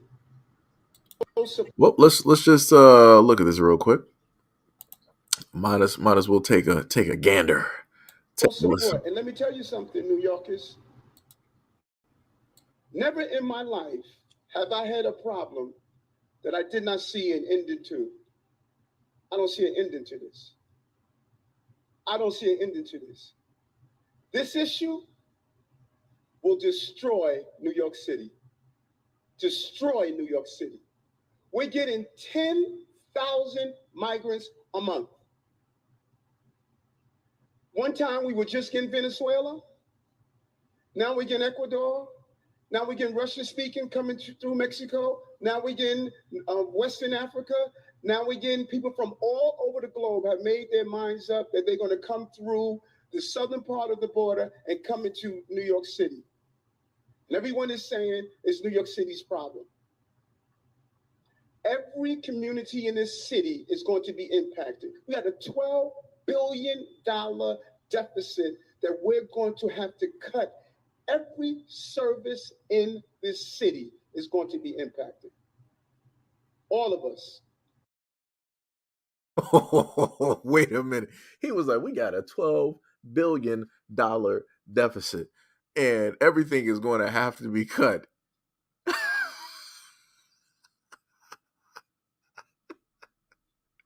It ain't funny, but it's funny. Because the main thing that I set up there and told people before is that when things only seemingly impact certain communities, like let's say, for example, the black community, nobody realistically cares, right? Nobody cares if this one thing is impacting the black community in a certain type of way. But when it starts to impact everybody, now everybody's like, "Oh, this is all of our problems. We're all New Yorkers. We got to stand up. We got to speak." No, no, no, no, no, no, no. What happened when it was just these specific communities that this was happening to, and they were complaining? Y'all told them to shut up and stop complaining. Y'all told them to just sit up there and deal with it. Now you got the mayor up here talking about, "Oh, this is a huge problem." He's saying that this is a huge problem because he's probably starting to see it in the area that he's in. So now he want to pipe up. Now he want to sit up there and start talking. Immigration has been happening in New York for the longest time possible. The longest time possible. People have always been coming there and establishing themselves in communities. That's been the main thing. That's the welcoming area. You got the Statue of Liberty that tells everybody else, that's a signal to everybody else around the world. Come here to America, where you could potentially have a better life. You can make something here for yourself. We're going to welcome you in with open arms, no matter who you are, no matter where you come from, no matter your religion. That's why they're coming directly to New York, because that's what's been shown in every single movie. That's what has been taught. That is the light that is directly out there. Tippy said, "Black people in New York been telling his ass, don't put immigrants in there." Yeah. A lot of these people are being placed specifically in black communities to disperse the black community, to lighten up the black community, to get rid of the black community. That's why they get placed there first. They don't get placed in everybody else's community first. They get put in the black communities first. So then once the black community is disrupted, they slowly start branching out and rooting their way through other communities. And then when it start making to other communities, now people want to start having a problem. Now people want to sit up there and start complaining and making it seem like it's a crisis. It was a crisis from the get-go, but y'all didn't care. Let's continue. And so I say to you, as I turn it over to you, this is some of the most educated, some of the most knowledgeable, probably more of my commissioners and deputy commissioners and chiefs live in this community. So as you asked me a question about migrants, tell me what role you played. How many of you organized to stop what they're doing to us? How many of you were part of the movement to say, we're seeing what this mayor is trying to do and they're destroying New York City? It's going to come to your neighborhoods. All of us are going to be impacted by this. I said it last year when we had 15,000. I'm telling you now, with 110,000, the city we knew we're about to lose. And we're all in this together, all of us. Staten Island saying, send them out to Manhattan. Manhattan is saying, send them out to Queens. Queens is saying, send them out to Brooklyn. No, it's not the game we can play. Open the floor up. So you heard what he said. You got everybody wanting to sit up there and push people every which way. At one point in time, it was in the thousands that were there. Now they're looking at hundreds of thousands of these immigrants there in New York, and it's going to have an impact. You're not going to see it directly right now. Give it about 5, give it about 10, give it about 15. You're going to sit up there and see the climate. You're going to see how everything starts looking. But like I said, nobody wants to pay attention when everything is small. Everybody want to pay attention when a problem is getting way too big and it's out of your hands now. Mr. Yvette said he needs to stop. He was complicit in it all. Oh no, I believe it. Like I said, all of these governments are part. They're all in part. Everybody plays their role, and a lot of these governments, they will play the role as if, yeah, we innocent. We don't got nothing to do with nothing. I was directly for this. I was against this. Yada yada yada. All this other type of good stuff. That's the normalcy that takes place within the government. So let's continue on to some of the next ones here. On May.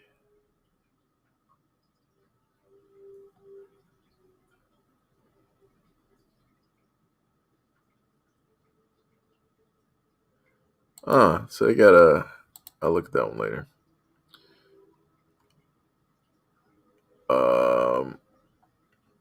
There's hundreds of pages like this with combined millions of followers posting anti-black vitriol on the regular with little to no pushback. When you respond, people try to gaslight you into being passive in the face of racism. Nah. Oh yeah, I believe it. Yeah, everything whenever you have people that want to highlight something, let me showcase this to y'all.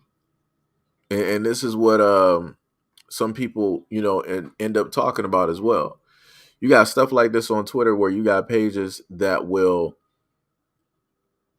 post and do stuff like this, and they got the blue check, right? Because they got all of those followers because they're specifically negatively talking about black people.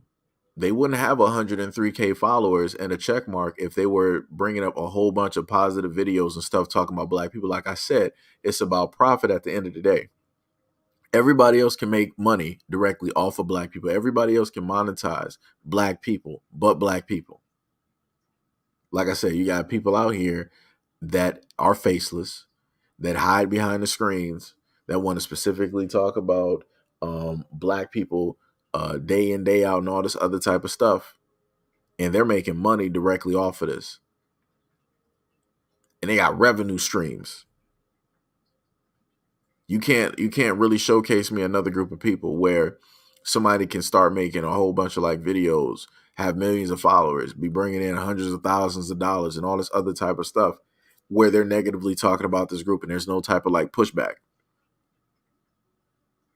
But this happens to black people, and it's been happening to black people. And this is like historical. There have been books, there's been cartoons. Like I said, Bugs Bunny did blackface. Shirley Temple did blackface.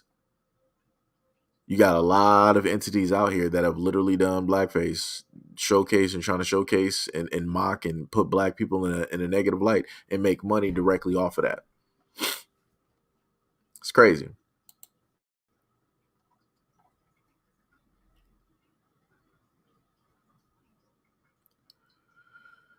Let me see. What else do we got here?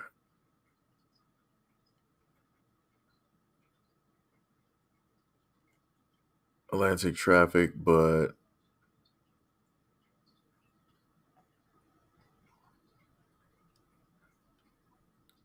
let me see. So that was a picture of the brat in the 90s. Like I said, she looked great.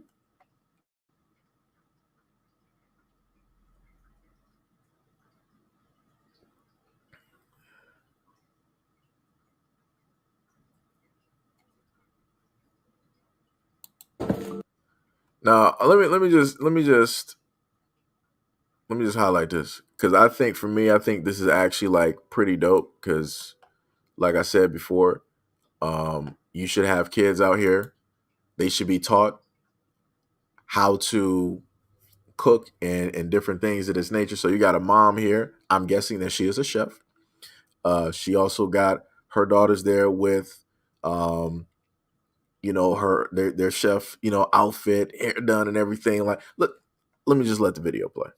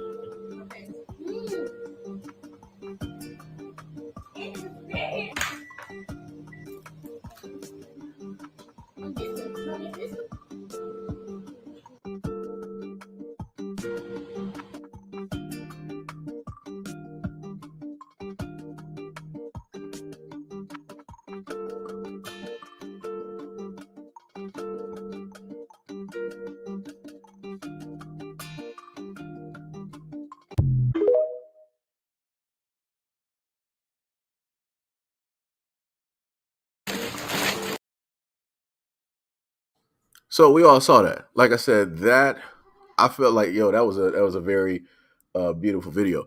And just in case some people might sit up there and say like, oh, but where was the dad at? You clearly hear the man in the background filming and holding the camera. So I don't want nobody to sit up there and try to paint this in any other type of picture. You can clearly hear the voice of a man directly talking to one of the girls as he is filming. So, like I said, this was for me, it's a dope video. It's a very dope video, and I feel that this is something that should be an automatic thing, directly out there. Automatic thing directly out there. Like I said, you got a lot of girls out here that don't even know how to cook. Don't even know how. And with society now, you got a lot of people like, I'm not sitting up here learning how to cook. I'm not doing nothing. I'm not no slave. I'm like, so you can't even, so if you don't know how to cook, then you don't even know how to cook for yourself, which means that also if you become a mother, you more than likely not even going to know how to cook for your own child. So that's crazy. That's 1,000% crazy. But like I said, they did a excellent job on that food. That looked like something that you would be paying $50+ for at a, like at a restaurant. That was an awesome job. That was an awesome job. Like that was dope. That was dope. That made me want to sit up there and go cook some, bro. I'm like, y'all could come. I'm like, all right, I can cook some too. It ain't gonna be looking like y'all's, but I can cook some. I can do a little bit of something. Like I said, that was a fly video. I gotta hit the like on that one. That was dope. That was a dope video. Dope video.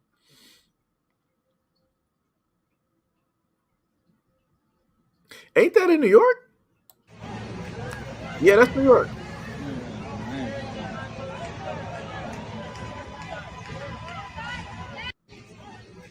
Yo, I just got a question. What's happening, son? Somebody has to what type of animals? I got my theories, but what type of animals are those? Let me just freeze that video. I need somebody to let me know what type of I have a theory on what that is. I have a theory on what that is. But I would need somebody else with better eyes than me because I got 4 eyes. I need somebody else with 20/20 vision to let me know what it is of what type of animal I'm seeing at this moment in time. Because I'm like, how is that even? How is that even a thing? Wait, something happening?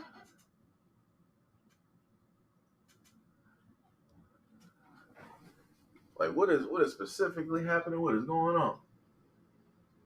Because that looks quite crazy to me. This is why I like cats. Because like I said before, and this is why I understood why the bodegas have cats, because you don't have to deal with that type of problem. Because usually that's going to be a natural predator directly up there. Pure Black said an opossum. Hack said that's gross. Fox said New York super rats. Tippy said I have 4 eyes myself. Those are rats. That looks completely crazy. And the woman is just out there like chilling, just grilling. That's a nice little grill that she got up. It's like I wouldn't be paying for that though. You got that. Said got caught hanging on the wrong porch. Yep, got cooked. Got cooked. Like I said before, it's going to get to a point in time like people going to be eating a lot of stuff.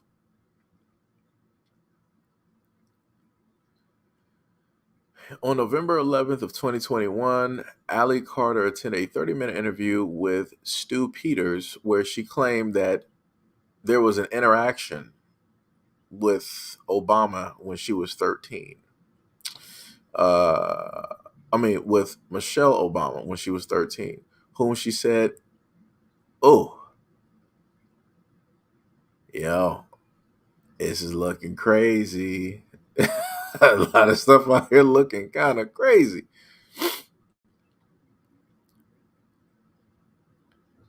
Yeah, why is Whoopi Goldberg wearing a mask inside of her house?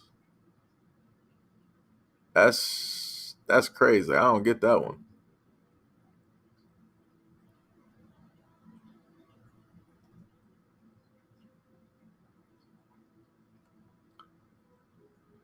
Hollywood land crazy how people still fall into the Hollywood trap.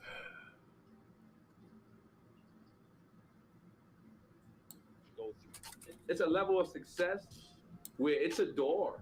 When you platinum and you get 50,000 a show, there's a door that you can walk in. There are So this is the brother, one of the brothers that I talked about quite frequently. I know some of y'all might know who he is, Brother Rizza Islam, who has been out here doing the work, who has been out here fighting for the longest time possible. I think about like a good 20 years, I think. Somewhere close to there. But about it's been way more than a decade, I could tell you that. Way more than a decade. And the brother's ultra knowledgeable on a variety of topics, and he goes out to educate the people and speak to the community and different things of that nature.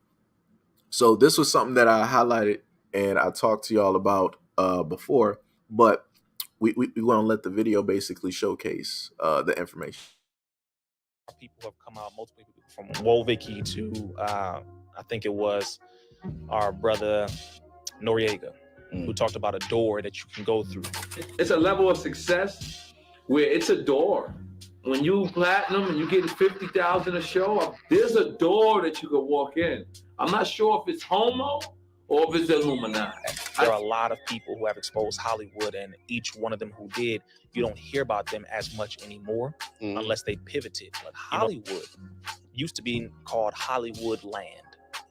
And it's named after the Holly Reef, and they were sun worshipers. So they would dance around and have sex with everybody. So Hollywood is adopted from that mentality, that type of culture. Yes, it's real, and every process to get involved in it is real. You have to compromise sexually. You have to compromise your integrity. You have to compromise your morals. You have to compromise your children, your money. You have to compromise everything. Depending on how high you want to go, you will have to give up more and more and more. And there are people who have come out, multiple people from Wolviki. So everybody heard that. And you also heard it from Noriega, who is the lead on Drink Champs, which is his show, where he has celebrities directly on there. There was another young brother that was an artist. He came on to this barbershop podcast, and he was talking with other black men, and he was saying like, yeah, there's these doors and these other types of things directly out there, and how everything basically works and yada yada. Like I said, you got a lot of celebrities, more than normally, that have been coming out trying to tell people these things. Because before, you would have celebrities hear this, it would be kind of like a hush hush type of thing. It would be like a here and there type of deal, and nobody would really take them seriously. But now people are starting to look at certain things, but it's getting to the point because you have a lot of people that are so indoctrinated to what is going on, that including the younger generation, that they're like, if they see anything that looks like devil worship or anything like that, they're like, oh, it's not even that serious. That's them just like playing around or whatnot or whatever. They're not really doing that. I'm like, how are you automatically body blocking for something that you don't even really know about? You're not even like really fully educated on a lot of the things that have gone on in the past. Like he spoke on the tree, the holly tree. That is an actual tree. And I'm trying to, I think I might have did at a certain point in time, I used to sit up there and go over quite a few of these topics. Of course, they would throw people, completely off and stuff. But I would sit up there and do a little bit of research and talk about some of these things, like when it dealt with like the wands and the holly tree and sorcery and all this other type of stuff. And I understood every single thing that he was sitting up here saying, because that came up with a lot of the stuff that I was looking up during that time, and how it is that, like I said, it's a very intricate thing, and especially dealing with the music and the vibrations and and different stuff of that nature. Ra said, well, wait, Tippy said, well, it's free meat for days in New York. That's facts. That's facts. They're going to need with all of the abundance of people coming in there. They're going to need it. Rara said Blue Ivy has been indoctrinated by her mama. Hey, you heard what he said. Like you gotta compromise everything depending on how high you want to sit up there and get. You got to be willing to sit up there and sacrifice. When you think about Kim Kardashian and you think about those kids, you got to be willing to sacrifice in order for them, the Kardashians, to keep doing what it is that they're doing.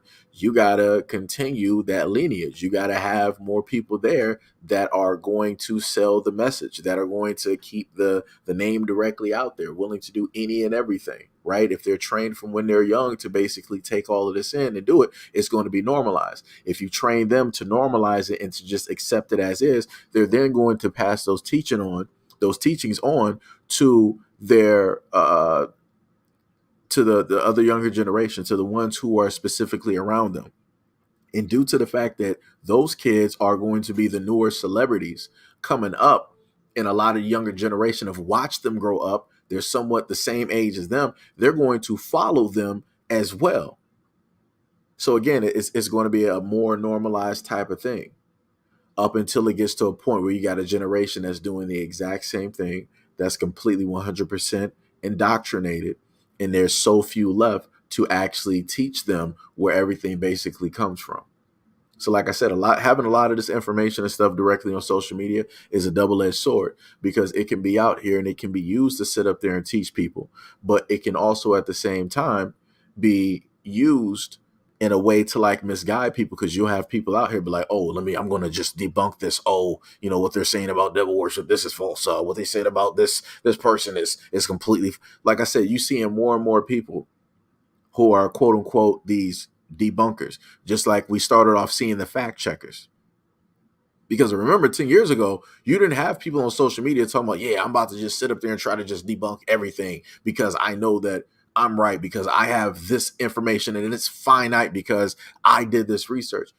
Again, anybody can do as much research as they want to sit up there and do. That doesn't mean that you came to a complete 100% conclusion. Scientists have been sitting up there doing research on the stars, on the solar systems, and they found brand new other things that are even a lot larger, right? So you have different things such as like string theory. You got the God particle and different things of that nature, because they're still looking, they're still finding. And now they're at a point where they're looking at the DNA and they're finding code within the DNA where you can basically read. And if you can basically see that code, that means that basically it's a program, right?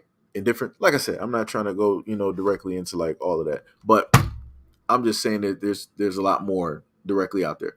Blue Ivy, right. Jim Carrey has spoken deeply. Yeah, he spoke a lot. Jim Carrey spoke a lot. Fox said, what he about to mention? White girl, well, Vicky, she did disappear off the map when Catch Me Outside girl showed up. And Catch Me Outside ain't really sitting up there doing nothing either. Like I said, you gotta be willing to sit up there and do some things in order to make some things happen. Tippy said, yeah, Doja Cat, y'all seen her lately, shaking my head. I honestly never heard any of her songs. Well, if you want to see Doja Cat, I would implore you to look up her boyfriend. Look up her boyfriend. That'll start to answer a lot of questions right there. And especially the reason why at one point in time, I think she lost 200 or 400,000 followers, but it doesn't matter because she got like 25 million or something like that up there. Rara Evans said, witches and holly branches go deep with that. Yep. Princess Diana said that I will be killed because I don't think like them. Mm-hmm. Tippy says, yeah, I just want my superpowers. Oh my goodness. Let me see. Do I know who this is? Saint Bentley. Why does that name sound familiar? They got Wu-Tang up there.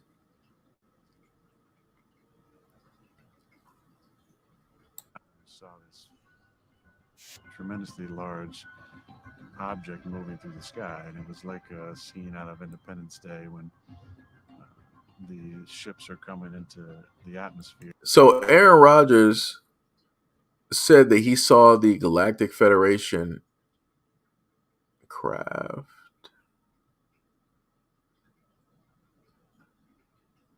Huh. We'll see how that works out. DJ Envy checks Tyrese during the Breakfast Club appearance. Some of the things you said Tyrese deserve. Disrespectful manner. And I never told nobody that. Even when you were on, and you could say you were on those psych meds, and you could say that you weren't. What you mean? But as a man, some of the things that you said, Tyrese, deserved me to box your mouth. And I didn't. No, we were talking because this is something that I never wanted to say. And since he wants to be, well, why Envy? I'm telling him why. You said disrespectful shit to my wife. What do you say? It's neither here nor there. To the point where my wife doesn't call you back anymore.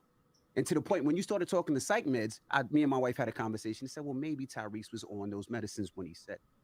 But if you ever text me and my wife, you can't text me because I just unblocked you probably about a month ago when me and Charlamagne was talking, and he told me that you were on the psych meds, and this is what it was. This is longer than a month ago. Yeah, that's what made me unblock you. So that was the reason why I stopped talking to you and will not reach out to you anymore.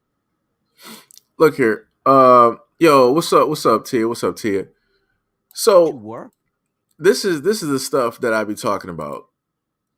All right, so in this clip, I'm not gonna play it because it's the Breakfast Club, stuff like that.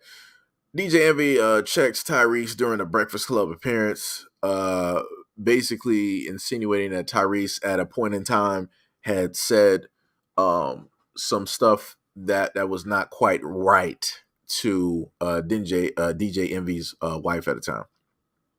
My thing about this is, I find it funny when people want to act tough at certain points, because there's a multitude of times when, like, those guys, the real guys, when they show up to the Breakfast Club and they start talking to Charlamagne ain't trying to sit up there and see nothing. They'll sit up there and direct stuff towards DJ Envy. He ain't trying to sit up there and see nothing either. Like I said, when Birdman showed up there with his whole crew and he was talking to everybody that was up there, they was silent. DJ Envy wasn't sitting up there puffing up his chest trying to say this or that, trying to act this type of way. But now when you got Tyrese, nobody knows Tyrese to be like, yeah, I'm about to like really get out there and fight somebody. I'm about to really get down. No, I've never seen Tyrese on any type of platform like as that guy that's like, yeah, I'm about to just like fight just because. So now you got DJ Envy, who is really not that type of dude. And throughout all the interviews that I've seen where the real guys, when they show up, DJ Envy don't never have this type of energy. Now he want to have this type of energy with Tyrese. That's crazy to me. And then you want to sit up there and have this type of energy on the Breakfast Club when you're doing an interview. When you could have sat up there and did this. Like I said, people got to pay attention to the content. People got to pay attention to the reasons that why it is that people, try to do certain things. Because again, he was basically trying to say like, oh, you said some stuff before in the past and yada. Like I said, that was probably years ago, whatever. And you want to bring it up now. And then you want to talk about like, oh, this is some stuff that it deserved for me to try to like box your face. So why didn't you try to sit up there and see him some time ago, some years ago, when specifically that happened? Like DJ Envy stated, he got his number. Tyrese got his number. Y'all could have sat up there and met up somewhere, had a conversation, handled that like men, and it would have been that. Why are you sitting up there trying to address something that happened so long ago? And now you're trying to act like the tough guy on radio. Like, come on, man. Like, this is crazy. This is 1,000% crazy. And again, this is the same exact person that, if somebody can correct me if I'm wrong, but didn't they go through some type of, him and his wife go through some type of like marital problems? There were some issues there. And some apologies had to be made and different things of that nature. And now magically you this tough guy, you got this bravado and all this other. Come on, man. Like I said, I tell people that when you put out an image, I expect that image every single time. So how DJ Envy is acting tough now, whenever any of those real guys come directly into the Breakfast Club, I expect them to have that exact same energy every single time. Exact same energy. Like I said, it's crazy out here. This is why I tell people you can't always believe some of the stuff that you see. A lot of this stuff is to pick up, views and different stuff. Rah said it's for ratings. Yeah. Like I said, because if you really had a problem with the dude, you're going to talk to the dude in private. You're not about to be sitting up there trying to, I'm about to record this phone call. I'm about to sit up there and do this on live. If you really got a problem with somebody, you're going to go see them. You ain't about to be pulling out no cameras. You're not about to be doing this. You're not about to be doing that. You're going to sit up there and go see them. DJ Envy was not about that life. The same way that he's speaking, right? He is not about that life. He never was. This is why he's doing it, the safety of being on film in front of everybody. Like I said, man, it's crazy. And like I said, I'm not sure what exactly Tyrese is like going through at this moment in time. I'm not sure if this might be like some type of thing that has to basically happen where somebody has to be humiliated, because that's what it's looking like. Because I'm like, that's looking real crazy to me at this moment in time. MDW, what is up? What is up? What is up? What is going on? What is going on? Tia said, Radio Radicals behind the mic. Oh, man. WD said, what's happening, brother? Said, nothing much, man. Just sitting up here going through Twitter, just highlighting some things. I got to take the camera on and off because sometimes you might have some things that will show up because you have, because randomly what happens is that you might have somebody with an OnlyFans show up. Wait, what is this? Yes, he did. Didn't he? Yep. No, I Well, didn't. Fucking thought. Look at you, so you got you on camera. This is the man that fuck with you, Rico. He's mean and you don't like him. Did I do that? You don't fuck with him. Did I do that? Do you hear me? He touched you? Yes, he did. Wait, what? Nah. I gotta showcase that. No. See, no, this is a no. I let me see some in the comments. Yo, for the record, guys that sit up there, I need guys to be more conscious on the women that they get pregnant, because again, you will have women up here that will sit up there and set you like this. I don't care if this is like some type of like, oh, we're just doing this for this ain't funny. This ain't, let me let y'all play this. Watch and listen to every single, let me get close to the mic. Watch and listen to every single thing that this woman is about to say to this little girl. This is the man that fuck with you, Rico. He's mean and you don't like him. Did I do that? You don't fuck with him. Did I do that? Do you hear me? He touched you? Yes, he did. Didn't he? Yep. No, I Well, didn't. Fucking thought. Look at you, so you got you on camera. So y'all heard that. Y'all heard that. Like I said, that's stuff that I don't sit up there and play with. That is not funny at all. You got the mother literally sitting up there telling her daughter that the dude who is right there, you don't like him, you don't mess with him at all. Right? And then she also sat up there and told her daughter, he's the one that touched you. The daughter shook her head no. And the mother turned around and said, yeah, he's the one that did it. I'm like, what? I need dudes to really focus up and pay very close attention to the women that you decide to be in a relationship with and get pregnant.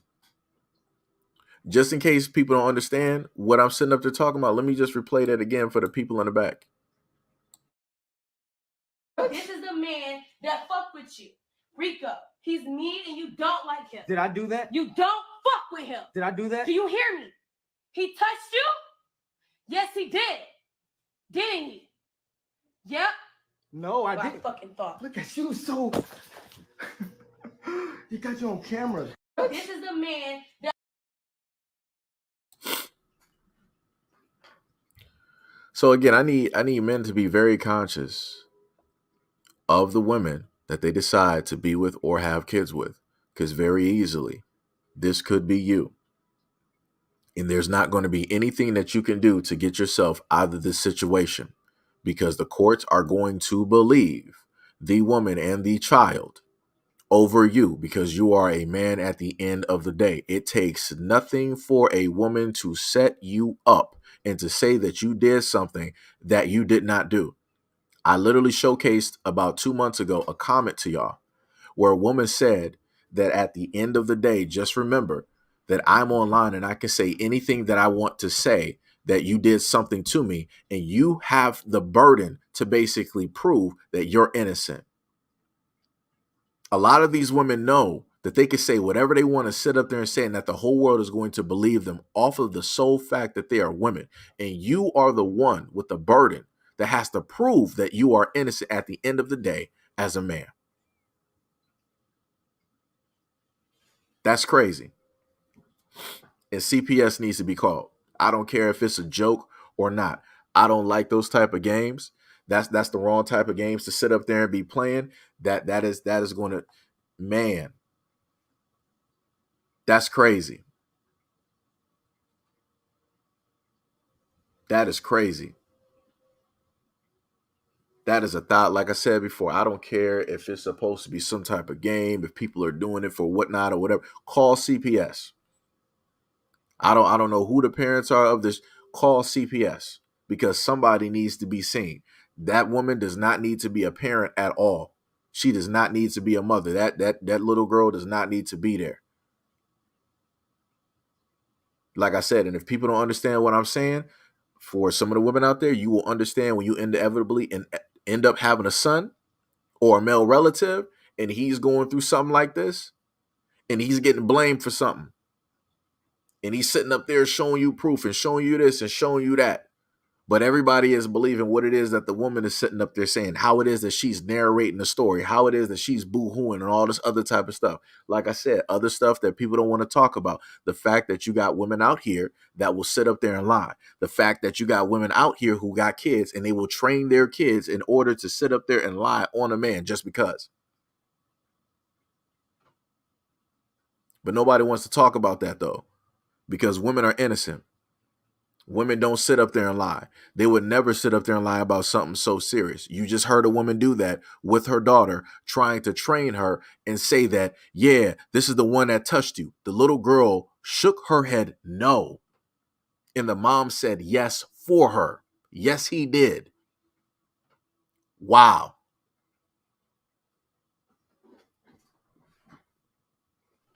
Just think if that type of teaching continues on in that household with that little girl, think of the type of girl that she's going to end up to be. There's going to be a lot of people locked up for stuff that they didn't do. Serving a lot of time. There's going to be a lot of sons.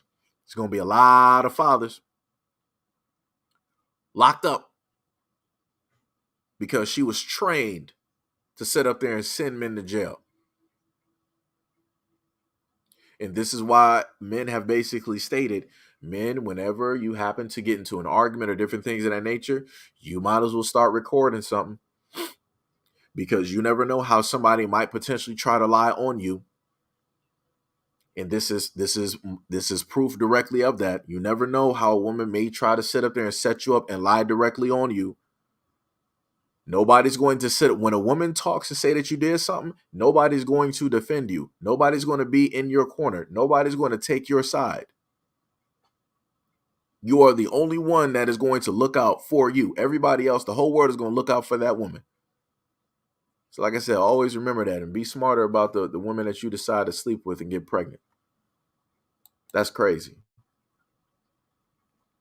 That fuck with you. I'm gonna have to sit up there. I'm gonna have to save that one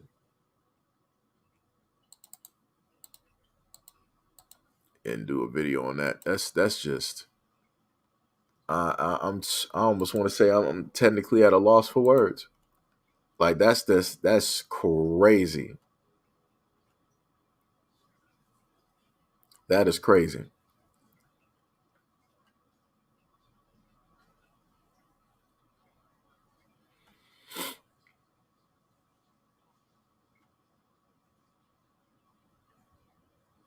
But I don't care. How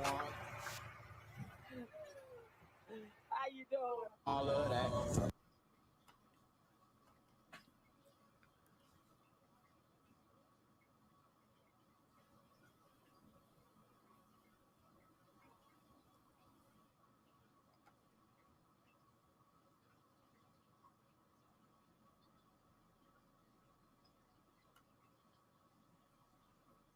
Spice the room.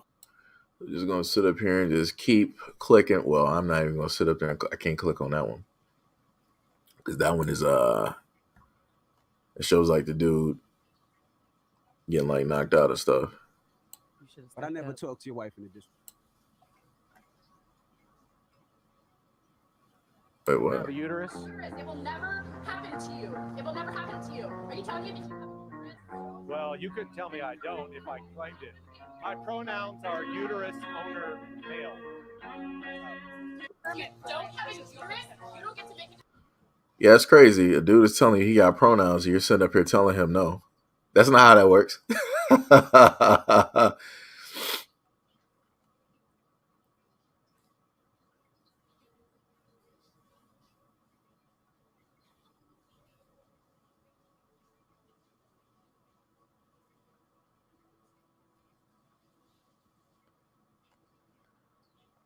Black men are not the white people of black people. They're the police. Wait, what?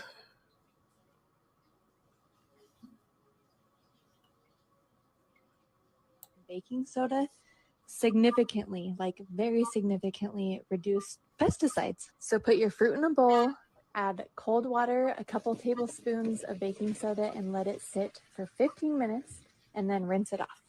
A study at the University of Massachusetts. Okay, well, this is a healthy one here, directly for people. Let's see if we can get this a little bit Showed that highlighted. Got to throw some health directly in there. This was dealing with pesticides and fruits. a study at the University of Massachusetts actually showed that washing your produce in water and baking soda significantly, like very significantly, reduce pesticides. So put your fruit in a bowl, add cold water, a couple tablespoons of baking soda, and let it sit for 15 minutes, and then rinse it off. A study at the University of Massachusetts actually. So a little bit of healthy information there for a lot of us that like to eat our fruits and different things, of that nature. Like I say, you got to put a lot of different information, directly out there. Fox said, while I'm guessing that's a 2023 messy breakup, terrifying your daughter into labeling him as a predator. Yep. Yo, softer side of CC. Yo, what is up? What is up? Said, did they wake the baby up out of her sleep? She looks scared. Juan Morris, what is up? What is up? Said, when's the mistress getting her nose ring? The mistress. Oh, are you talking about the story dealing with the cop? Let me know if you're talking about that story. I think I might know what you're talking about. MD said, no questions. Tia said, good thing he recorded it and listening to her talking to that child in an adult manner. Yeah. Fox said, I wouldn't be laughing if I was him. If he does not back that recording up, all she would have to do is destroy his phone evidence. And now he has no defense of the attack whatsoever. I mean, that's true. But I mean, it's on social media for people to see, and people can clearly see the face of the woman. So, everybody got a copy of it. I know I do. and that's going to be placed directly into a video. I'm not playing with that foolishness today. We ain't doing it. Tia said she should not have any children. Bars. That is 100% bars. Rara said that little girl will grow up twisted. Yeah. Tia said if she says the girl was harmed by him, why is she not packed up ready to leave? If something happened to the girl, the mother is responsible for putting her in that situation. That's facts. But you see how obviously nothing happened. So now she wants to sit up there and try to portray and paint the picture, because I'm guessing that she didn't know that he was recording, and he notified her, which I realistically I should have said and told him like he shouldn't have basically did that, but he did, and you saw, her reaction. But like I said before, you got a lot of crazy women out here that do this on an everyday continuous basis. Just like you got women out here that will pin a child directly on a guy and say like, oh yeah, he's the father, put the name down and everything. And now that dude is caught up, he's in the rears, and now he owes $40K in child support to a child that's not even his, even though DNA and everything else says otherwise. It's crazy.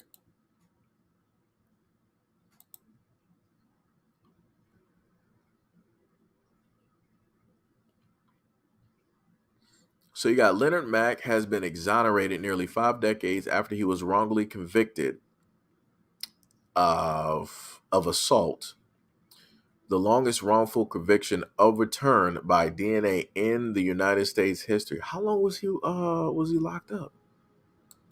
Jesus.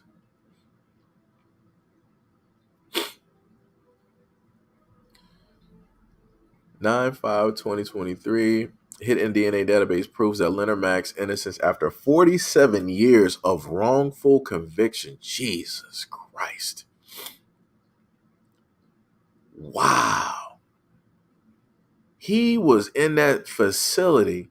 Wait, okay. So they said Leonard Mack was exonerated. Let me just show the what's the name picture. Right, let me just give y'all the image. Right, this is Leonard Mack, right? And it said that on September 5th of 2023, White Plains, New York, Leonard Mack was exonerated today nearly 5 decades after he was wrongfully convicted of assault and 2 counts of criminal possession of a weapon in March of 1976.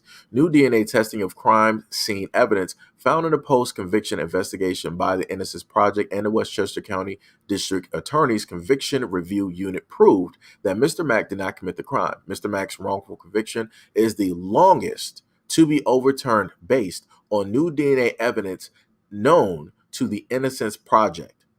The DNA profile developed from the evidence was developed to the state and the local was uploaded to the state and local DNA database and yielded a hit. The actual assailant identified by this search has since confessed to the crime. Wow. This case contains virtually every common contributing factor in wrongful convictions. Eyewitnesses, misidentification, the leading cause of wrongful convictions played a central role, in addition to misleading forensic testimony presented by the state's forensic analysis at trial, racial bias, and tunnel vision. Despite albeit witnesses and serological evidence from the victim's underwear that excluded Mr. Mack in 1976, he spent 7.5 years. 7.5 years in prison and since lived with a wrongful conviction for 41 years. Quote, today, indisputable DNA evidence proves that Leonard Mack is innocent nearly 5 decades later. He finally has some measure of justice. Mr. Mack's resilience and strength is why this day has finally come. He wants to thank the Westchester County District Attorney and its Convictions Review Unit for their cooperation and commitment to searching for the truth. Mr. Mack stated that I want to thank God for this day. Next, I want to thank the Innocence Project. Today has been a long time coming. I've lost 7.5 years of my life in prison for a crime I did not commit, and I lived with this injustice hanging over my head for almost 50 years. It changed the course of my life. Everything from where I lived to my relationship with my family. I never lost hope that one day that I would be proven innocent. Now the truth has come to light and I can finally breathe. I am finally free. Wow. Wow. He was locked up in March of 1976. Jesus Christ. The amount of time that the world has changed since 1976. And all this dude basically, in a sense, has seen. Like mindset and everything, like the dude is like 70s. It's almost like Life. Like if anybody's seen the movie of Life with Bernie Mac, Eddie Murphy, and Martin Lawrence, it's sort of like that. Like they were locked up in prison for decades, and they were just there at a certain time, right? Where you had race relations and everything was pretty much finite, and they were just slowly watching a little bit of time, in a sense, turn, because they saw like new people coming in and the switching of the old guard. And then they finally got out and they went to like their first baseball game, and it's like the whole world is vastly different. Like the way that they grew up, the things that they were taught, the things that they were new, they're in a whole brand new world. And I feel like that's the exact same thing for Mr. Mack right now. It's like his last real time was back in the 70s. We're in 2023. Technology was vastly different. Cars were vastly different. Television shows and everything were vastly different. Fashion was vastly different. Music. This man was robbed, legally robbed of everything. That's crazy. That's crazy. Yo, I would how look here. And I agree with MD. I would be bitter. I would be angry. I would be enraged. Like you sit up here and you rob me of my life. You rob me of my years. I have to sit up there and live for a crime that I never set up there. Oh man. Whoo. Yo, the amount of heat. Oh my God. It's crazy. That is crazy. But I'm happy that he's out. Uh, I'm not sure, what's going to directly, come from that, or what he's going to be able to, in a sense, accomplish or do, because everything is brand new. Like the brother right now, is that him walking with the cane? Let me see. Yeah, the brother is walking with a cane. Like he's not even fully like able bodied like he was back when it was like in the 1970s. Like, yo, that's tough. It's tough. Fox said, anyone else think it's funny? Articles will say someone is proven innocent when they preach that you're innocent until proven guilty. That's bars. That's bars. You also said, and oftentimes evidence that's overlooked or dismissed proves at the time of conviction that the guilty was innocent the entire time. Yeah, because they have to keep the prisons and the jails full. That's the thing that people got to understand. They have to keep these prisons full. They have to. If they don't, there's no money. All of the people that own these prisons and all of these labels and everything like that, that own the prisons, got invested interest and all that. They can't, sit up there and make money. Let me see. What else we got? She said Star Wars look whack. I'm never watching it. Wow.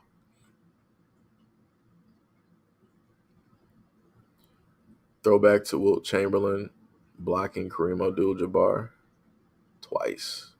That's dope. Let me see what else we got up here.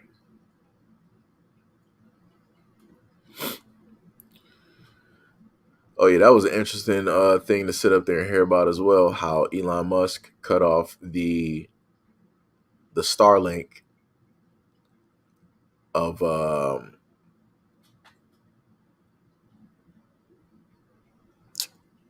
What in the world is that? That looks terrible. How Elon Musk cut off the satellite Starlink to the Ukraine, which potentially had thwarted a what's the name a nuclear incident from taking place.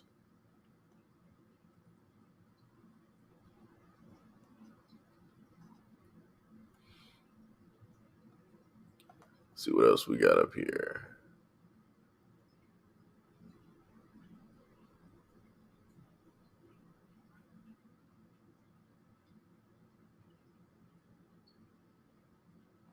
What else we got up here? This is how to load your batteries.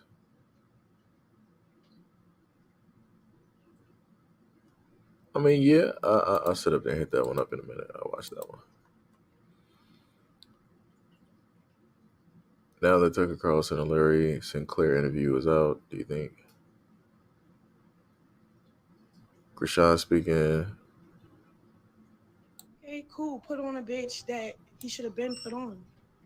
Stop trying to make it seem like enforce something that you know that's not true. She's just scared. She don't got a mind of her own. Me, I got a mind of my own, and That's the whole Krishan Rock stuff.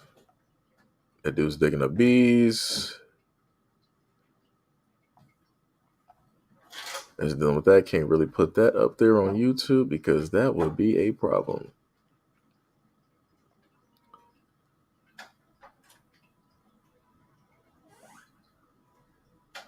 A woman is holding up a sign saying that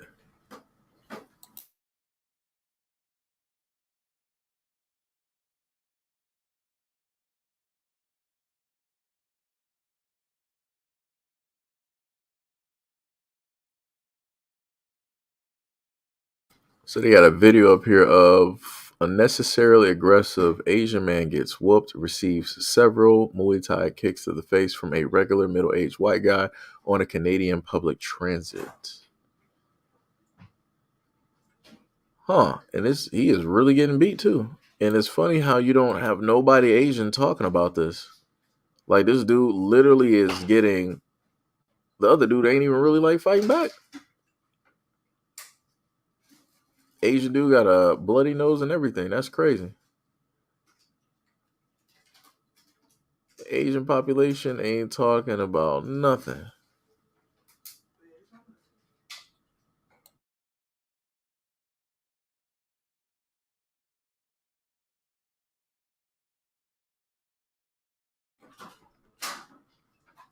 Let me see. So yeah, I can't show that video up here to you guys because that would, of course, get pulled.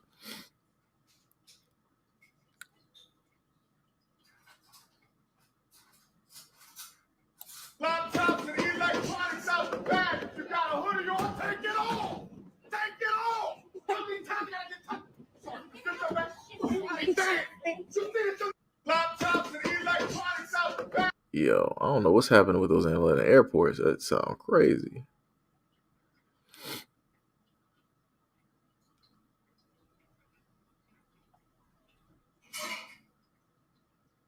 Would benefit from that greatly because once he gets to this other side, like the NBA, it's not the same thing. Short. All right, so this should be DeMarcus Cousins. Talking about how player and they, in a sense, get robbed. Let me see if I can read the caption. He said, quote, "The NCAA robbed us enough. When I was at Kentucky, we went to Mexico and I saw 300,000 DeMarcus Cousins shirts. Vendors outside that made 60 bands. And I get in trouble for a free meal." DeMarcus Cousins said NIL is too little too late. So let me play that. It depends on certain situations. It also depends on the talent of the player. And we can use examples. Guys like a Tyler Hansborough, who was, a college legend. I think that type of guy would benefit from that greatly because once he gets to this other side, like the NBA, it's not the same thing. Short. You know what I'm saying? So I think a guy like that benefits. But then you have a John Wall. Why the fuck would you stay 4 years? He got to go league. He got to go to the league. So I think it's a great option, and I'm happy about it because, one, even the guys that aren't as talented that can go to that next level, they still went through that same grind and sacrifice. Right. Them motherfucking feet was hurting just like the next guy. Facts. But does it help? But does it save college? It saves college? Oh, college, man. That shit. I'm man, just watching college At news. this point, colleges, they're giving their reparations, man. At this point, they've robbed us enough. Let's just keep it a buck. These ain't nothing but reparations, bro. It's bad. Man, that shit's sick. Talent pool When you bad really right talk now. about it, when you really sit there and dig deep into the shit that they had going on in college and how they treated these athletes, that shit's sick. This ain't nothing but reparations, man. I don't give a fuck about that college. Payback for some I others. watched how many people, man, I was at Kentucky, and this is no knock to Kentucky, because this is just the time we was in. Man, we having tournaments in fucking Cancun, Mexico. And there's 3,000 people with a Cousins in Kentucky shirt. But the vendor outside, he just made 60 bands with my name. But I get in trouble for a free meal? Facts. Come on, bro. Or a drink or anything. Like what? Anything. This nigga just made 60 bands off my name. And I can't get a free meal? These reparations, bro. Give a fuck about no college. I don't care about nothing. I got love for Kentucky. No doubt. But the NCAA can kiss my ass. And I've stated that before. And when this conversation has come up, I stated that the guys who play college, both football and basketball, they need to be getting paid because they're bringing in these colleges hundreds of millions of dollars, and they're not getting nothing but maybe some free trips and some little meals here and there. They're not really getting nothing. The coaches are sitting up there making hundreds of thousands, if not millions of dollars.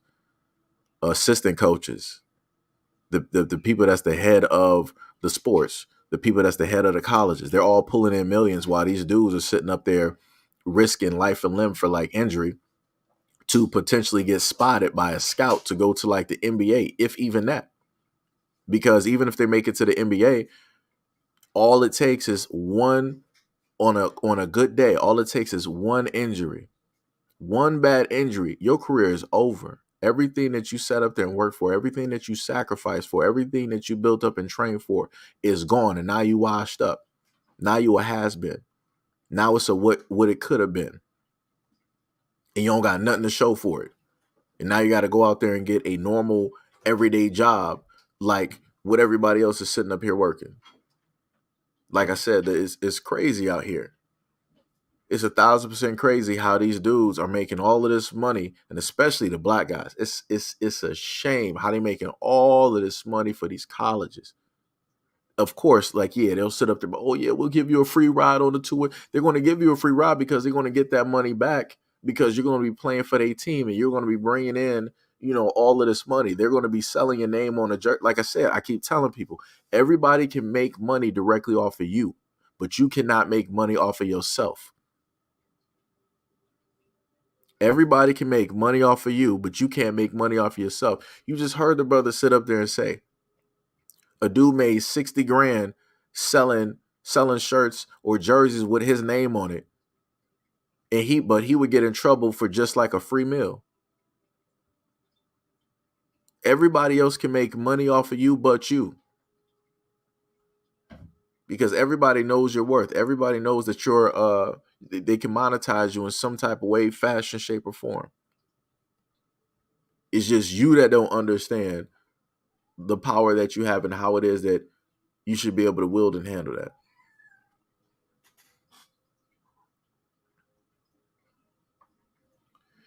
MD said that's a big old plantation. That's facts.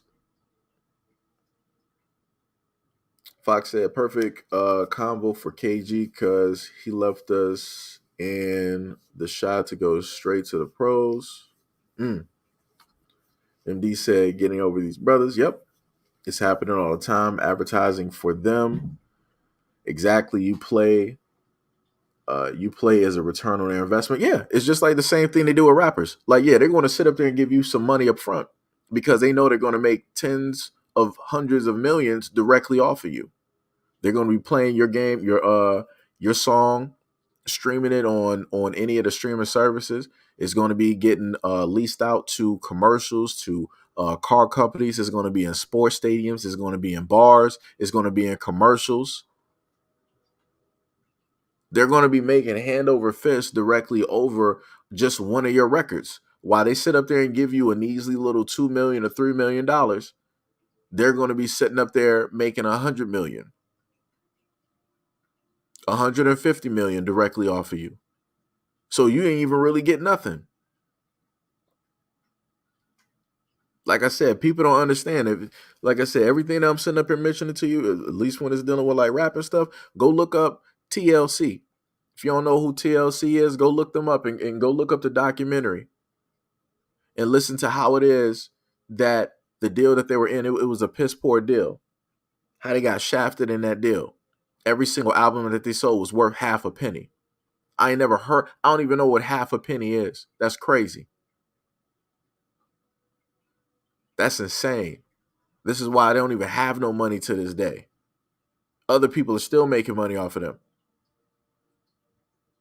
Why they got to sit up there and try to figure out and do some tours and different things of that nature. Like I said, it's crazy. But yeah, you got these other artists out here like a U2, like the Police, Bon Jovi, all this other type of stuff, Aerosmith.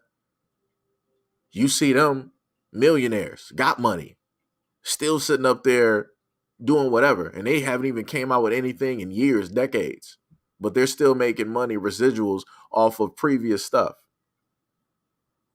TLC ain't doing that, and they can't do it.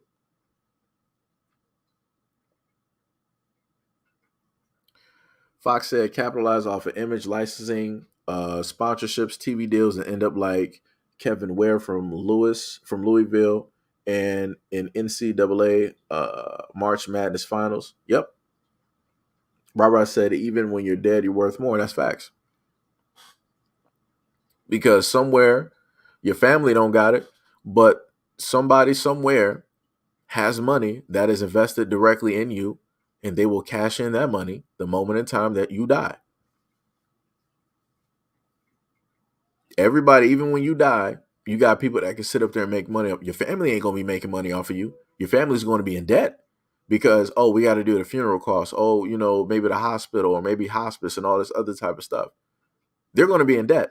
But the other entities directly out there, they're going to be able to capitalize and get money directly off of you being gone. And it's like people don't even understand.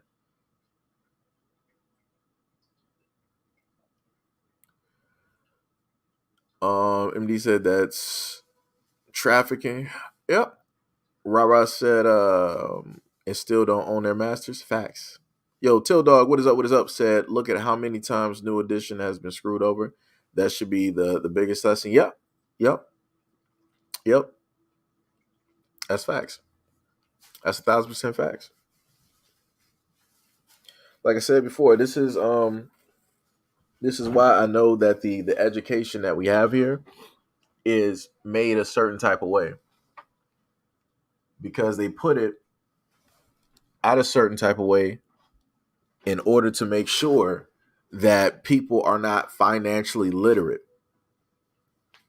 Because I learned about small stuff, like I said, I can't even remember the teacher's name. I didn't want to shout out the wrong name, but shout out to the teacher that I had in accounting, because she would, in a sense, tell us certain types of things, especially when it dealt with like business and different things of that nature. I really didn't get that deep into accounting because I was like, yeah, this is not really for me. I mean, it was fun to an extent, because you messed around with Microsoft Excel, and you got to mess around with the buttons and stuff, and you got to learn how that works and stuff. Which, funny enough, if you know how to do certain things dealing with Microsoft, like Excel and different stuff, I know you're not on that table. If you got certain things that deal with like Microsoft Excel and different things, that's a skill set, because a lot of people don't know how to specifically use that and different things of that nature. So again, just putting that out there. MD said prostitution takes many forms. That's facts. Rara said when you get Smart Like Me and Prince, They Kill You. Yep. Yep. Yep. Because MJ sat up there and told people before, he was like, yo, we got a little bit of time to sit up there and get this going. He told people, but they just got to him before he could actually like do what it is that he wanted to sit up there and do. They made sure to sit up there and cut that short because Sony was not about to let that man leave out and have billions of dollars in assets. They were not going to do that. Michael, like that dude basically built that. He built that. When you look at his catalog, when you look at everything that he basically had, including the Beatles, for God's sakes. So, the amount of songs that he owned, insane catalog, insane. The amount of records that he had of other artists, insane. Like I said, Michael Jackson was the same dude where when Eminem made a track about him, Eminem was like, that's cool. You can have that. I'm going to buy the rights to that song. So every time that song plays, every time you perform that song, I'm going to make money directly off of that song. That's what he did. That's the type of businessman that Michael Jackson was. He didn't play games. People thought that Mike was silly. He had a helium type of Mike. Mike was a business thug. Like I said, real guys out there can understand and actually see. You got different types of thugs out here. Mike was a business thug. Business wise, you wasn't sitting up there seeing him. The dude had money that stretched. You thought that you was really about something? Let me buy up your whole catalog.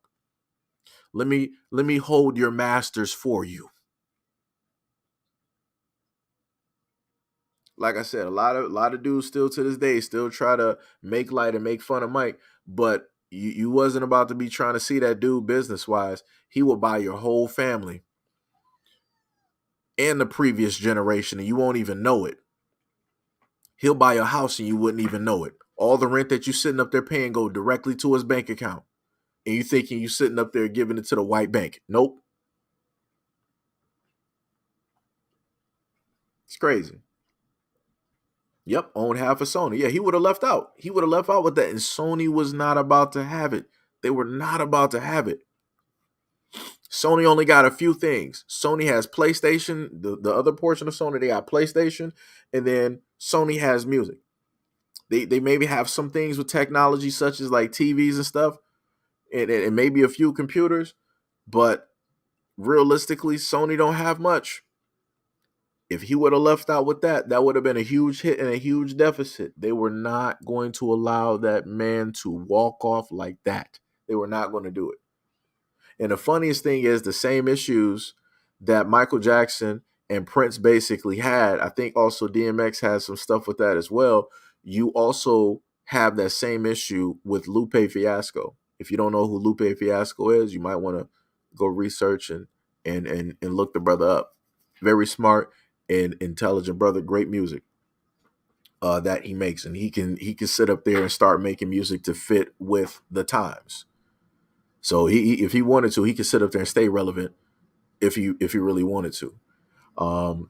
This is also why you had another movement of artists trying to buy their masters, because that was the main thing that artists before them, older artists before them, were really trying to push forward, like ownership. That is your property. That is your name. That is your everything. You can be an artist for 70 years. If you don't own what it is that you make, it is worthless. It is worthless, and you're not going to have nothing to show for it. So like I said before, a lot of this stuff does not get publicized and talked about because the music industry profits off of the artist, because the artists are, for all intents and purposes, slaves. Just like when you deal with basketball and football and you look at black men basically out here, everybody is a slave, while the plantation owners are the main ones able to make money, and they have access to that money, and they only give you crumbs. So they're living on, billions of dollars, and they're giving you a few million, making you basically think and look like you got something when realistically you don't, in comparison to the people who own. Because there's a difference between owning a team and playing for a team. Playing a team and owning a team. There is a difference. You get looked at differently. You get talked to differently. Like I said, people got to pay attention. Fox said MJ brought the studio, which held the song, and thus bought the song so he can hold or release EMS songs, and thus his money. LOL. He who laughs last. Facts. Rara said yes, they all do. Till Dog said MJ could have owned Elvis catalog too, but chose not to because of Lisa Marie. Yeah. I forgot about that relationship. Yeah. But like I said, that also shows the type of man that he was too. The dude had a heart. It was just that people, wanted to make light of him. Also, there was a multitude of stories. If people do their research and listen to a lot of the black artists from the 90s, where you heard samples of Michael Jackson in a lot of their songs, he okayed those samples for free. He did not charge them. He did not charge them at all. Like, that was the type of dude that he was. Like, Michael Jackson was for his people. Like, if he saw what you was doing and he liked the vibe of your music and everything, he was like, yo, I got you, no problem. You can do that. You got that. That's you. That's you. Go do what it is. Go be great. Go do what it is that you do. Like I said, people can sit up there and try to make jokes and all this other type of stuff about MJ, but MJ, he was more for his people than a lot of other people that's talking about him. And that's facts.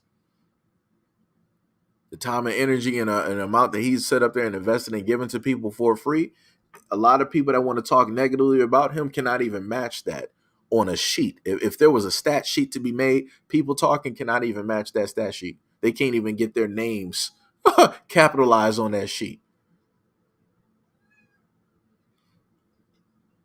Fox said they did Lupe all the way wrong, refused to release his songs and albums because he refused to push agendas in his music. Yeah. Yo, Miss Harris, yo, what is up? What is going on? Yeah, that was it should have been with Atlantic Records. I was watching that for a minute. Like, you had people that were trying to what was the dude's name? Like Cohen, whatever it is, the tall dude and whatnot. He's like the main head or whatever it was, and they just refused to release like any of his songs or anything like that. And it took for the public, for his fans, to like literally come out there and force their hand to sit up there and do that, because they didn't want to sit up there and do it. They didn't want to do it. And again, Lupe, he is a man of his word. And he's like, yo, I'm not about to, push all of this type of like, not, this is why he made a lot of different songs, which one of them that I love, where it's a song called Dumb It Down. And he's literally talking to you, like telling you how everybody wants him to dumb down his music and sound this type of way and all this other type of stuff. And he refuses to sit up there and do that. But a lot of the people that state that they don't really mess with his songs or listen to him, they the main ones that want to sit up there and get an autograph. They want to sit up there and take a picture. They want to sit up there and try to work with him and all this other type of stuff. But yet you're trying to get this dude to sound just like you. And he has a lot of other songs. You got Superstar. You got Lamborghini. Kick Push was dope. It's a multitude of songs that I got. I got them on my Spotify. I got too many songs to technically count, on top of songs that weren't even released on albums. Like I said, the dude is cold, and he puts a lot of stuff directly in there. I think the other song, was it Madonna, or was it what's the name he had? He had a Mural. That was a good one as well.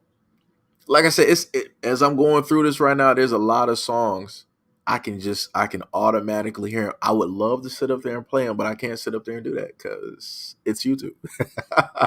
It'll get struck down. Yo, what is up?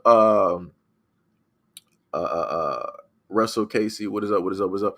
Oh, I think Russell Casey is back a few maybe like a few hours because he threw one in chat, so he's probably back a few hours. Miss Harris said, I own and play for my team, LOL. Rara said he gave a lot of the masters back to the old heads, which is dope. Miss Harris said, that's right, Michael Jackson's For the People, his album Danger Speaks Volumes. Yep.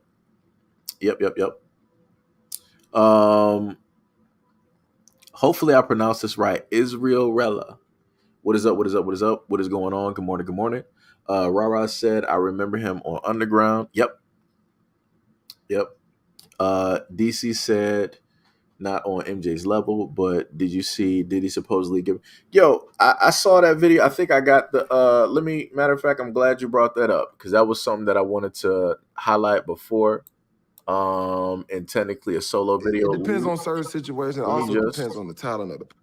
Let me just do this because again, I gotta make sure that things are on the up and up when I go through Twitter, because you never know what can show up, and I ain't trying to get hit with nothing at all. Let me see what we got.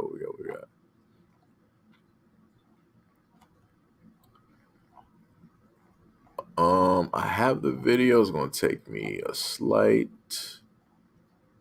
minute. Wait a minute. Do I have the video? Hold on. Wait. I might. Let me see. It was an old man. I'm sorry, not old man. It was an older guy talking. I know what I got to do. I just got to type in Diddy. It's Diddy. Let me just type that in. Take that.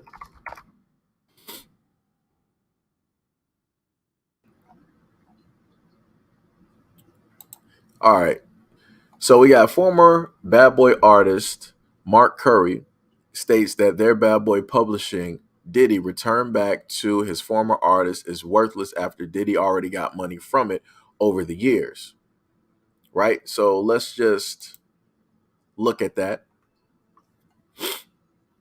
Oh, let me see something real quick.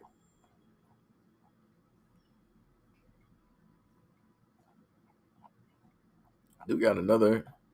Because I actually want to not have somebody's like, what's the name in there? But anyways, I'm just going to put it up there. It's whatever. Let me make sure this is the full. And then that if I just agree to. All right. So let me just put this directly up there and let y'all hear this. This is dealing with Diddy, and this is one of the former artists. What was it worth 10 years ago, 20 years ago, and what's it worth now? What did he give you back? I'm telling you, he gave me mine back a long time ago. I was the first person he called. They said, Mark, I want you to be the first person that know this. I'm giving all my artists back their publishing, which is equivalent to giving back your girlfriend after he done poked her in the booty and raped her and did everything that he got all of the worth out. It's like a spider went in and sucked all of the insides out of it and then give it back. That's disrespectful. I told her, why don't you just keep it and pay me? I don't want the publishing. I want the money. Come on, y'all think he doing a good thing because he give back some publishing? Come on, man. It's not worth anything.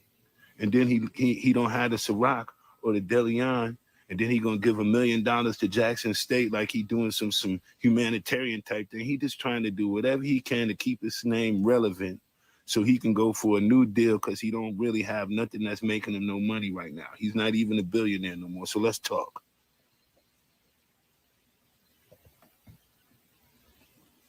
Let's talk. What y'all want to do? Y'all want to talk about it? Or y'all just want to read about it and let it seem like everybody like, oh, Puffy gives all his artists back their money. I mean, they publish it. So what? The shit ain't even worth like $400 a year, $300 a year. It's not worth nothing. You can't do nothing. Most of these songs that all of the artists have, ain't nobody gonna come back and license them for movies later on, or shine Bad Boy for Life, what kind of nigga slang bang in the street. Nah, that's not like Bon Jovi. That's not like the Police. You know what I mean? We talking about songs that publishing that got long legs. It ain't really no long leg publishing coming out there except for the one he got with every breath you, every step you take, and all of that kind of stuff. Ain't nothing else valuable over the G-Dep. I mean, you know, give him his publishing back, but what's the value in it? If ain't nobody picking up these songs and listening to them right now, like on the radio, if they not picking them up and listening to them right now, then it ain't nothing being generated on them. Like they just did 50 years of hip hop. So they went back and brought back Melly Mel. They brought back a whole bunch. They brought back Craig G. They brought back a whole bunch of old school artists, which in return gives them some publishing legs. Just when people say, who is that? And then want to go Google them and then maybe see what the songs that they used to do long time ago. Now that might make them a couple of dollars, but come on, y'all. What y'all want to do? What's going on, Miss Scott? What's going on, Rick Reese? You know, I just said so many people just kept sending me this post about Puff giving back publishing. Man, that shit hurt. That's like giving back my girlfriend, but you done got 4 kids with her. Took my girl from me 10 years ago, give it back 10 years. I got a 10-year-old son and twins and all of that, and they his. Whoop-de-doo. Whoop-de-doo. Why he didn't just keep that and give everybody $2 million? You know what I'm saying? Why he didn't just keep that and give everybody $1 million? How come he didn't say, I'm sorry for, you know, what I may have caused in your life, and you know what I may have taken from you and your family. I know you could have ate with these over the years, but I took it and I was soaking it up. So really, only thing he doing is confessing. Everything that I own belonged to somebody else. But y'all still think he's doing something nice? He's not doing nothing nice. He's just giving back what he never should have had in the first place.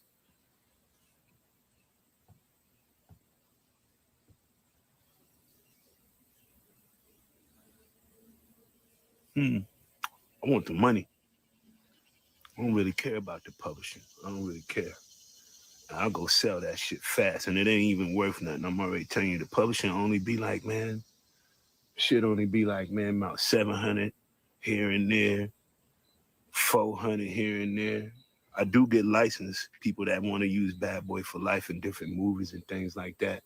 I get those quite often, but I still worked out a deal with the people who I got a publishing deal with. Whenever I get something like that, if I just agree to let them use it, I still get the money anyhow. So it doesn't really matter. Y'all really want to get on this publishing game? Let's talk about it. What's 100% of nothing? Come on, let's see who's smart. Somebody put it out there. 100% of nothing. What's that? Talk to me. You know what I'm saying? He want to be real nice. I told him when he died, I said, look, man, how about you keep the publishing and just pay me for it? I said, just give me the money for it. You keep it.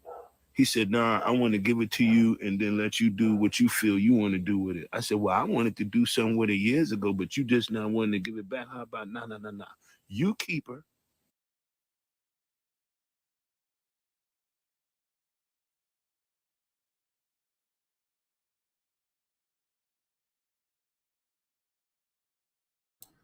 All right. So you were able to basically hear that from somebody who was a former artist, and how it is that Sean Puffy Combs, aka Diddy, take that, pretty much absorbed all of the worth from that music during the time, and now he's like, all right, let me just give this back, to y'all. When real easily he could have gave that back to him when it was popular, when it was something that was still, happening, directly with those songs. Like he said before, who's trying to listen to those songs now? Who's trying to play those songs in movies? Like who's really trying to do that? You got everybody listening to a whole bunch of different music. The playing field for music is vastly different. A lot of people who might know who he is as an artist, they're not really playing like those songs. Because again, music has changed. Times have changed. it's only certain times that people happen to go back to, older songs or different artists, here and there and yada yada yada. Like he said, you could just sit up there and keep that. Just give me the money. Hand me a few $1 million. Like, we good. Just hand me that. I can make something happen with that. Right? He said that's all he wanted. But that's not what Diddy was trying to do. And remember, Diddy is quote unquote, a billionaire, but as he stated, Diddy is no longer a billionaire. I'm not sure. I haven't really checked the charts, anything like that. I don't know what Diddy's assets are. But Diddy got hundreds upon hundreds of millions of dollars. He could decide if he wanted to sit up there and break off some people some millions of dollars for their stuff. But again, like I said, this is how the rich are. Right, I said Diddy is a snake. DC, yo, what is up? What is up? What is up? DC said, I knew it. It sounded suspicious when I saw it. Yo, Pud, what is going on? Said Puff is a sleaze. Let me see. What else? Miss Harris said 100% of nothing is jack shit. That's bars. That is straight bars. 100% bars. Is Diddy? Oh, I made a mistake and unshared the screen. Oh, I gotta put that back up there so I can swap it back over. Okay, there we go. I just gotta hit that.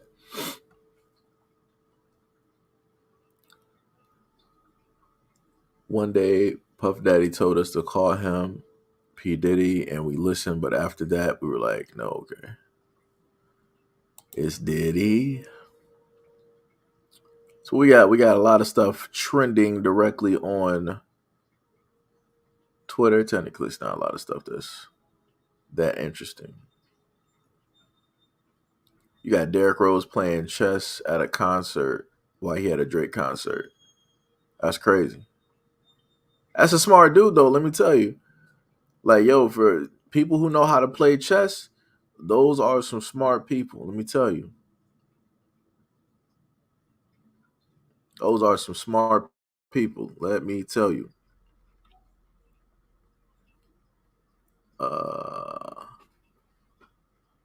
Let me see. Miss Israelella said yes.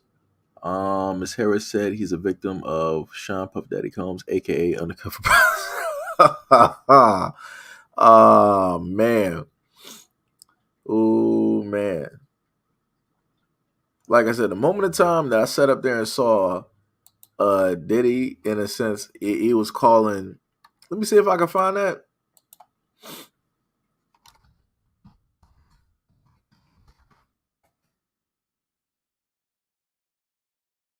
I don't even think they even still got that up there.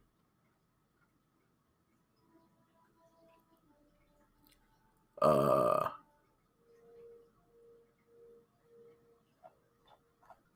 trying to sit up there and see, because there was a clip where he was like on a show and this dude kept sitting up there.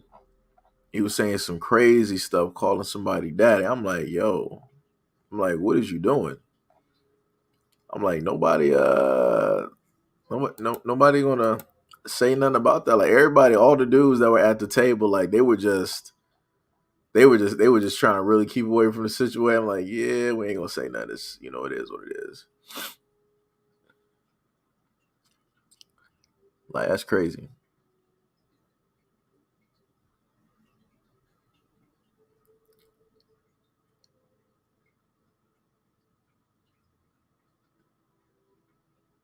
Got Bruno Mars at the concert.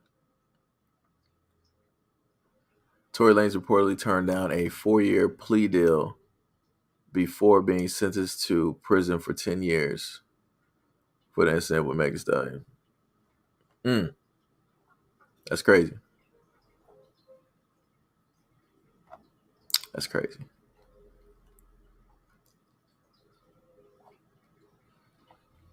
What is this? As soon as he wouldn't let them, this movie just became a massive hit. The official trailer of The Burial, starring Jamie Foxx, Tommy Lee Jones, and Journey Smollett, has been released. I know you got myself into a lot of trouble. I've been your lawyer 30 years. We can find a way out of it. You've never sued anybody before in your whole life. This fella tried to bully me out of business, and I don't think I should be expected to stand for it. Well, I'm not sure if how this will transpire, but we're going to look at this this brand new trailer. Since Jamie Foxx seemingly is going to have a movie coming out on the called The Burial, October 13th. Well, in theaters, in select theaters, October 6th, but it'll start streaming on Prime. I have Prime, October 30th. So we're going to look a bit at this trailer since it is up here on Twitter. Ladies and gentlemen of the jury, how y'all doing? For all of y'all that don't know who I am, my name is Willie Gary. Willie Gary. Willie Gary. William Gary. Never heard of him. What's so special about this guy anyway? Litigation is war. It's a battle. Bam! And I'm not talking about no bullshit either. I'm talking about some Jean-Claude Van Damme ass-kicking shit. Truth is, I may have gotten myself into a lot of trouble. I've been your lawyer 30 years. We can find a way out of it. You've never sued anybody before in your whole life. This fella tried to bully me out of business, and I don't think I should be expected to stand for it. Mr. Gary hasn't lost a case in over 12 years. You suggesting I hire this guy as one of my lawyers? Y'all come on in. Pleasure to meet you, Mr. Gary. Let me introduce you to my comrade. How do you feel about working with black folk? I suppose I am a little prejudiced. Did you meet my team? I'm Chris. Sean. Reggie Douglas. Gentlemen. He's suing us? He's suing us? We are a $500 million corporation. So, how much money y'all trying to get? $8 million. That ain't enough money. $100 million. Who is this clown he's hired as a lawyer? You'll fight him, man. What made you want to do it? Because he tried to mess with the one thing that means the most to me in life, being able to leave something behind for my grandchildren. Let's play some music. Her name is Maine Downs. Graduated top of her class from Harvard Law School. They had a nickname for her around the office. The Python. I wouldn't get too used to me being kind to you, Mr. Gary. Once we begin that trial, I will destroy you. We don't have a snowball's chance in hell of winning this case. Just trust me, okay? I may have found something. What does it feel like to be some small-time nobody on the verge of bankruptcy? What if I don't win and I let all these people down? You have been trying to turn this into your own one-ring circus. I got my damn life on the line. I know that, Jerry. Did it ever bother you? Oh, the hypocrisy, the hypocrisy. You sit your ass down. I'm judging your honor. Hey, wait. What's the matter? Can't split the pole. Can't split the pole. Now, come on, Doc.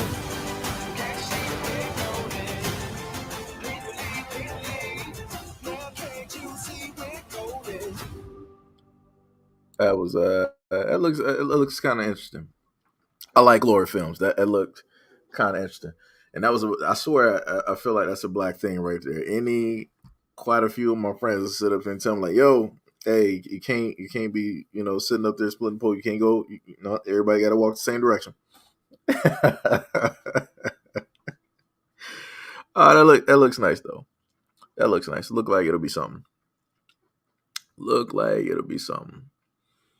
Rob Evans said, "My father taught me how to play chess. That is dope." Hey, Pink, what is up? What is up? Good morning. Fox said, "LOL, no apologies." Oh, talking to what's the name? Fox said, "Seji, that was fabulous. I believe Diddy was talking to at the table." Yeah, he was like, "Yeah, Daddy, I like the way you scraping and scrambling and ripping and run." I'm like, bro, like what is you talking about? I'm like, that whole conversation, that don't even sound right at all. I'm like, bruh. Oh, it's based on this dude? Oh, snap. So I'm guessing that the movie is based off of this guy right here, who is Willie Gary, the richest black lawyer in American history. Damn. Like I said, it's amazing how you don't find out about stuff until later. You don't find out about these people, who've been doing moving work. Like, yo, the richest black lawyer. That's crazy. the King of Kings. That man has the title King of Kings. That man, he just sitting up there like, yeah, I got this. That man got that nice suit, got the ring on. I'll tell you, pimp hand strong. Let me tell you, he will be doing this during the live stream. Give me this bottle. Give me this. All right, let me fly to some other posts. See what we got. So first they burned them out, and then they started arresting them.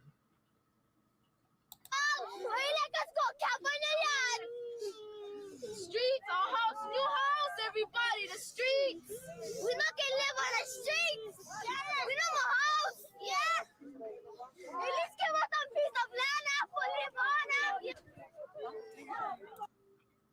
That's crazy to sit up there and get arrested on your own land. Though this is way back though, dealing with Hawaii. This is crazy.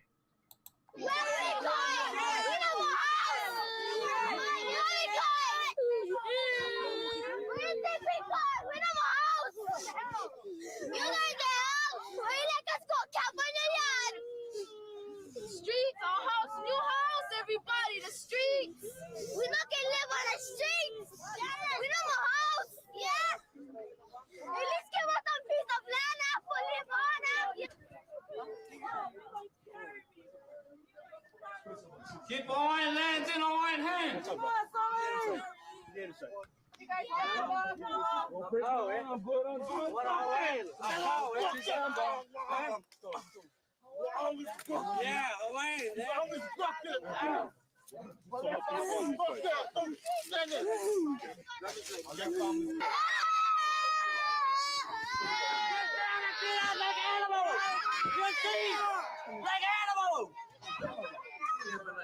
Yeah,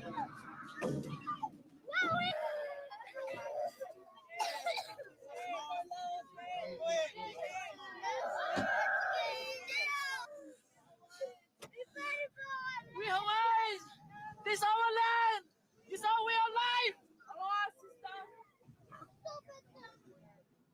This is the most recent of a series of arrests and evictions from the beaches of Hawaii. But with close to 90% of the people of Hawaii unable to afford their own homes, this incident will probably not be the last. This is Puhi Pau from Waimanalo, Oahu.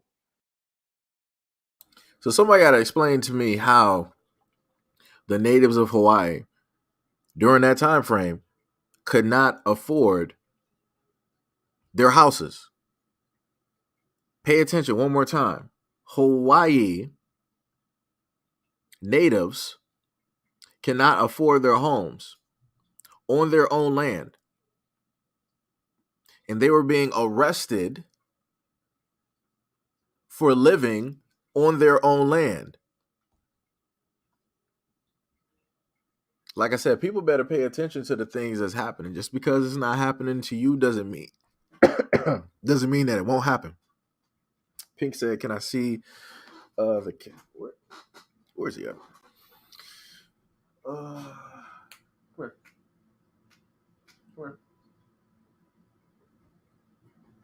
If you don't stop trying to play around, come here.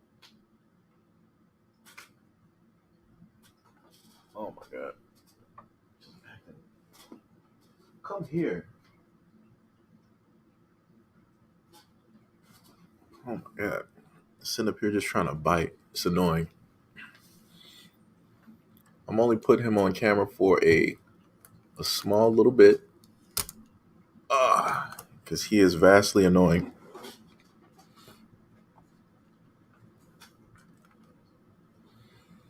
Let me see. Where is that the? Oh, I forgot. I gotta plug in the actual camera. I forgot. Let me tell you this. Oh, my bad. For anybody wearing headphones, the cat is severely annoying. Love him. Severely annoying though. Let me see. All right.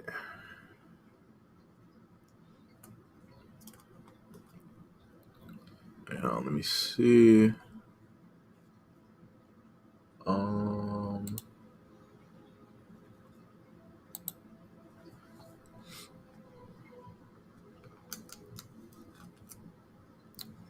Where is the camera at? I would have to put that directly on top, right? All right.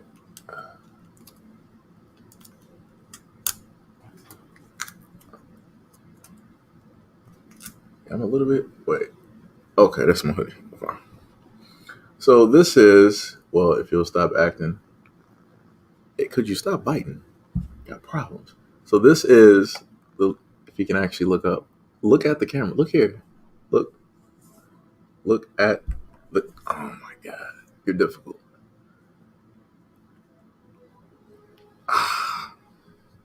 He wants to sit up there and start biting and scratching. Any other time, if I just so happen to put him directly on my lap or I let him sit there, he's fine. Completely fine. Does not care. Not a problem in the world. But the moment in time that it's like, all right, I'm about to sit up there and put you on a camera. Oh, wait a minute, I forgot. It was the corner. Hold on. I gotta redo it. I gotta get him right back up here. Where did you go? Come here.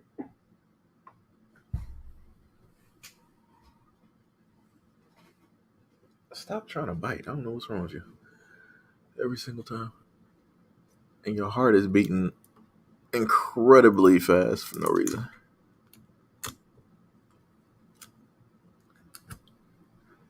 All right, let's see.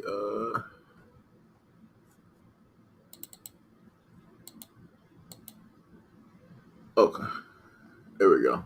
Well, it's going to be technically light. Oh my God. If you could stop just biting for just 1 second. Any other time, you don't really have a problem. So this is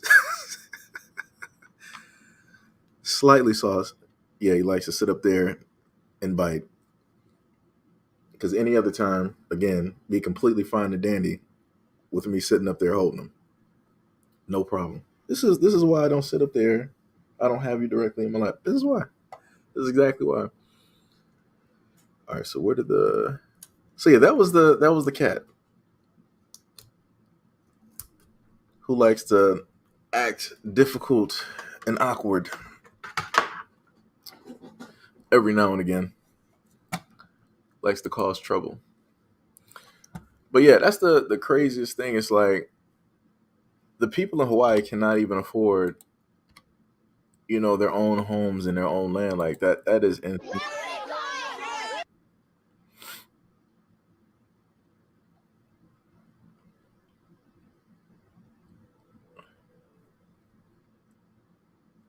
So I want to get y'all. But did you know? I want to get you guys' opinion directly on this. Like I said, for all 25 people on there, I just need you to bear with me. Just listen to the video real quick. I want to hear what you guys specifically think about this. You can see it directly in the title. So this is not me paraphrasing anything like this. So just hear this out. But did you know that Eve, the very first woman, as per the Bible, was made of Adam's rib bone? And because of this, Eve, if we're going to take it as literally as y'all like to, Eve would have had male DNA. So quite literally, if you were to have taken her DNA and looked at her chromosomes, which is another point randomly you guys like to make, it's like you believe in Adam and Eve, yet at the same time you like to quote science when you're attacking us. But anyways, if you were to look at the chromosomes of Eve, she would have Adam's chromosomes. So which is it? Are you going to call Eve a man now? Literally the very first woman. Are you actually going to call her a man? Because I thought it didn't matter how many surgeries we had or how early we started hormones, etc. I thought it never mattered because you can't change your chromosomes. I mean, I love me some God, I love me some Jesus, but check your facts.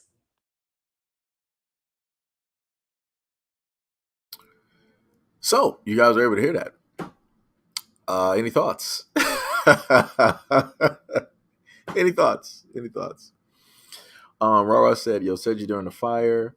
The one who got out was before the barricades." Wait, huh? I'm a little bit confused. The one who got out was before the barricades. I mean, I remember doing some videos on that, and I showed some people who were there, and they were talking about the barricades and different things of that nature. I would have to. I have to try to figure that one out.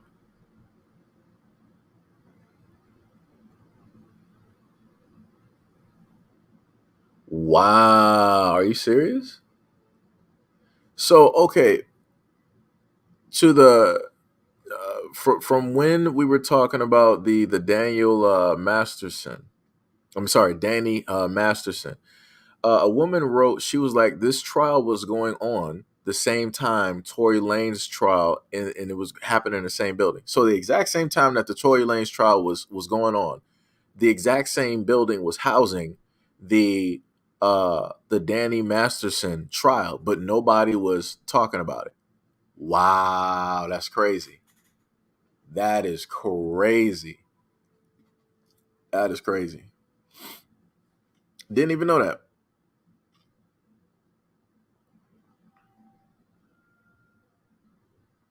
Did not even know that at all.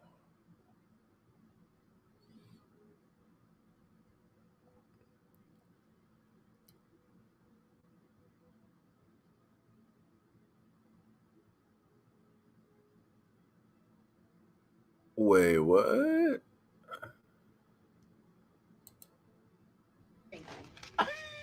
Here. That's not what y'all want scratch and sniff? Y'all want scratch and sniff videos, bitch? Hold up. Oh my god. Oh my god. Y'all want scratch and sniff video, bitch? Y'all want a sign scratch and sniff video, bitch? This one smell like titties.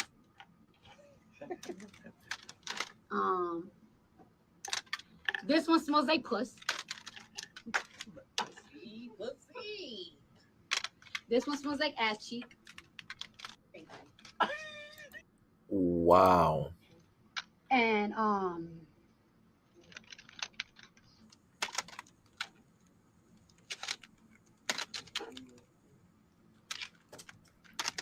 Bro, what? Yo, this is like, like I said before, like stuff out here is completely crazy how things are normalized. So let's just let me just rewind this back real quick. here. That's not what y'all want scratch and sniff? Y'all want scratch and sniff videos, bitch? Hold up. Oh my god. Oh my god. Y'all want scratch and sniff video, bitch? Y'all want a sign scratch and sniff video, bitch? This one smell like titties.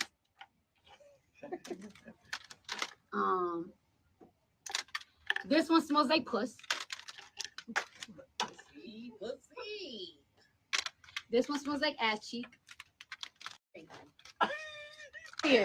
That's not what. Yep. And all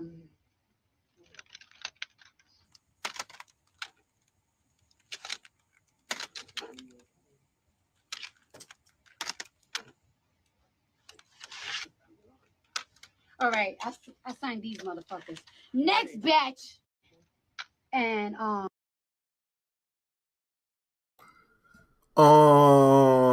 going to stick to buying stuff directly out the box in stores, and I'm probably going to stick to just like streaming music. Yeah, that's crazy. You got somebody that is licking, putting their butt other things, breasticles, the rest of, directly on the record.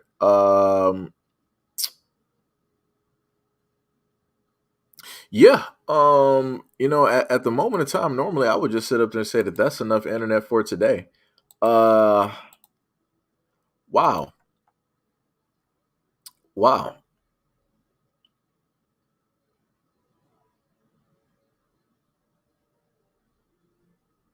Wow.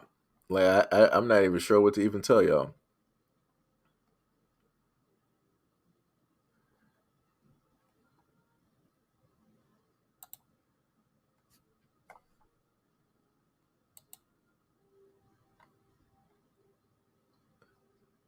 One action is all over the body.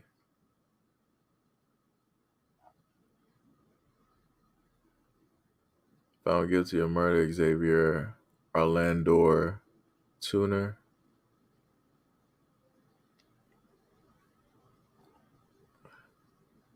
Rob 49 names his top 5 rappers.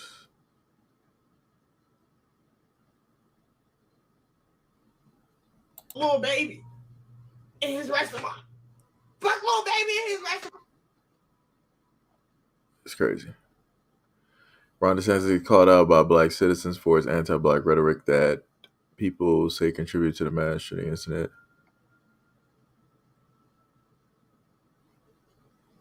Oh, let's go to what Brother Tariq had to say. Let's just go to this real quick. Let's see what Ron DeSantis had to say today. Let's just look at that real quick, shall we?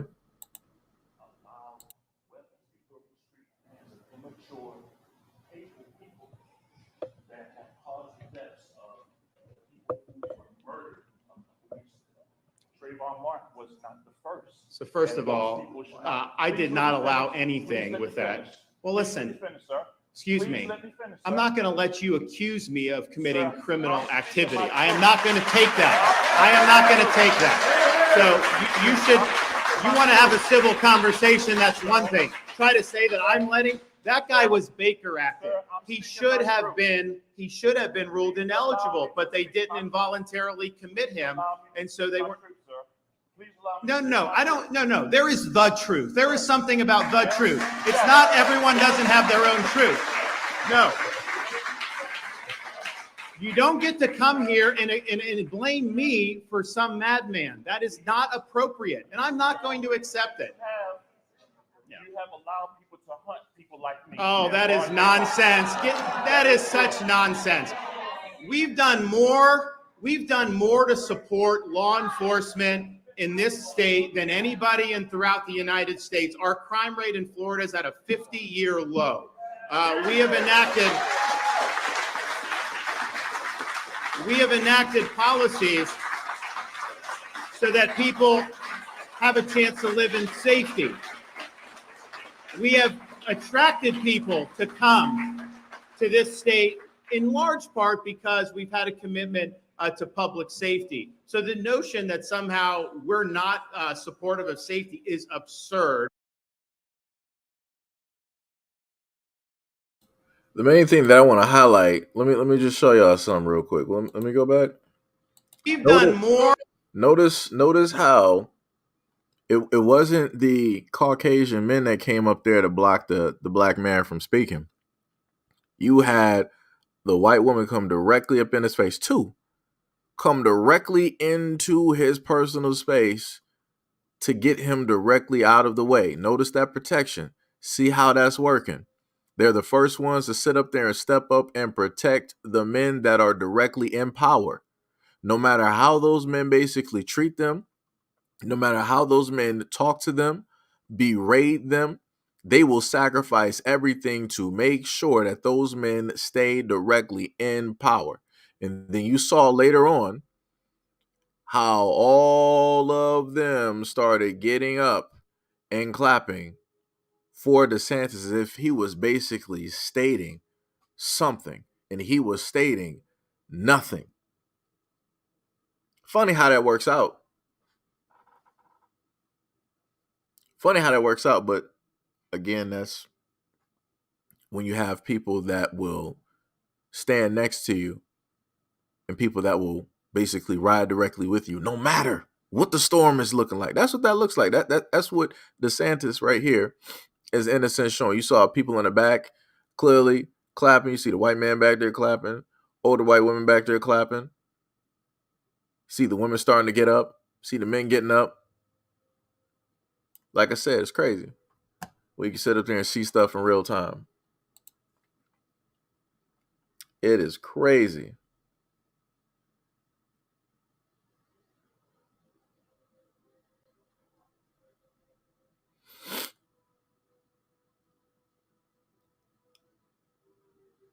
For 5 minutes.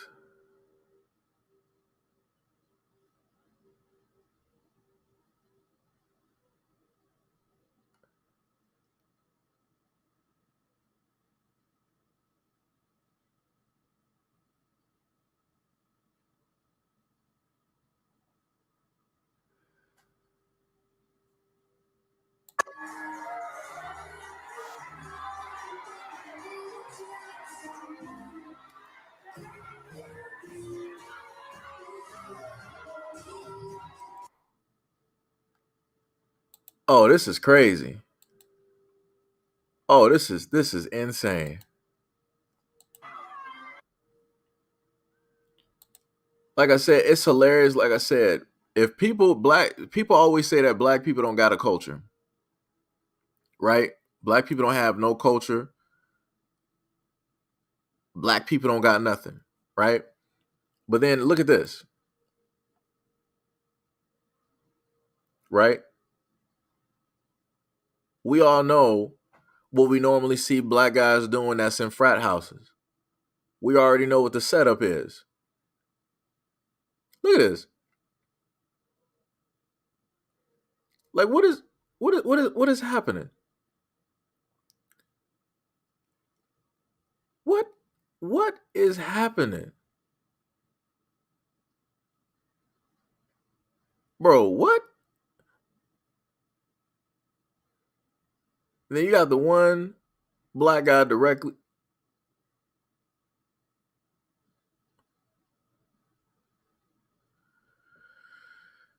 So obviously the dude in the front is I guess the face. And of course, they got the black dude directly at the back. I'm not sure if he was the one that maybe choreographed all of this, did the choreography. I said it wrong. Like I said, I find it funny. Even when you had some other Asians there that were of a darker hue, they were ahead of the black guy who was last. Black dude was second to last in that line. And everything that they're sitting up here doing, this is what you've normally seen black fraternities sitting up there doing.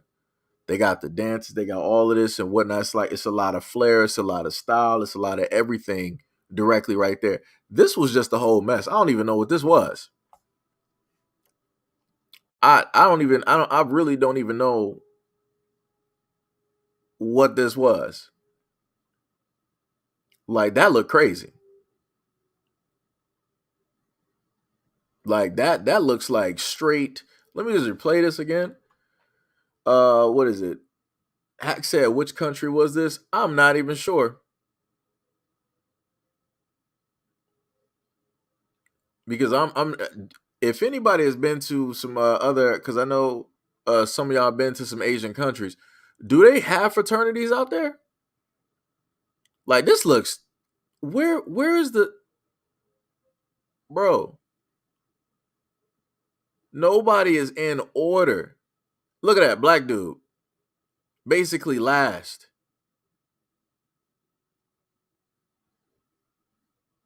And then you quote, he's like this dude right here who has like no type of like rhythm. He's the face of the whole thing. That's why he's in the front. I promise you, he did not come up with the choreography. Because I'm looking at him and I'm looking at several of the other ones there.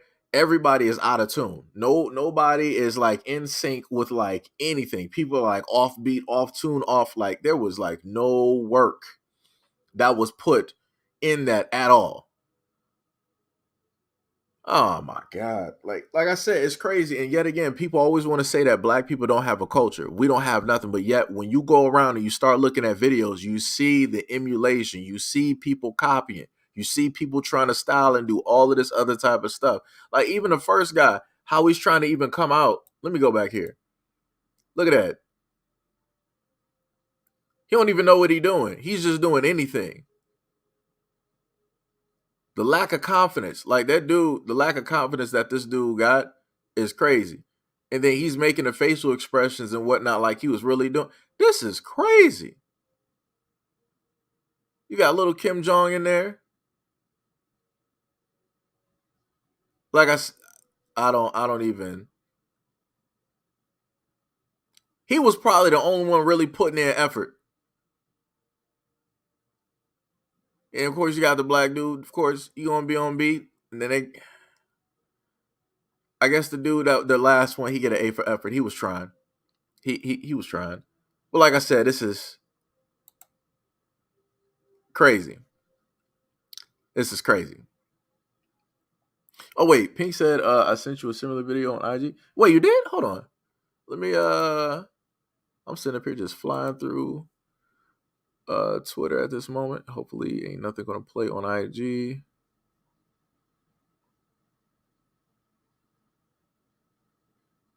Somebody found a camera in the Hard Rock Hotel bathroom. Ooh.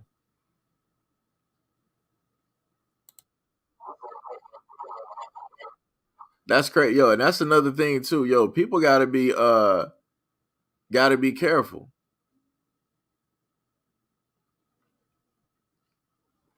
Wait.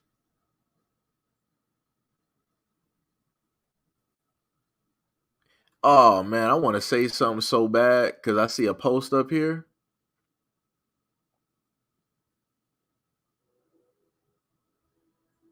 Nah, son. Nah. Ooh.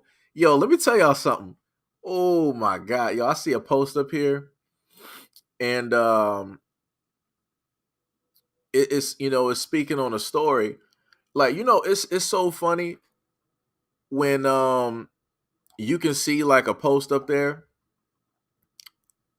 and you technically know something by association. And the situation that's in a sense getting talked about is a situation that actually happened with that person's like family member, and yet they're online advocating against a certain thing, but yet your family member did this. Oh my oh my God, yo, it's crazy. Oh man, yo, this is why I sit up there and say like, yo, how people sit up there and do like their presentations like online. Yo, it man, yo, that made me so mad. It made me so mad because I'm like, yo, you got some stuff. You got a person directly in your family that literally was doing some DV type stuff. And you're online right now trying to like app.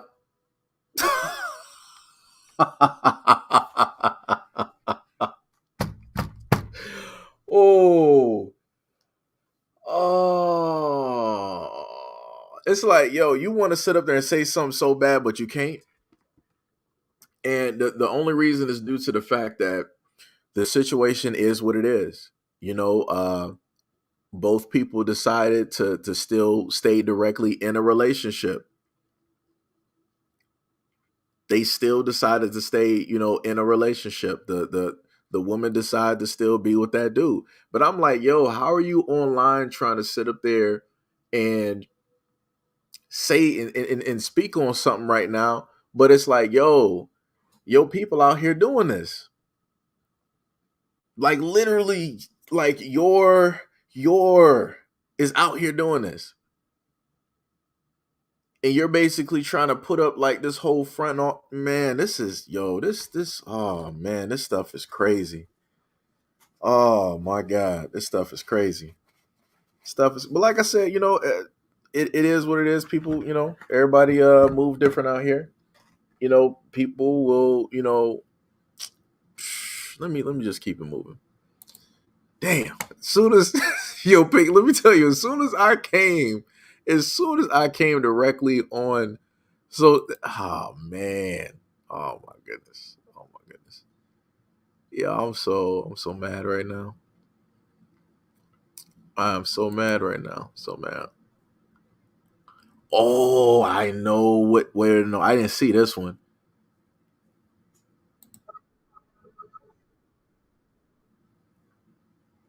No, no, nope, nope. Nah, come on, Pink. Why you do this to me? And I love this song. That's the problem is I love this song. Why you do this to me? Why did you do this to me? Let me just put this. Oh dear God. Let me put this up here. So I'm not gonna play the audio because it's obviously, YouTube. But it's swag and surfing. So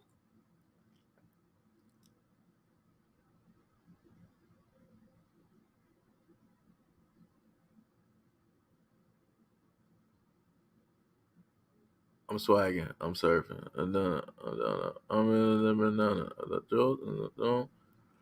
Yeah, that was whack. That was whack. That was whack. So you got the girls in the front because they're the faces, and then you got all the other girls in the back not really doing nothing. They're just up there. Yeah, we're the wave in the back. We're the sea. Yeah, yeah. And then you got them up in the front doing like some basic stuff that you would see like a 7-year-old. That's crazy. And again, this is the stuff that you would normally see black girls doing in their fraternities. Like all of it, like I said, it's crazy how people say that black people don't have a culture, but yet you're using the music and you're trying to copy and mimic the types of dance and the styles that we do in order to get people directly through the door and interested in your fraternity. It's crazy out here. It is crazy out here. And they're called the women of the Divine Nine. I'm out of here. I'm not even. I'm out of here.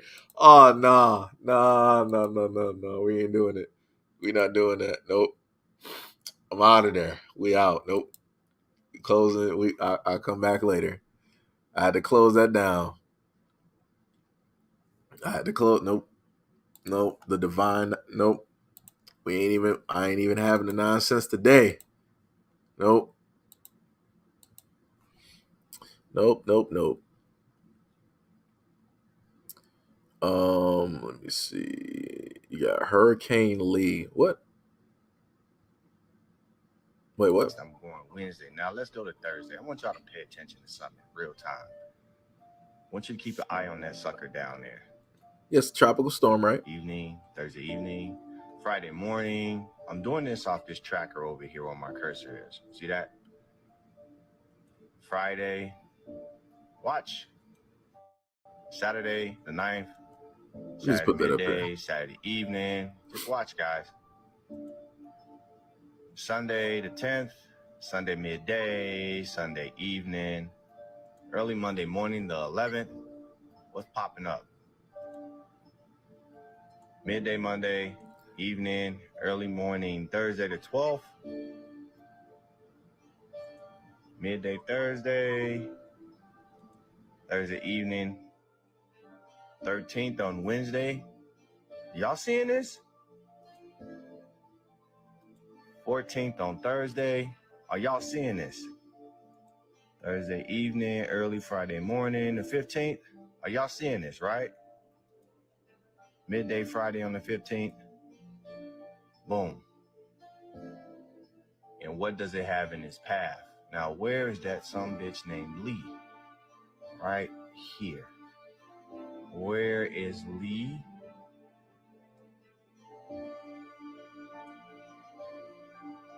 All of these have conjoined to give you the biggest storm the East Coast has ever seen. From Florida all the way up to New York. These storms have merged. So, for those that coming here to give me negative comments, I just proved to you in real time. And I advise everybody to start checking this from here on out that watches this video. Please share this because this could save a lot of lives on the East Coast, from Florida all the way up to New York. Please, this sleight of hand. Much love. Peace. That was actually very interesting to see. That was sort of like what I was showing y'all with the fires. But this one actually dealt with the hurricanes. Wait, Hurricane Lee, why is it that I didn't hear nothing about that hurricane? Let me see something. Hurricane Lee barrels through the Atlantic waters as season's first Category 5 storm. Jesus Christ. It became a category. They posted that originally 33 minutes ago. They said it was a Category 4. So then after that, 18 minutes ago, it was just posted that it is the season's first Category 5 storm.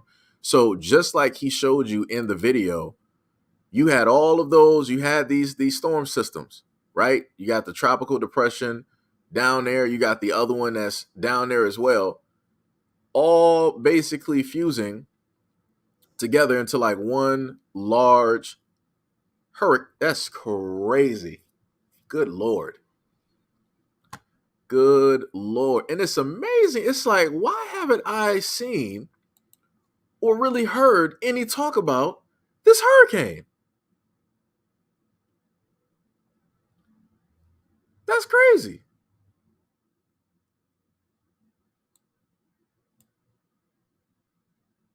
That is a very large hurricane. Hurricane Lee strengthened to a Category 5 storm late Thursday night, forecasters stated, and could present potentially dangerous beach conditions on the United States East Coast as early as this Sunday. By early Friday morning, Lee had maximum sustained winds of 165 miles per hour as it churned across the Atlantic Ocean.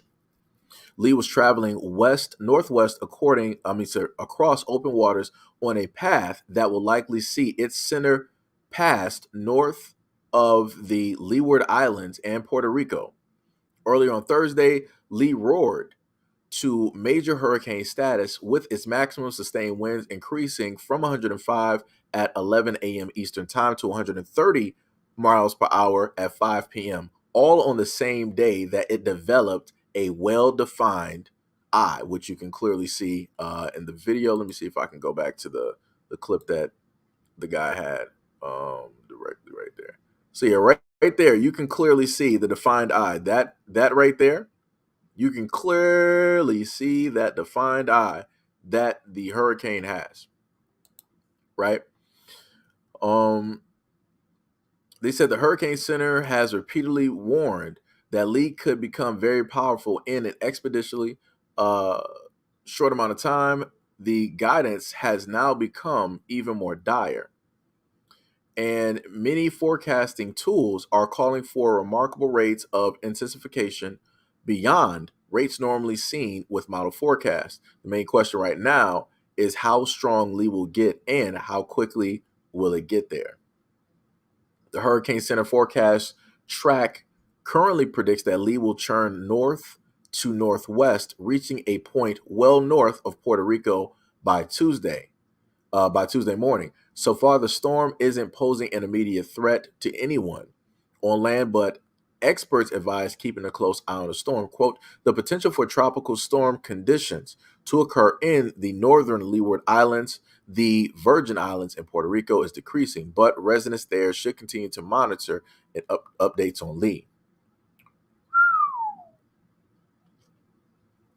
They also stated it's too early to say with certainty whether Lee might make landfall anywhere or if it will just spin harmlessly away from the United States Atlantic coast or other land masses. Several long-range models currently have Lee eventually curving north, missing the Caribbean, and remaining offshore. While models are generally accurate, they're not perfect. Hurricane Irma back in 2017 was supposed to follow a similar path. Instead, it walloped the Florida's Gulf Coast.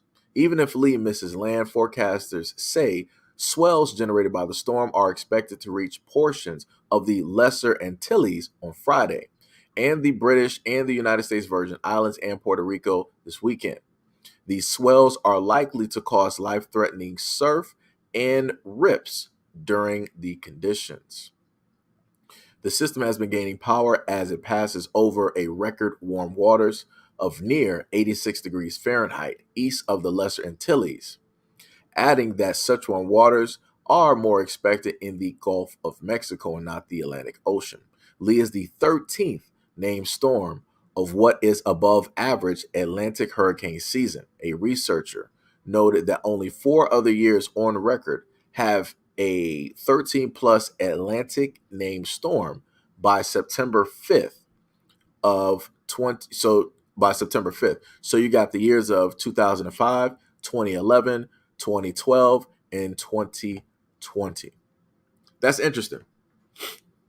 That is very, very interesting. Very, very interesting.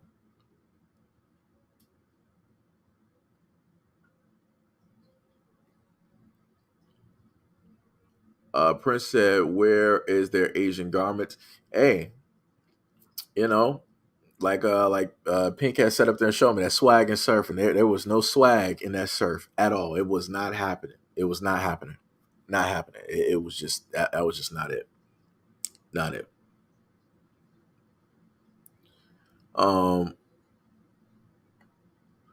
Let me see. Pink said, "I literally had no words when I first saw it. I needed to hear your words." I was godsmacked when you sent me that video, and then they're called the Divine Nine. Oh man, that's a hell of a name. Let me tell you, that's a hell of a name right there. It's a hell of a name to live up to. Roz laughing said they're not talking about Lee because they're talking about Trump. True. Doctor said demon time includes weather weapons. That's true. You talking about like by way of harp and different things of that nature. That's bars. That is bars. So anybody on the East Coast, make sure to keep an eye out for Lee and to keep track of anything like that. If you got any friends that are directly up there, you might want to do that as well. Just to make sure that everybody is safe. You are a man. You are created as a man. You are a man. Start acting like a man. Act like a man. Yo, that looks. You know what? I ain't gonna say nothing.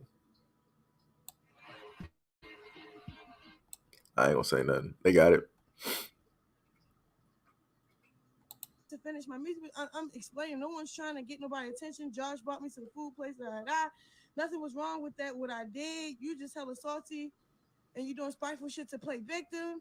Stop being weird. I'm talking about your child. You talking about some nigga. I don't care.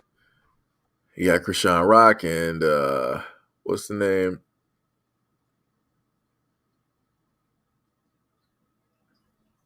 Brandy's daughter looked like SZA. That's weird.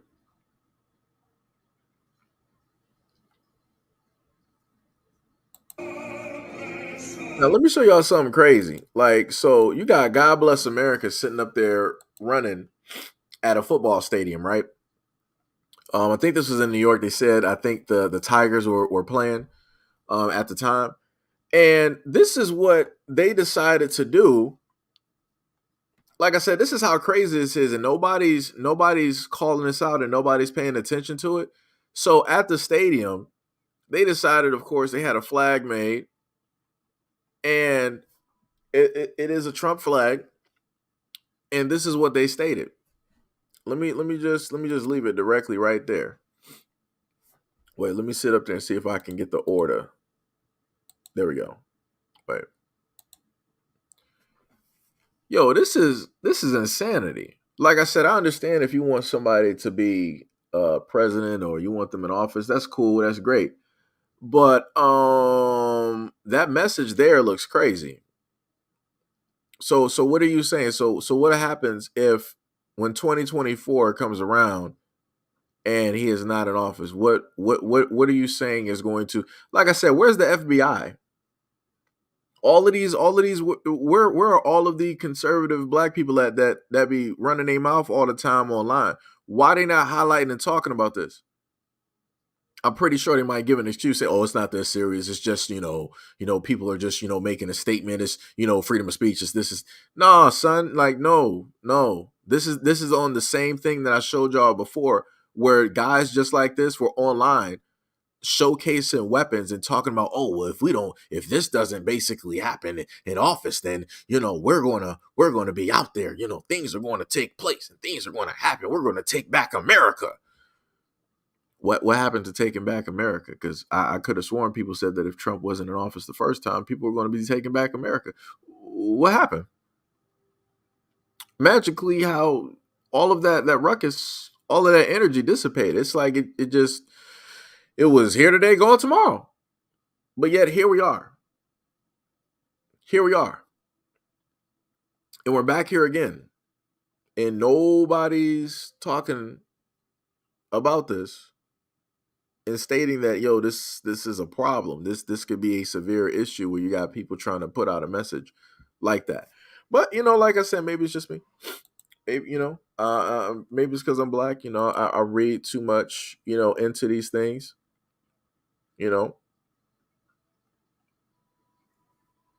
This name says crack dealing trap nigga / cat pillar, back with a black stripper, ass thicker than a snack rap nigga. To all the COVID tyranny, confirm. I gotta silence that one. Can't be putting that stuff out there. YouTube will get funny.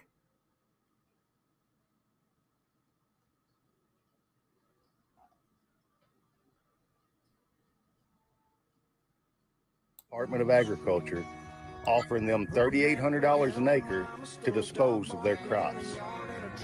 If they do not, they lose 35. Okay, they killing me with this music that they be putting on there. So in the one video, I'm obviously not gonna put up there. They're saying farmers are being told to destroy their crops. Now, normally, if there was a point in time where there was like some disease crops and different things of that nature, I understand when they would sit up there and state that. But now they're trying to pay per acre. They're trying to pay all of these farmers to basically destroy the crops. And I'm like, for what? The food is usable. You want them to destroy the crops. Why? Shout out to Randy Owens for subscribing to the platform. Shout out to you.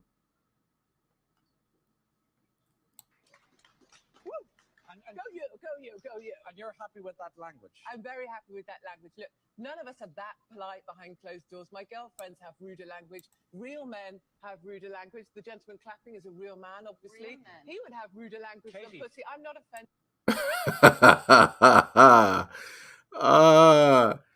Yeah, she's speaking bars.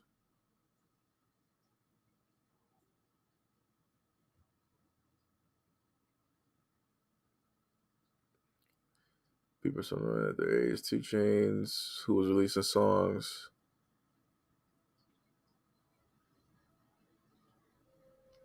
Maybe Beyonce's dinner.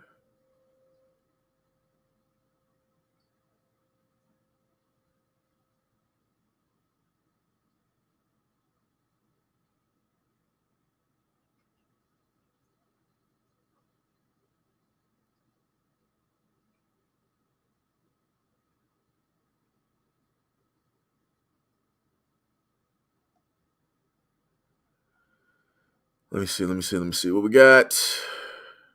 New York, Sunday, June the 6th, 1915. This is 18 years before Hitler ever set foot in the government. There it is, people. 6 million Jews. The New York Times, October the 18th, 1918. Oh, I think I know what he's talking about too. I know what he's talking about there. This guy somehow wound up with Antonio Brown's pants. Y'all don't know what that dude be doing.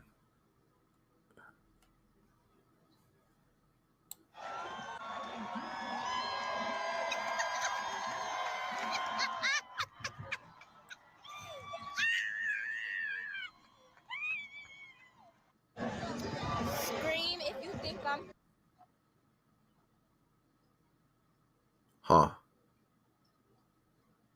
Dad arrests his daughter. That's crazy.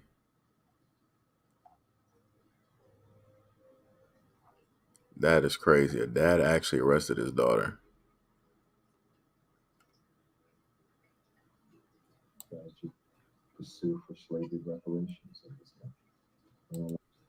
All right, let me just highlight this. This is somebody else, just in case y'all don't happen to know. Let me see if I can make that a little bit larger. This is Vicky Dillard. Let me just allow the video to speak. Randall Robinson and some really great lawyers. We're gonna try to fashion a strategy to sue for slavery reparations in this country. Bring a lawsuit. It's not the most popular thing everywhere, but that's not the test. The test is slavery was wrong. The government sanctioned and benefited from it. You can't have 200 or 300 years of free labor built to help build the country. When you go to Washington, look at those mines, like the Washington mine, built by slaves. Nobody ever got any compensation for that. You got to look at it realistically, I think. So I think these are new challenges we have to face. Johnny will never retire. It's a journey to justice. So those of you that claim we can't get reparations, somebody notice how Johnny Cochran's position for getting reparations was a different strategy from even going to Congress to get it. What I'm trying to get you to see, as the old folks used to say, I'm born and raised in Mississippi. There was an old saying that there was a multiple ways to skin a cat. I'm saying I'm not against us going to the U.S. government. I'm saying that Johnny Cochran was going to actually use the traditional legal system.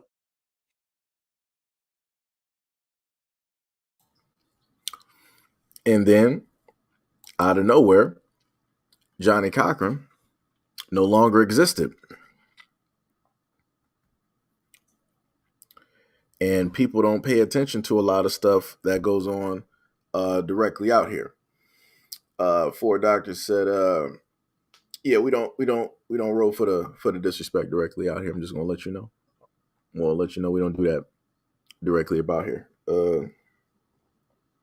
Because again, the amount of information that she has placed directly out there in order to educate and notify people speaks for itself. Like I said, more than likely you might not actually understand that because you ain't actually out there doing nothing.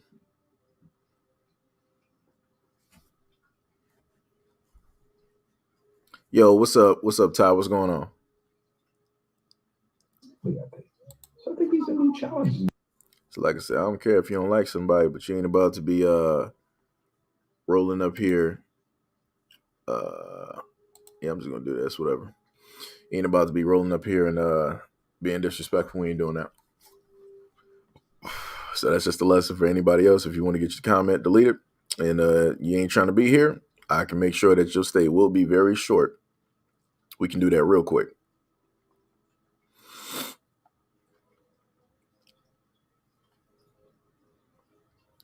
Jimmy Fallon this.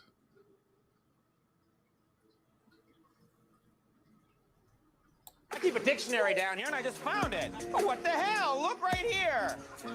Snuck, past and past part of me. That was funny. Bathhouse Berry. Oh, talking about that. Fox was saying, thank you. I was trying hard to not say anything. Oh, no, I mean, trust me, due to the fact that, it's only a few of us here and it's not a lot of comments that roll through, I can easily sit up there and spot people. Like I said, I let people stay there for a certain amount of time up until they start getting stupid. I'm not doing that. I'm not doing that at all. Like I said, for a lot of the people out here that's a part of the new black media, I have a lot of respect for them and the strides that they have made directly out here. And we're not going to be doing that. Like I said, we're not about to be sitting up there doing that. Like I said, we are not doing that at all. Let me see. Hurricane Lee has explosive energy intensify. Yeah, he's putting that out there too. Talking about fasting. This one is talking about Biden. Man attacks woman instead of.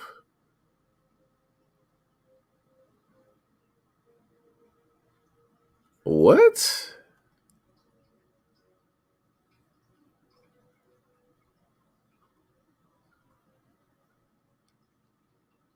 That didn't even make no sense.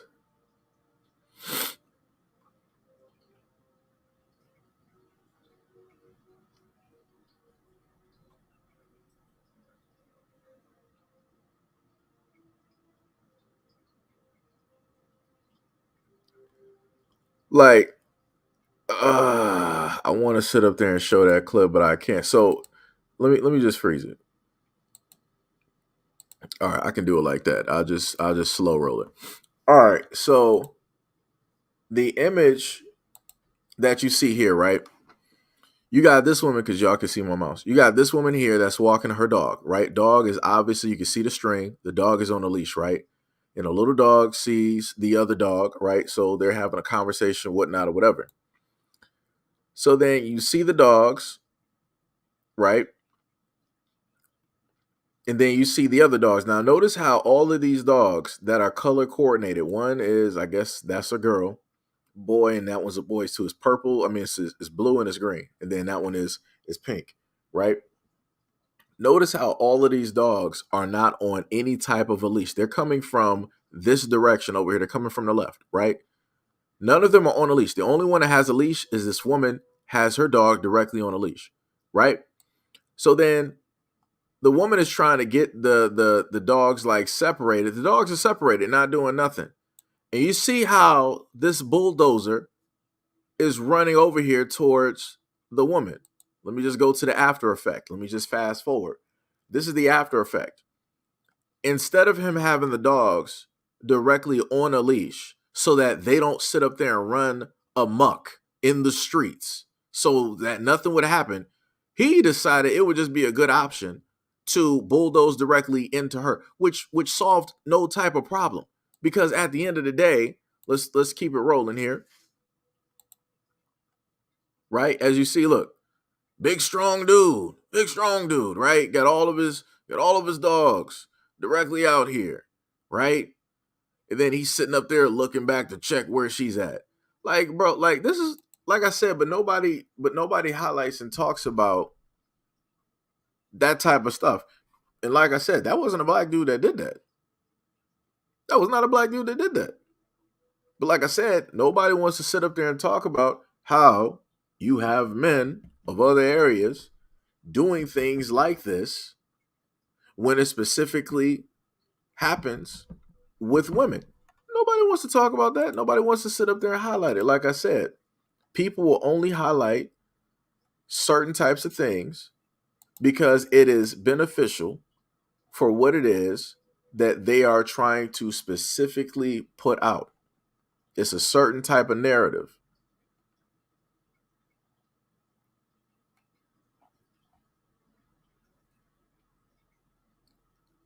Let me see what else we got.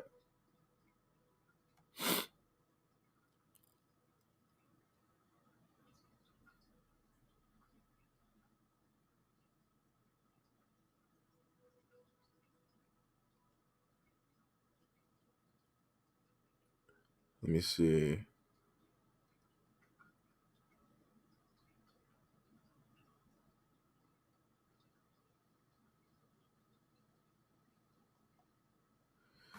Yeah, that's what his name is. What's the name? Cohen. It was Lenore, whatever his name is.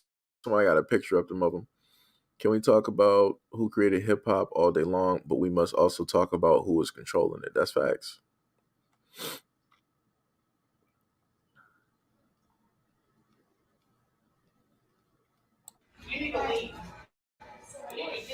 Man catches his father with a woman he is having an affair with. Wait, what? Oh, bull fucking shit. Y'all been going to the bars together? Yeah, I'll take it outside right now. I'm serious. And you too. I'll take both of y'all outside. Do it, please. Please call the cops. Because Paula fucking leave. I'm tired of you. Next time, hell is coming for you, bitch. I ain't kidding. You with me through my divorce because someone's running around on me being a two-faced motherfucker. I'm serious. Oh, whole fucking shit. Y'all been going to guitars together and everything else. I got fucking pictures of it. No, fuck you. I'm done with you. Kent knows about it too. Fuck you, Paula. You fucking bitch. Home wrecker, you fucking cunt. I'm serious. Fucking badass. Fucking around on mom. That's crazy. Son catches his father with the woman he is having an affair with. Wow. And I think, was this a Subway? No, it wasn't a Subway. This was I think that was an IHOP or something. Because I'm looking at the lights that's up there. That's crazy. Is that Hopperson? I don't know if it was Hobson's team who did this or the venue itself, but I feel like this needs to be looked into. Listen to his apology. Just got a text message from one of my friends saying, Marcus, why was there an Antichrist image on the back projector when you were performing in Colorado last week? And I was confused because I'm like, what the fuck? I don't know, there wasn't. So I messaged everybody that I work with going, yo, was there an Antichrist image behind me when I was performing? And they confirmed, yes, there was. And I had no fucking idea that this was going on behind me. When I flew to Colorado to perform, I was rehearsing in my headphones. I didn't have an actual, in-person rehearsal with everybody, but I trusted that everybody was gonna know the fucking vibe and know what Hobson represents, and I trusted that they would know what I don't represent. And to know that this was projected behind me while I'm rapping and I'm performing songs like Ill Mind 7 and it has an Antichrist logo behind me, that's not the fucking vibe, man. That's not what the fuck I'm on. That's some satanic shit that I don't fuck with, and that controls my perception. That completely manhandles my perception and controls it and makes everybody think that I'm this, and it's no longer about whatever the fuck I'm talking about because they're seeing these images pop up behind me and they're gonna think that I did it. And to everybody who saw it, I take full accountability because that's my fault for dealing with motherfuckers who don't know what the fuck Hobson is, and I got motherfuckers around me who are shaky as fuck. But I genuinely apologize if any of that made you uncomfortable, because it would have made me uncomfortable. It really would have. It makes me uncomfortable just knowing that it existed. And nobody fucking told me. Why am I finding out through one of my friends and nobody even bothered to fucking tell me that this shit went on behind me while I'm rapping? That's fucked up. And now I look like one of those industry fucking plants that do some satanic ritual shit. And I don't know if that shit is true or not, but I look like one of them right now. And I look like I'm trying to sweep it under the rug and, oh, yeah, whatever. Oh, this is just because he's about to make a sacrifice. I don't fuck with that shit. I don't fuck with that shit. Never have, never. So that was Hobson. And he was making a response because this was what was happening, where he was on stage and people were throwing food. As you can clearly see that people were throwing like food, people sitting up there throwing cups and everything directly at him, because he was rapping and he didn't know that behind him there was a picture, an image that was showing up.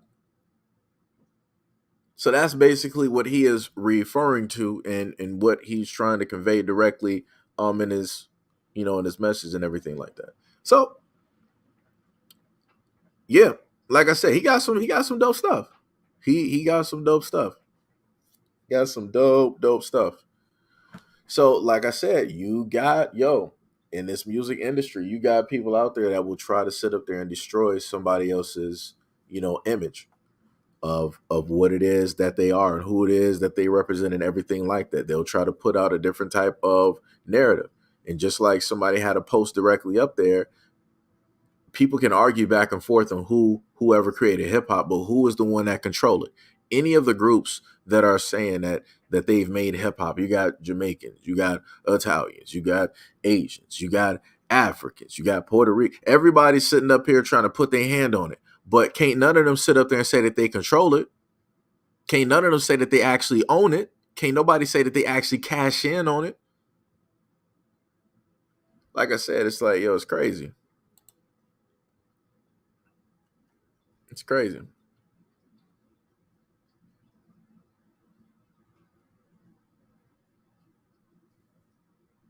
This is what he said. This ain't wilding out, nigga. This ain't that. Like, all of that calm and shit. Look, but see, Hitman, you know though. Even if you can't go to them depths, you in the stand. You know what it take to do this. You know you ain't no nigga like that. Now when it come to me, and I'm not just talking. Whatever you doing as far as TV land and all of that shit, cool. We not, you know what I'm saying? But if we just talking about skill set and skill wise and all of that, and we really break down to where niggas get to turning their face up and no, that really was degree of difficulty and shit like that. You ain't no nigga like that. Man cannot. That was Loaded Lux speaking on Hitman the Holla and his ability to be able to be a battle rapper.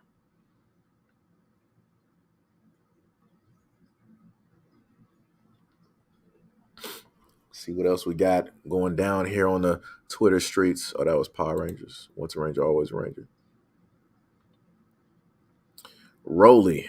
Oh, Lord. I used to think David Haney was the most boring fighter in sports, but at least he tries to knock people out. It's just he has an inferior genetics with his sloppy legs and his weak body frame.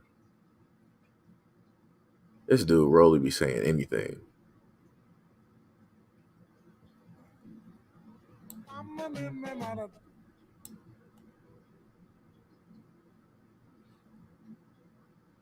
So I ain't gonna play the audio, but we're gonna. I'm just gonna showcase. I want to show y'all. Whoops, I said I wasn't gonna play the audio.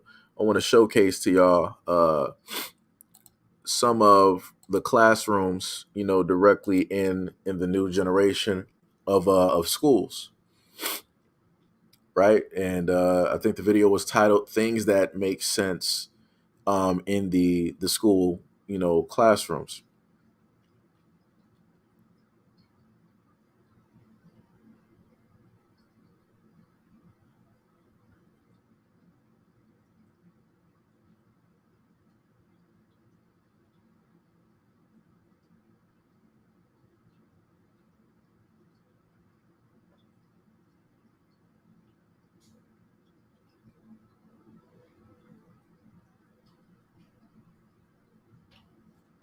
Interesting. Like I said, you know, parents out there need to pay attention to a lot of the things that are specifically taking place when it deals with the school system and a lot of the teachers. You know, get active. You know.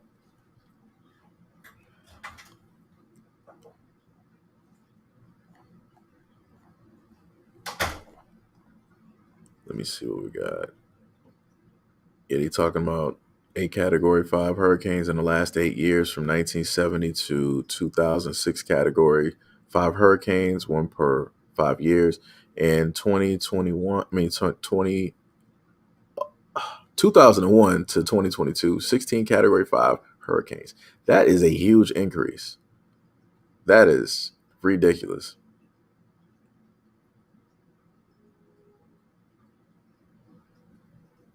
Oh, that's a good point. Kevin Sorbo, who has said some stuff before, he said that if the shots were given away for free because they're life saving, why isn't insulin, chemotherapy?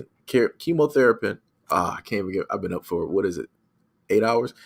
He said if the shots were given away for free because they're life saving, why isn't insulin free? Chemotherapy and EpiPens. That's facts. That's facts. That is facts.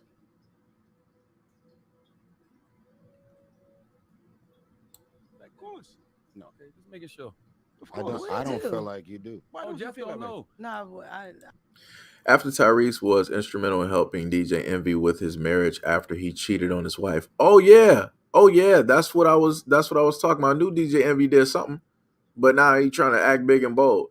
So it says after Tyrese was instrumental with helping DJ Envy with his marriage after he cheated on his wife with Erica Mena,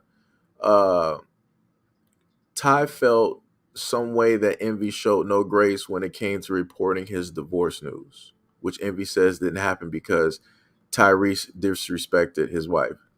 Yeah. yeah, like I said, that's why I can't take stuff that DJ Envy is sitting up there saying serious. For any poor choices. Every poor choice is glamorized. So if you want to be a sex worker, it's great. If you want to post in bikini pictures online, it's fine. If you want to be in with it, every poor choice is glamorized, and every internal reflection. Let's see what this lady is saying here. Let's see what's happening here. Let's look at this. The rise of online dating and the rise of feminism has taught women that they are not to blame for any poor choices. Every poor choice is glamorized. So if you want to be a sex worker, it's great. If you want to post in bikini pictures online, it's fine. If you want to be in with it, every poor choice is glamorized, and every internal reflection is seen as gaslighting yourself. So they've even got terms for internal reflection to prevent it happening. And so what will happen is they are trained to not reflect on themselves because we've been told we've been oppressed for so many years. Now it's time to make sure we project.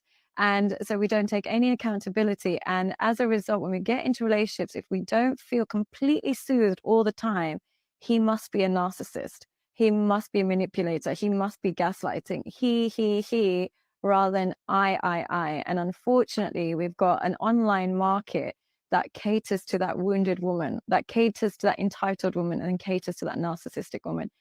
The rise of online dating. Sounded like some bars. Sounded like some bars there. Everybody else is the problem, which is crazy. Tariq, and he's just blaming everything you could possibly talk about. He just blames it on the non-FBAs. Yeah. He's like, well, what's FBA? What's the foundational Black Americans. So basically, someone who came from slavery. They think Africans are here like.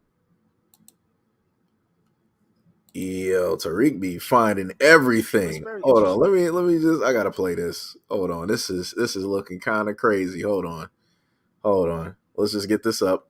Just they put you onto the FBA stuff. It's very interesting, man. Because I interviewed Tariq, and he's just blaming everything you could possibly talk about. He just blames it on the non-FBAs. Yeah. He's like, well, what's FBA? What's the foundational Black Americans. So basically, someone who came from slavery. They think Africans are here like taking their jobs, and it's like, bro, Well, this is America. This is a white man's country, man. We don't got no power. And they over here. resent that, like, in Harvard, a person from Nigeria who just came over counts as a Black person the same way that a person who's been in America for a couple hundred years, their family lineage counts as a Black person. But it's not the Nigerian. You got to tell the white man to change that. Because the Nigerian can't change. The Nigerian that's coming here don't have the power to dictate that. Yeah. The white, you got to go to the white man and say, yo, separate us. We gonna be Black and call them Africans. Don't put us together Black/African. The African can't do that. So it's like you mad at the wrong person. You know what I mean? So and that's but Tariq, he be hustling. That's his whole thing. You know, it's like he push hate and he make money from that. You know what I'm saying? I'm not gonna say the dude is not trying to build something, but he found like a niche, like people who are just mad at Africans, and he just antagonized them. And it's like, yo, let's go with these people, you know? And I like the guy, but the way that he just consistently just goes back to everything being a non-FBA thing is kind of like unreal. Well, I think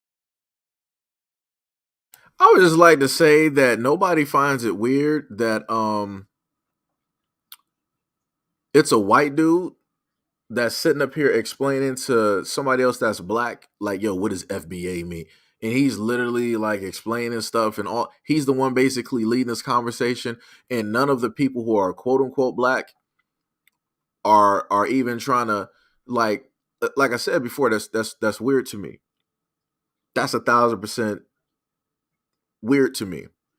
And to then try to categorize as everything that Tariq has done as just pushing hate and different. Nah, it's like, yo, there is a stance that is there.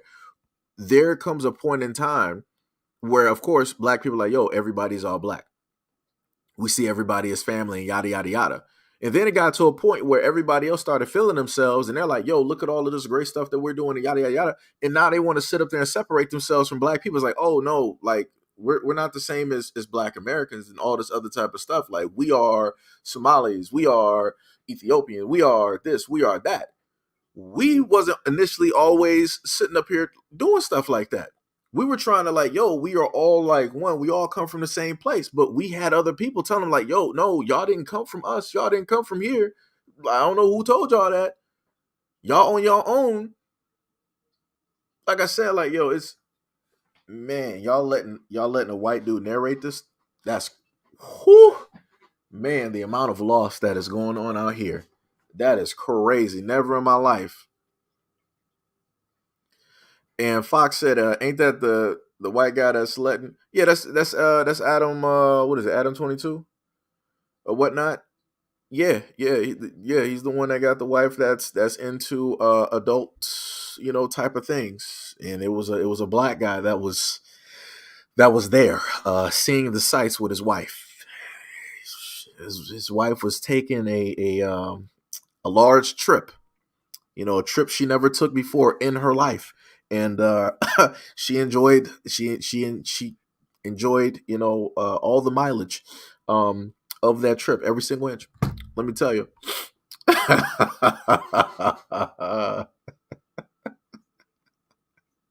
And she specifically picked that guy out, so go figure.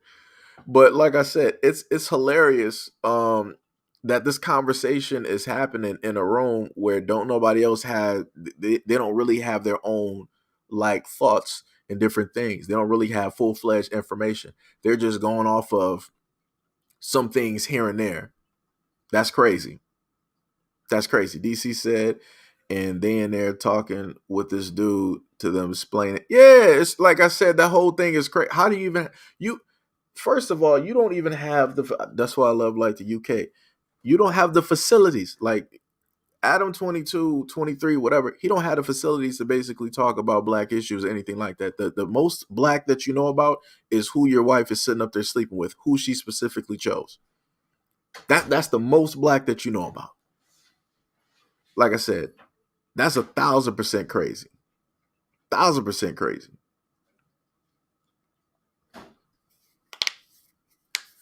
But we've been going on here for about a good 7 hours and 23 minutes. Oh, wow. We got 26 people in here at the moment in time. Much love, respect, and appreciation to any and all people that have been currently here with me for these 7+ hours. Big Hair, yo, what is up? What is up? Said what? Why didn't they talk to Tariq instead of the white? Like I said before, some people they don't have the necessary facilities to hold a conversation. They don't. So they will opt not to sit up there and talk or sit down and have a conversation with that person. That's what happens. So this is why people would rather have this conversation with somebody else who is not even a part of the situation, and would rather have the conversation with them, sit at a table and let them explain and carry the conversation, versus somebody who is educated, knows about the topic, can actually give you history and list books and different things like that. Like I said, it is what it is. It is what it is. But shout out to everybody that has currently been here at the moment in time. Much love, respect, and appreciation. We are going to currently end the live stream.